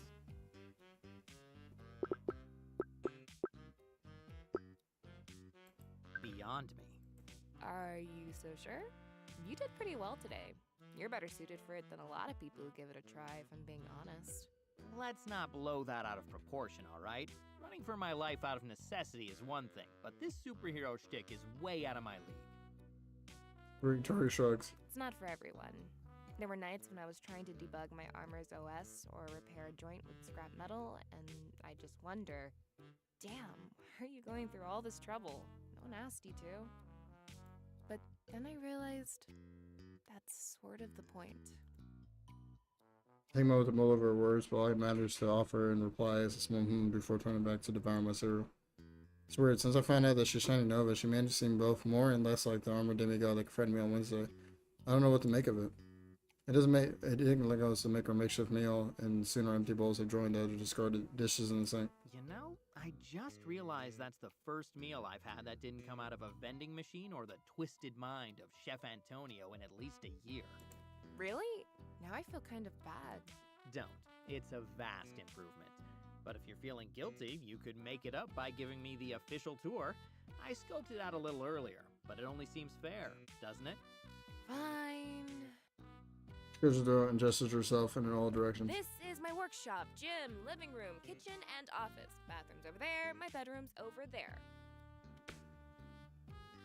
To the other. Thank you for signing up for our tour. Please remember to tip your guide. For that? No way. You didn't give me a tip and I was tons better. Hands down. Debatable. They say brevity is the soul of a tour, you know. Plus, I give out party favors. She pulls out the silver device that Miss Diner attached to her earlier and returns gesture in my direction. And like her, I bobbled it a bit before securing it. What is it? It's my NWHA communicator. I had Dynamo carry it around to make it seem like I wasn't off the grid. Can you play the messages on it for me? I have to start running some parsers on the files I got from Scorpion Supercomputer. Look for the ones that have a star by them. Those are high priority. I thought we were resting and recovering. We are? Relative to what we could be doing, this is very restful. Shake my head, but activate the device and lets Victoria hook up a data device to one of her computers. Looks like a cross between a miniature smartphone and an old pager. It doesn't look long to navigate to the message menu.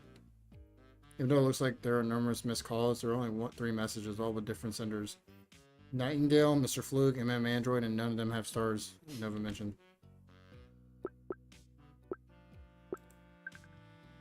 And navigate the minute labeled and press play. Hey, Nova. Oh no, that's too informal, isn't it? Sorry, I mean Shiny Nova. That's better. Anyway, hi, it's Nightingale. You know, from the NWHA. The new girl. I spilled that coffee on you the first time we met. So, funny story. You remember how we talked about my fear of heights and how you said that even if I have to fly really high, I should always land close to the ground? Well, it may have slipped my mind while I was on patrol, and now I'm kind of stuck at the top of a skyscraper and my wings won't manifest, so, call me back? Or send a helicopter? Thanks. Did I hear that right? She has wings and a fear of heights? Yeah, it's been something of a work in progress. Sweet kid, though. I kind of feel bad I wasn't able to help. Are there any more messages from her? Yeah, one more. Hold on. Hey, Shining Nova. It's Nightingale again. So I got one wing to show up, but despite what anime has taught me, flying that way is really... Yeah, you just be doing circles, right? It's okay, though. I only threw up a little bit, and I landed on a roof that has a fire escape. So, as long as you delete these messages and never, ever tell Dynamo about them, we can totally forget this ever happened. So, just please do that. Thanks! See you at the next meeting! Guess it turned out okay. Ish. That's good. Sounded like that kid really looks up to you. That happened? Yeah, I suppose. Hard to do what we do if you're not a little passionate about it, but at the same time, you need to lose a starry-eyed naivete if you want to make a real impact. Guess it turned out okay. Yeah, I suppose. When you're facing down a supervillain, you can't have a fan watching your back, you know? It won't work. Yeah, I can see how that would be a problem. Let's run back community look for more messages.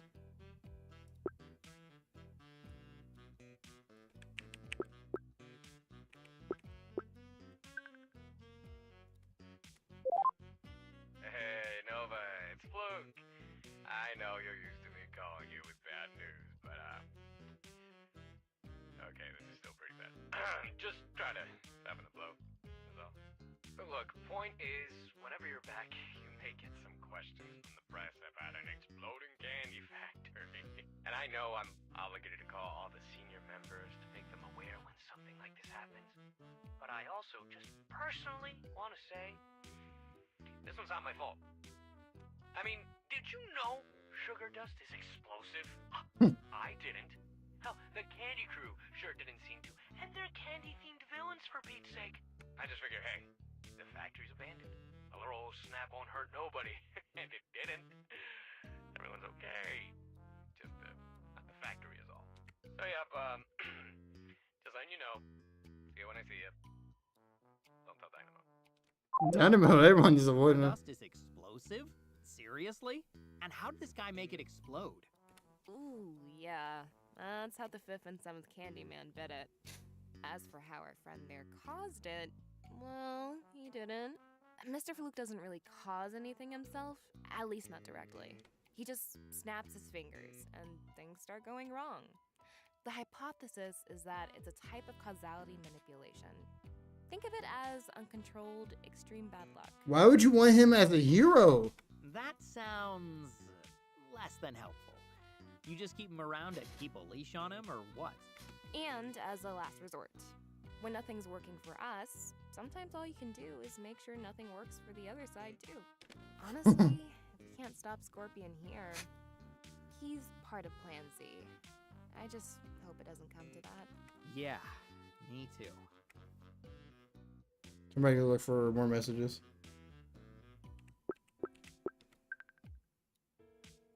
Not even the message, like MMA and press play. Yo, Nova, it's MMA. Just giving you a shout. MMA? Missed you in the Hexagon this week. We were supposed to give an exhibition for the rookies, remember?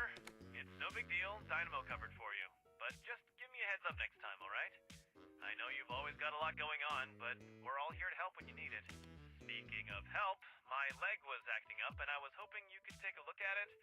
I know the association can hook me up with the tech, but you're better at this stuff than anyone. Anyway, no rush. I'll catch you at the next sparring session. If you show up this time anyway. Later! Oh, and I had to resort to flattery to bring Dynamo in, so don't tell her you were my first choice, okay? Funny, that didn't sound like a robot. Because it's not.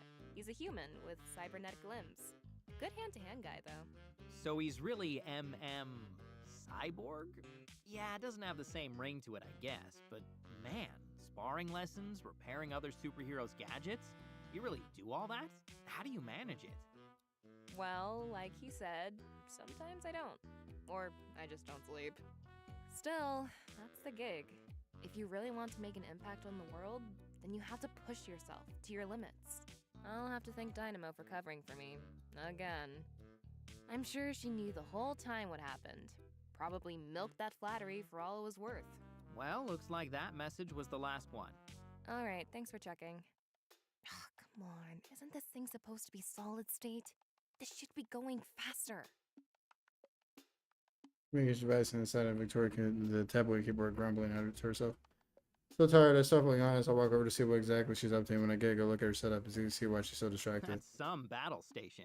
Can you actually keep track of all 4 of those screens at once? Not really. No one can, actually. Multitasking is just switching between different things really quickly. The holographic screens are only running a diagnostic on Sagittarius 1868 and tracking Kepler 1604 in the background. She gestures from one blue hologram on her left to the second one. I glance at it and stared unblinkingly. She rolls her eyes. This one's testing one of the suits I have here, and this one's keeping an eye on the one that's following Dynamo.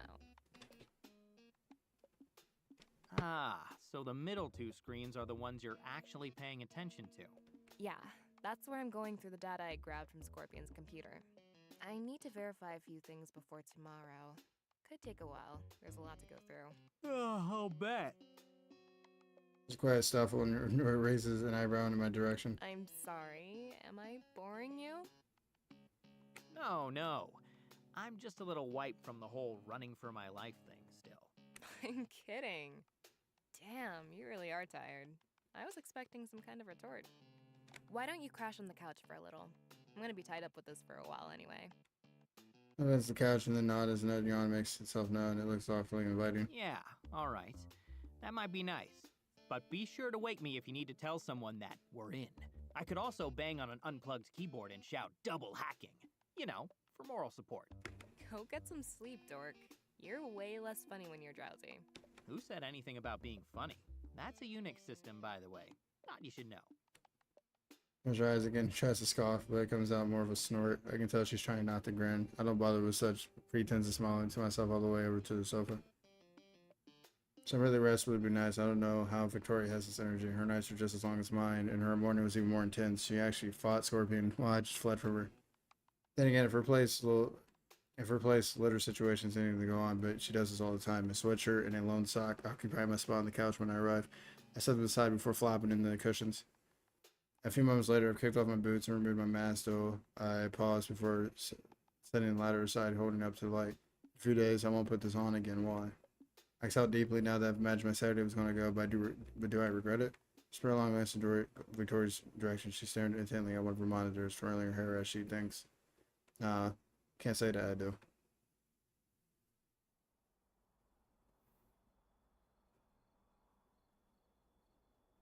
My eyes open to the sight of stars peering down through the private sky last. First from I was wondering if my vision is just spotty, but everything after that, they remain. Damn, I really was wiped out. How long was I out? For growing, I eased myself upward and glanced ahead to irrationally remember where I am. I still feel out of place waking up here like it's part of a dream. There he is. Now, are you waking up, or is this zombie Stan rising from the grave? Seriously, you sleep like a corpse, dude. Not a twitch. Ugh, just been a long 24 hours. You know that. Not to mention, someone made it worse by waking me at the ass crack of dawn this morning. Well, how could I know that you're such an incoherent grump when you wake up? Besides, if I hadn't done that, you wouldn't even have that nice couch to nap on. So quit grumbling. Yeah, I guess that's true. I shift into a sitting position and glance over at Victoria. She's sitting cross-legged over the door nearby as an array of parts and tools gather around her. She seems to be building or repairing something. So what it is, she casually moves it behind her back. I think without asking, but I find myself more fondly in a different train of thought. I think you're the weird one with all this energy after the day we've had. Where's it coming from? Don't tell me you gave yourself an atomic heart or something. No way. Miss me with that cyborg stuff. That'd be hard enough even with a well-funded team, much less operating on myself like some kind of back-alley cyberpunk surgeon. Also, technically, a cybernetic heart wouldn't have anything to do with sleep, so... Yes, well, technically, actually, indubitably, you're too intellectually superior for sleep. Oh, shut up. I'm just used to it. A good 4-ish hours of rest and a jug of caffeine is all I need to keep my engines purring. That's gotta catch up to you sooner or later, though, right? Maybe, but I've got all my chips on later. As for now... Close up from the floor and so concealing the item she was working on briefly. She tries to sweep the remaining tools and parts on the cable table with her feet. Doesn't really work, but I pretend not to notice. I hope you're feeling rested, because I've got something cool to show you. Come on. Victoria starts walking backwards at a spring in her step and her hands behind her back. She looks like she's fighting her urge to skip. You're making me nervous with all this enthusiasm. Is this some kind of prank? Oh, come on! Would I ever deceive you? Actually, don't answer that. Just get your butt over here. You'll like it. I promise. She beckons over with one hand on the other, continuing her strides to one side with a sigh of resignation. I start to follow her across the room. When we take down Madame Scorpion, Dynamo and I will do most of the heavy lifting. but there's still a good chance that you'll have to enter a combat situation. Or, at the very least, need to defend yourself. Honestly, after seeing you in action, I can say you're a cut above your average mook. But this is going to be a lot tougher than you're used to. They'll have the numbers, and then there's Scorpion.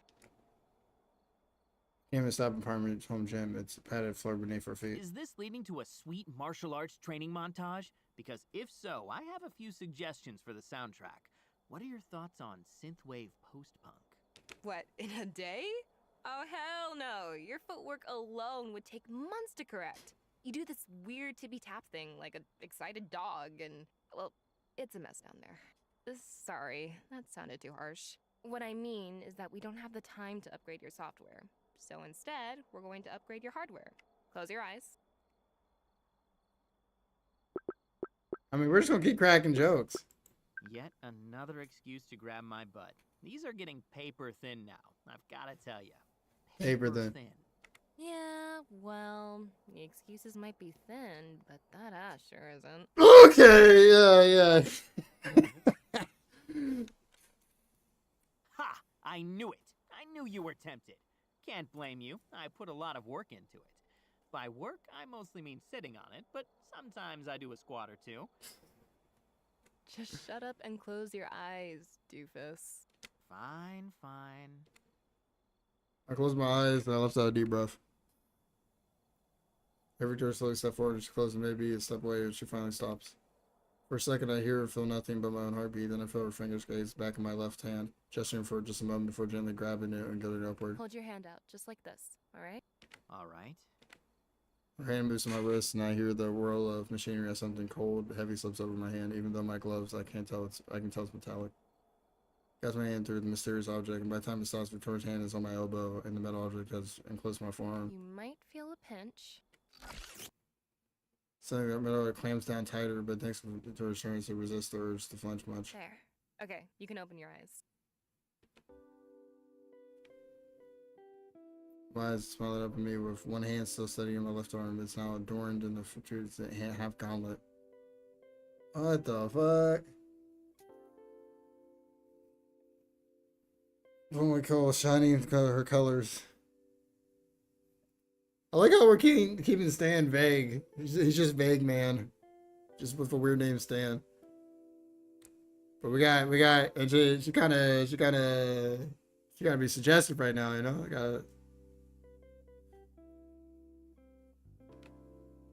Well, how does it feel?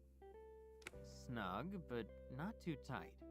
Honestly, it's, well... Perfect, right? Every time I run to inspect the other side, but the gauntlet doesn't shift or rattle. It's like a tailored suit. Yeah. Perfect. How'd you do it?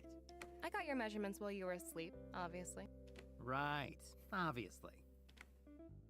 I turn my attention away from the gauntlet and look her in the eyes. Thank you, Victoria. I mean it. You're welcome, Stan. John just hangs and opens her mouth to speak, but only a short breath comes out, and through her heartbeats fast before she finally turns the goods abruptly and fussing over the gauntlet. Anyway, this isn't just a piece of jewelry.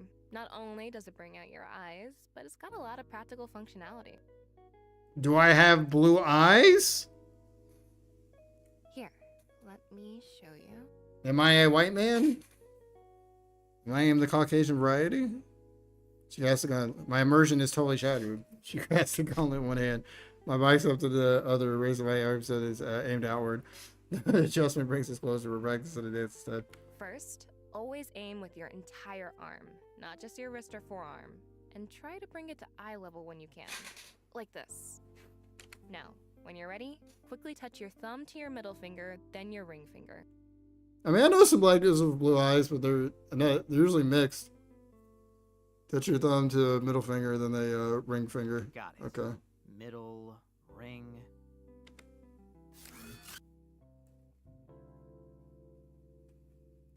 So it emerges from the gauntlet. I feel a little device out of my palm. A little surprised, but Victoria stays my hands. Holy shit. Is this like one of yours? It's closer to the one I had this morning than one on my suit, but it still packs a punch, so be careful. That mechanism in your palm is the trigger. When you don't need it, you can retract it with the same finger pattern. Same pattern. That's middle finger, then ring finger, right? So we got the boom, boom, boom, boom. There you go, just like that. You're a natural.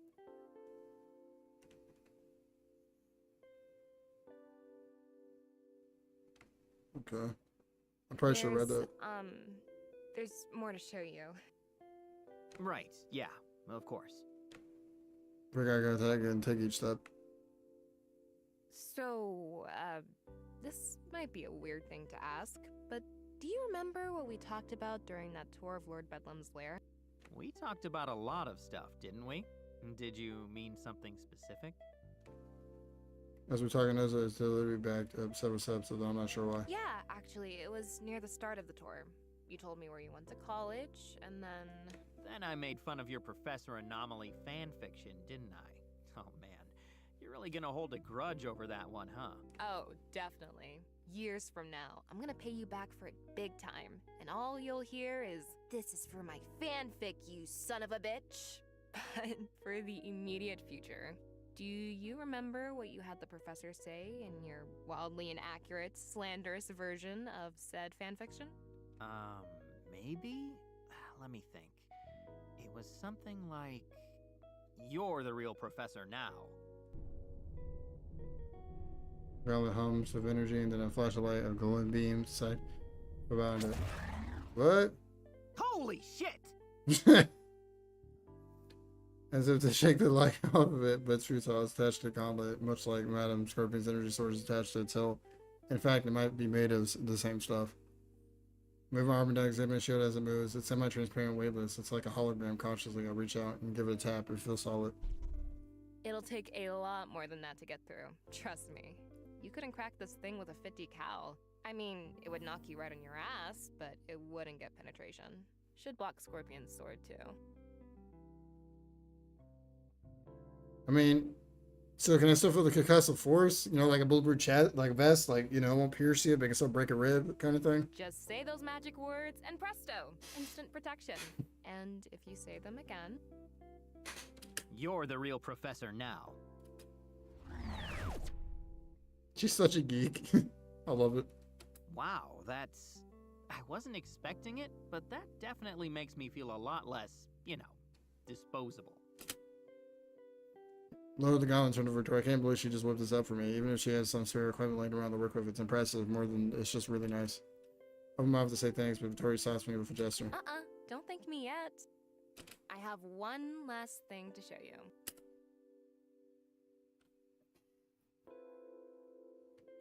And emerged appears to be a small slip of paper. I know you don't really need this, but...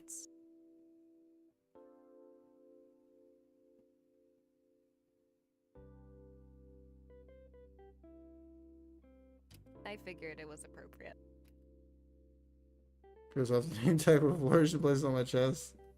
My identification number. Yeah, I guess it is.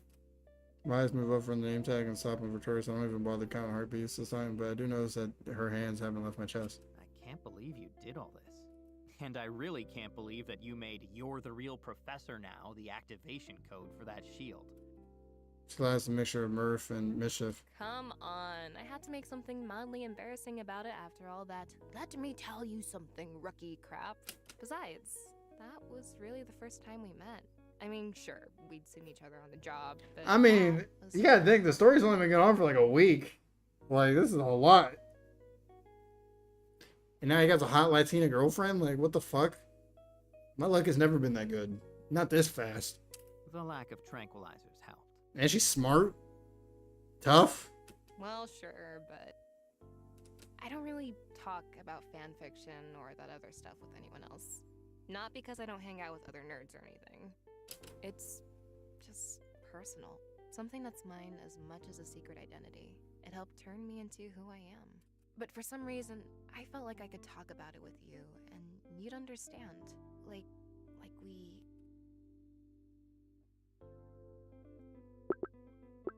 Okay. Stan would say like we what? But I'm trying to push this along, so we're gonna have something special. Like we have something special. Yeah, that's exactly it. You can thank me for the gifts now.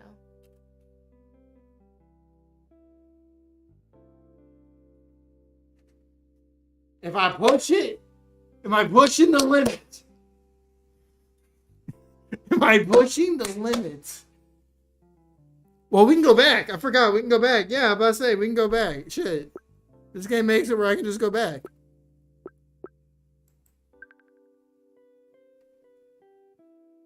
I know she's giving signs, but I've played games where you go for it and it goes terribly wrong. Like, it happens. Okay? But I feel like if I would have said the joke, she would have kissed me. I feel like if I said the joke, she would have kissed me. Which we can actually test out. I smiled, but I said no. Instead, I slipped my hand around her waist and gently urged her close. Her lips part. The roof catches something that sparks behind those rose-set eyes. Well, a little distance remains. We close together and our lips meet in the middle. As I'm feeling the feeling, it's magnetic, like there's a jolt of electricity running through us that's pulling our bodies together and we couldn't fight it if we wanted to. Even as my eyes open, we fall apart. I can feel his aftershock still passing through me. How's that for a thank you? It's a start.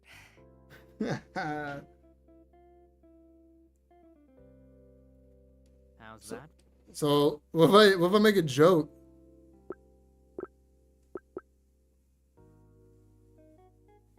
I feel like she's gonna want to kiss me. I feel like she's gonna do it for me. Solicitation is a crime, ma'am. Why do you care? Aren't you a villainous henchman? Guilty, but I'm shocked to hear that from an upstanding hero such as yourself. Why, have I corrupted you, Miss Vasquez? Look at that mischief, her eyes threatens to turn outward wicked and her fingers begin to creep their way up my chest. Giving yourself a lot of credit there. She bites her lip. Yeah! No, this is the right route. This is the right route. She lights across my shoulder, her body presses into mine. What if I was always a little devious? So she pulls herself upward towards me. I feel her breath on my lips, and my eyes start to close. No, that's way better. That's way. Hold on. What?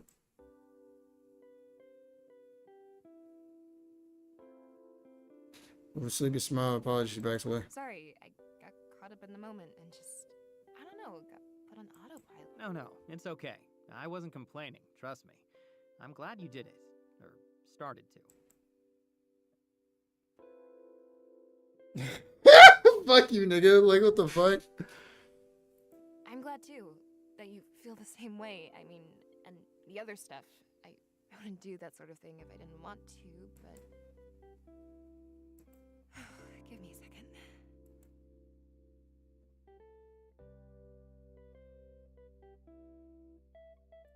But for someone like me, my life isn't just about what I want. Okay. I'm glad- No, We're going back. Wait, We're going back. We're going back. giving your- Why do you Solicit. We're going back. I like how the game just like tells you, fuck, like, no, you're wrong. Like right at the moment, it's about to fucking happen.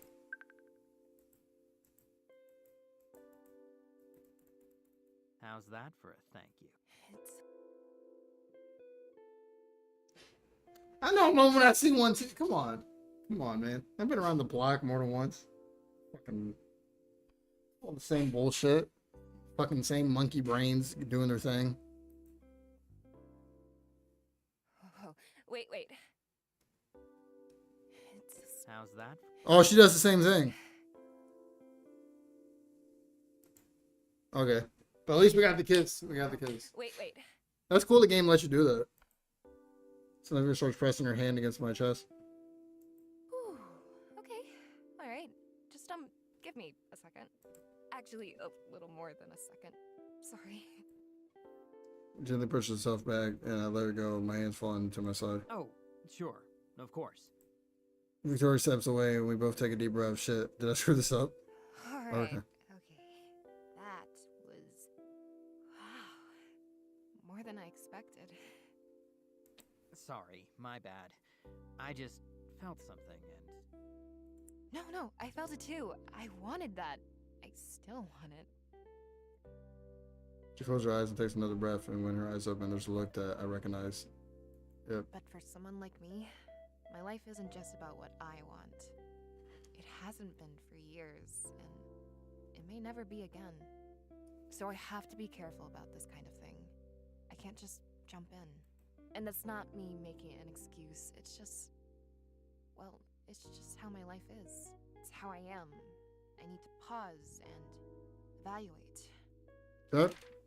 I'm gonna save on that one.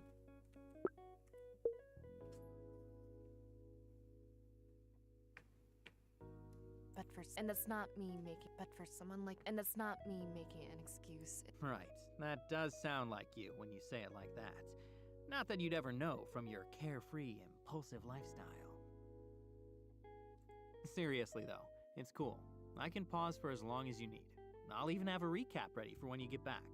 It won't be that long, I promise. This isn't me stopping anything. Like I said, it's a start. I want this.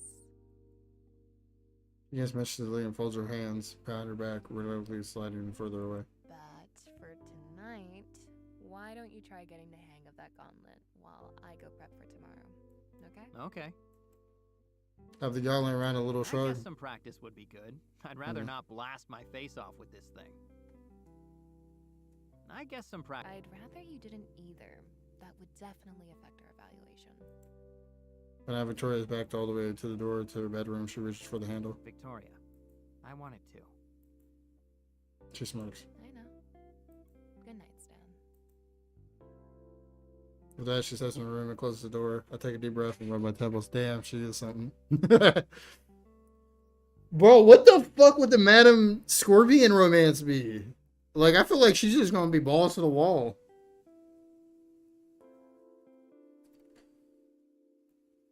Nice, and maybe figure out how to use this gift to hers while I'm at it. Come on, Sam, pull it together. You have work to dream. You have all night to dream. Now, right now, you should get to work.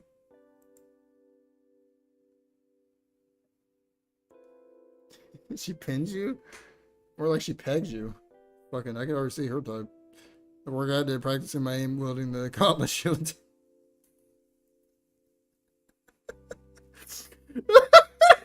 Oh my god!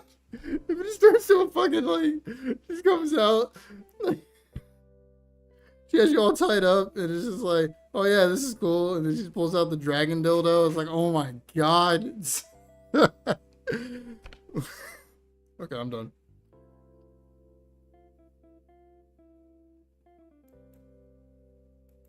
Probably wouldn't stay up so late, but the conversation with Joe just keeps playing over and over again in my head. Vicky seems like an overthinker, and why are you calling her Vicky? I was like, who the fuck is Vicky? He's talking about Victoria. You're already giving her a nickname? I did get this right for her. Why did the fucking girlfriend from fucking, or not the girlfriend, fuck, the babysitter from fucking Fairy Odd Parents popped in my brain. I'm like, Vicky? Icky Vicky? And I'm like, oh, she's talking about Victoria. Back on the couch and I sit back and I'm fast and sleep. Fucking, yeah, she's a nerdy type. You can tell she's really in her work. She probably ain't had a boyfriend in a long time. Dawn reached out and slapped me across the face. That's all it does. Despite my late night, I'm up early again in hindsight. I really should have asked Victoria for what windows had any blinds. Luckily, my nap seems that made up the difference, and by the time I've devoured another bowl of heroes and taken a shower, I find myself energized and not to mention a little less pungent. I pulled the shirt to her left over from my head as I exit the bathroom as I look more comfortable than my uniform, but not sure why it says Postboy on it. It must be a brand. Hey, nice shirt. I jumped surprised, nearly tripping over myself as I turned to face me. This time I was leaning against the nearby wall out of instinct. I think I caught you stop backwards. Easy there, sunshine. No need to be so jumpy. Isn't there? Because yesterday, well... What about yesterday?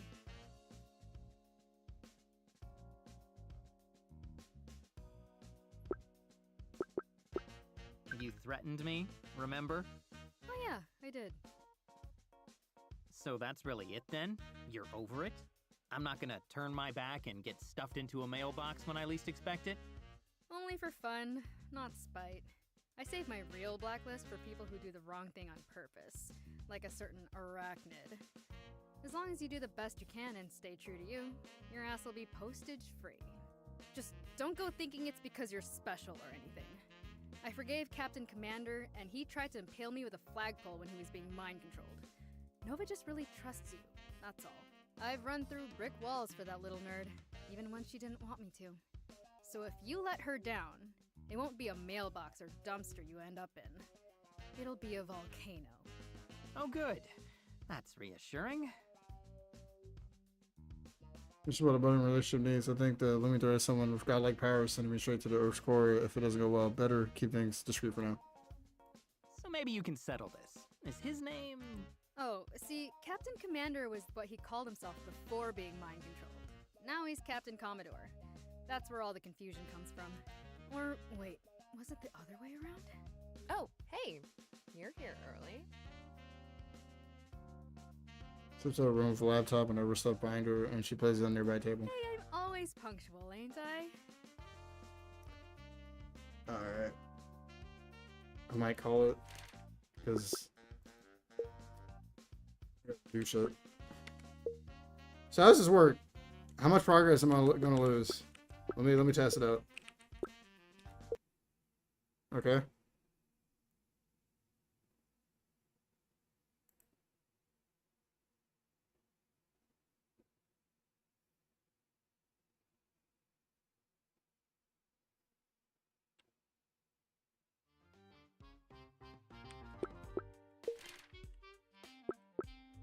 Is it gonna stop exactly where we left off? Always punctual, ain't I? Okay. That's good.